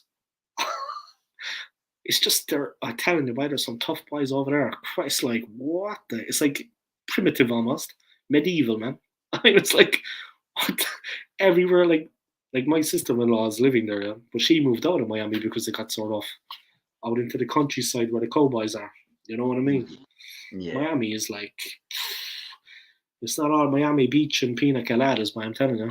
It's there in the center, like, what the? Yeah, it doesn't interest me. It doesn't. The only place that interests me, America, which man. is why I spoke about languages earlier. I'd love to just retire and go and live my life in the sun in Spain. Ah, yeah. Yeah, that's all I want to do. I'll fly back over I'll keep my season ticket. I'll fly back over maybe 6 times a season to watch Arsenal. Spain to England is not for. Yeah, if I do that, then you can have me season ticket until I fly back over. I'll probably turn up to 6 fixtures or something like that. I'll sell it to the highest bidder. Then I'll head to Mexico. You'll never find me. Unless you turn up with your Spanish and start asking questions. Then I'll get you, you know what I mean? Good thing with that is I can just cancel it and say I lost it. I won't have to come looking for it. Damn it. Save time. Oh, man. Yeah, but you should see, like, obviously Lee Gunner, I don't know what he did for a living, but now he's doing that in Spain. I mean, yeah, no, he's done really well, you know what I mean? I think he used to sell conservatories or windows or something like that. Yeah. Some sort of surveyor, but yeah, like, he's done so well for himself. Yeah, he obviously made a lot of money to finance it in the first place, you know. That's right. Because you can't be relying on the channel. I mean, not back then. It was too, even now maybe, you couldn't rely on the channel because you don't know which way it's going to go, you know. Yeah, he's all right, though. I actually like his channel. I don't know what you think about it, but I think he's all right. Obviously, he's like, get Arteta out now and this and that. But he's actually all right. He is a fan. He does support the team. I mean, yeah. He's an entertaining YouTuber. It does, but he's probably, like, I get it. Like, he's very yes or no. It's black or it's white, you know what I mean? There's no two ways with him. This season we failed. In his opinion, we failed. And yes, we have failed because we won nothing. But but you're right, the team has improved. The team has improved. Yeah, it's another step in the right direction. And I think if you change manager, you have to change players as well, and then style of play, and it's an awful lot. So I'm still 100% behind Arteta, and I was behind Arteta when he was finishing 8th and 5th. So I've got a 2nd place now. I'm still going to be behind him. You know what I mean? The Premier League is competitive, and like I keep saying to people, only one team can win. I haven't been saying that since we got those bad results and we slipped back to 2nd, or City overtook us when they started playing better. Yeah, but whichever you want to look at it, our slip, our kind of. Yeah, our fall from grace coincided with them going on to another level. But look, they've won 11 out of 11 now. But I always say to people, there's only one league, man. That only one team can win. When you pull it like that, there's four trophies that you can win. Yeah. And in England, there's your top 7 sides now because of Newcastle. So it's no longer a top 6, it's a top 7. And so if 4 of them share the 4 trophies, 3 teams have failed that season, and it doesn't mean every year they're going to have to change their manager. You have to stick by people sometimes. Yeah, of course. Yeah. That is true. Yeah, you can't be so impulsive. Yeah, some people are a bit too impulsive. It's different. If Arsenal have a season next season like Liverpool have had this year, I don't think Arteta has the credit in the bank to keep the job. But Klopp's got the credit in the bank because what he's won previously, where he's took Liverpool to is another level. But Arteta doesn't have that credit. So if we have a drop off like Liverpool did this season next year, I don't think Arteta will keep the job. He will survive it. Yeah, just because there isn't that credit in the bank for him. Yeah, he hasn't won the titles. Yeah. So he needs to make sure that next season we're up there again. Mm-hmm. People can't be judging him on the first couple of games of the season when it starts. If we have a couple of bad results, they can't be kind of on his back. But look how Man City start every season. They always start it not the very best, but they get it right come the end of the year. You know what I mean? Yeah. Always. The thing I like about you, though, was like you come on my channel or anyone else's, whichever you want to look at it. You come on. You might have a differing opinion to me, but there's respect. And then when we're talking to each other on social media, there's no catcalling, there's no bitching. You know what I mean? Whereas some of the younger gooners, man, they're very, very, like some of the young fans, 17, 18, 19. It's maturity. Yeah, they're very, whereas you come on, you state your bit and you leave it at that. You have your beliefs and you put across like not an argument, but you put across this is how you see things, and it makes sense. Whereas they come on and they're just, just generally, if they comment in some of my videos even afterwards like this or whatever, they're just I don't know, man. Whereas it's one of them things. I always say hindsight's a wonderful thing. Like bringing Saka out the team, no one would have done that, but then because he has poor performances or he's not performed at the level that he normally does, his output ain't the same. Mm-hmm. Like you said, we said maybe Reece Nelson should have possibly started yesterday's game. Mm-hmm. But we didn't say that until we see him come on and how electric he was when he did come on. Yeah, of course. That's for the manager to know the player's body language. You know what I mean? I think he's going to give me more today. Mm. So, and we see him do it. I think it was, what game was it? It might have been Leeds at home where Saka didn't start, and Reece did. You know what I mean? And there was one game recently that happened. You know what I mean? And we still won the game. Mm. So you can do it, but it's hindsight's a wonderful thing. Yeah, of course. When you say about opinions, yes, mine is Arteta in, but it doesn't mean to say. If Lee Gunners, for instance, is Arteta out, it doesn't mean I won't listen to his opinion and take on board. That's what I say about I can only see good in Arteta, but so if he's seeing bad, then it's good to listen to that bad. It might open my eyes up to something that I'm not seeing. Yeah, a more balanced kind of yeah. And I've got to be honest, a lot of the time I disagree with what he's saying, but it doesn't make me hate him. It doesn't make me not watch him. You know what I mean? And sometimes I find myself laughing because I know some of the things he said in that moment is just going to trigger lots of people. And it just makes me laugh because I know full well what he's doing. And he got triggered himself earlier, man. It was funny. I was watching him. And some fella wrote a comment. Yeah, some fella commented. But he had to go and he had to do another collaboration with a guy called Henry. I don't know who that is. But he was going to do a collaboration with this guy Henry and with this big channel. So he was saying, right, guys, I got to go. Next minute, the guy's comment came up and he actually addressed the guy with his full name. I have to go back and check it now. But he got triggered for 20 minutes straight on a rant because the guy was like, that's ridiculous what you're saying, Lee. That doesn't make sense at all. What are you talking about? It hasn't been like that this season. And he just, like, your opinions, Lee, He went off on 20-minute rant by Lee Gunner. He just lost the plot completely. And then he was like, oh man, I'm 20 minutes late now for that thing. And he was actually ranting, and the other guys were trying to get a word in edgeways. No, it was like, I'm telling you, man, it was 20 minutes he went off on one. I was watching it, and it was some of the best content I've ever seen. The guy triggered him completely, man. And I wrote in the comments, Lee's after getting triggered It's been 15 minutes already. But he went off on one. It was coherent, but you could see he was absolutely wounded by the guy's comment. He was hurt. He was gone off on one. 20 minutes, man. I was watching it like, this is vintage, this is gold. You know what I mean? Things he was saying. He's a funny guy though too, man. He's a funny guy, right? I mean, he is hilarious. He is. I watch a lot of Football Terrace as well, and he's got a thing there where he has a little show with Terry, don't he? And it's just them two. That's right. Yeah, and even just seeing that, Terry pulls him up on some of the points he may have made recently, and it's good. It's good to see him argue his point that he made. You know what I mean? And why he's done it. But it's good to see him on a show where he's accountable for his opinions, and then he will address them. You know what I mean? He doesn't shy away from it. So yeah, he doesn't just get to do his own thing, his views, and then no one even, no one will question him on it though. He's, like I said, I don't take to heart like a lot of the things he says.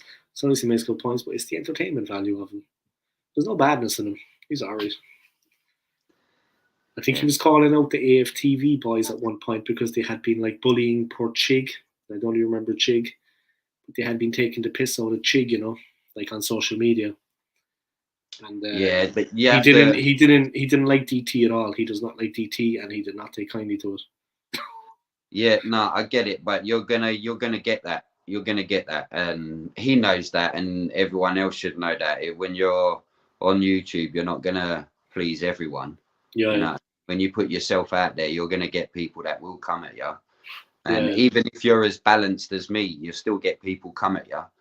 So it's what it is. You know what I mean? To be fair, some of that footage that was put out of Chig was pretty. It was easy for people to banter him with some of that footage that were put out there. Yeah, he left himself open to. Yeah, and then, but in hindsight, it wasn't. It was all the banter was made before Chig passed. And it was. Not after his death.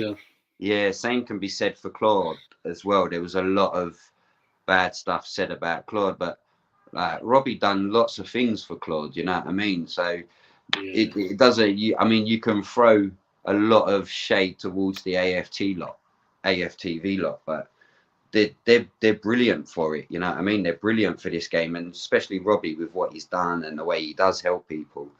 So it's hard to sort of criticize unless you're going to put some context to it all. You know what I mean?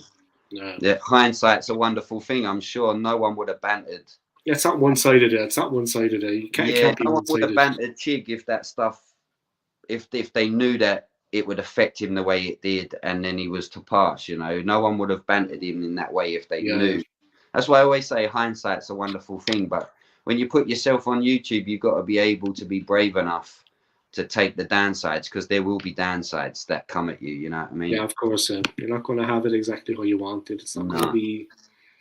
And people have opinions and they differ, and that's where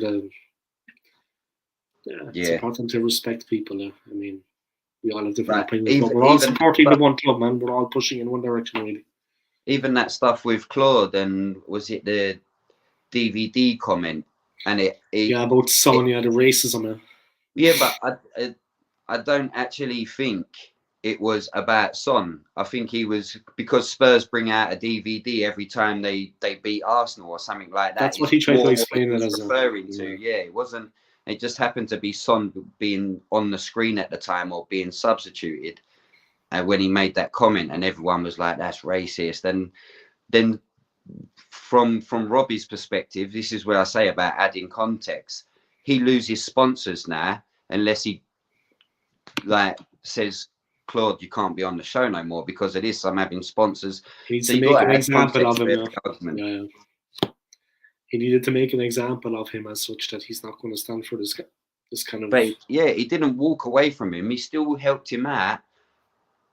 I think his contacts with, there's a lovely lady called I think it's Helen on AFTV, and she actually helped Claude out when he had the breakup with his missus, she helped him out with like living arrangements and that. So, and that all come through Robbie as well. I'm sure had an input in that. You know what I mean? So you have to add context. He didn't just walk away from the guy. Yeah. He was still there. He's not a bad guy. Yeah, you can. There's two sides to people. Yeah, but see, not everyone will realize that on YouTube. They're quick to point the finger. Quick to judge. Yeah, it doesn't work. Doesn't quite work like that when you know the backstories. Yeah, people need to be a bit more understanding about things. That kind of, yeah. And I don't know none of them, but I know the backstory. You know what I mean? So it is what it is, mate. Yeah. But I am gonna. No problem, man. I'm gonna have. It's been great to talk to you again. Yeah, it's been a pleasure. And you, Dave, mate. Because you're knowledgeable, man. Your knowledge is just. I don't know you realize, but you can talk away there for, and you're just building it's like a portrait, man. It's like you're doing one of the things that you're good. You're good, man. It's one of the things that actually stopped me from doing my own channel is because I don't think I could actually do what you do and just talk to the camera by myself. It's one of the things I can't do. Yeah. It's very hard. I feel a bit, yeah, I do it anyway. I enjoy it. But practice makes perfect, I suppose. So. But I'm always good when it's one-on-one I'll just say one final thing, and thank you for coming on. I appreciate it. But you're natural in front of the cameraman. But like, all I'm going to say is that from my point of view, what I noticed from other YouTubers and myself is that you don't like when I talk on my own. Yeah, like when I'm on my own at the channel, I'll do an upload and I'm here on my own. Yeah, there's no one else. So then you need to be able. But the thing is that. You don't need to, like when I'm on my own, the person doing it does not need to talk all the time. Like Lee Gunner, if you ever see him on his own, he doesn't talk flat out 100 words a second for an hour straight. He's, you don't rant. It doesn't have to be incredible stuff every minute of the stream. No. It's a learning process. And that's what I learned when I watch some of them because they're actually more... an easy kind of flow to it. And then when someone comes on, they have a couple of comments and then it takes off and then it gets more traction. But you don't need it to be flat out 1 hour and you're just talking for the sake of talking. No, it doesn't need to be like that. When you're on your own and you're doing it, you'll see that because they do it too. They don't just talk needlessly when there's no point. It's like, okay, let's check this comment. Well, guys, the game, but it's at a relaxed pace. Yeah, it does people help. Will come on and show interest, or they won't. It does help when you've got people commenting because then you can interact with the chat and it takes on a whole new a life of its own. Then, yeah. And when someone like you comes on and you talk and you build like up this, you say things the way they are and you explain this and you explain that. It's immediately like another dimension to the whole experience for everybody.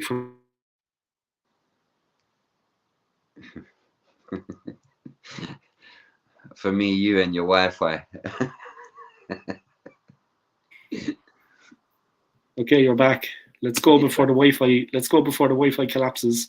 I appreciate you coming on. Yeah, thank you very much for taking your time out from your life. Anytime, mate. Anytime for you. Anything. And then keep in touch. And if you ever start to do the channel or something, and you wanna, I'll support it. Okay, thanks, mate. And it's good to see you, man. You've got a knack. You've got a gift for it. It would be a shame to see that go to waste, Stop, man. I appreciate you. You've got a gift for it, though. You've got a skill. Yeah, we'll see. We'll see. You too, though. You've got this way about you. I don't know, when you're telling the stories and you're full of knowledge because you've been here, you've seen this, you've seen that. Football related, you have that. You have the base that a lot of people don't have. You have the foundation. You know what I mean? Yeah, I might do something with my son. We might do something together, but we'll see. Yeah, but it has to be pleasurable, fun, and a nice experience. I mean, that's what you want, right? Yeah. Not a chore. It shouldn't seem like a job because if it starts seeming like a job, then where's the fun in that? That's right. Yeah, I 100% agree with that. Your heart has to be in it, man. All right. See you later, and thank you. I appreciate it. I'll be in touch. Anytime, mate. Anytime. Take care. Yeah. You ever want to talk? Just text me. Yeah. Stop, man. I'll speak to you tomorrow. You ever need some muscle? Just text me. Yeah. I'll get my cousin to. I'll get my cousin to come around. He's the opposite of me. See you later, man. Stop, man. Take it easy, yeah. See you later. Good luck. Bye. See you later.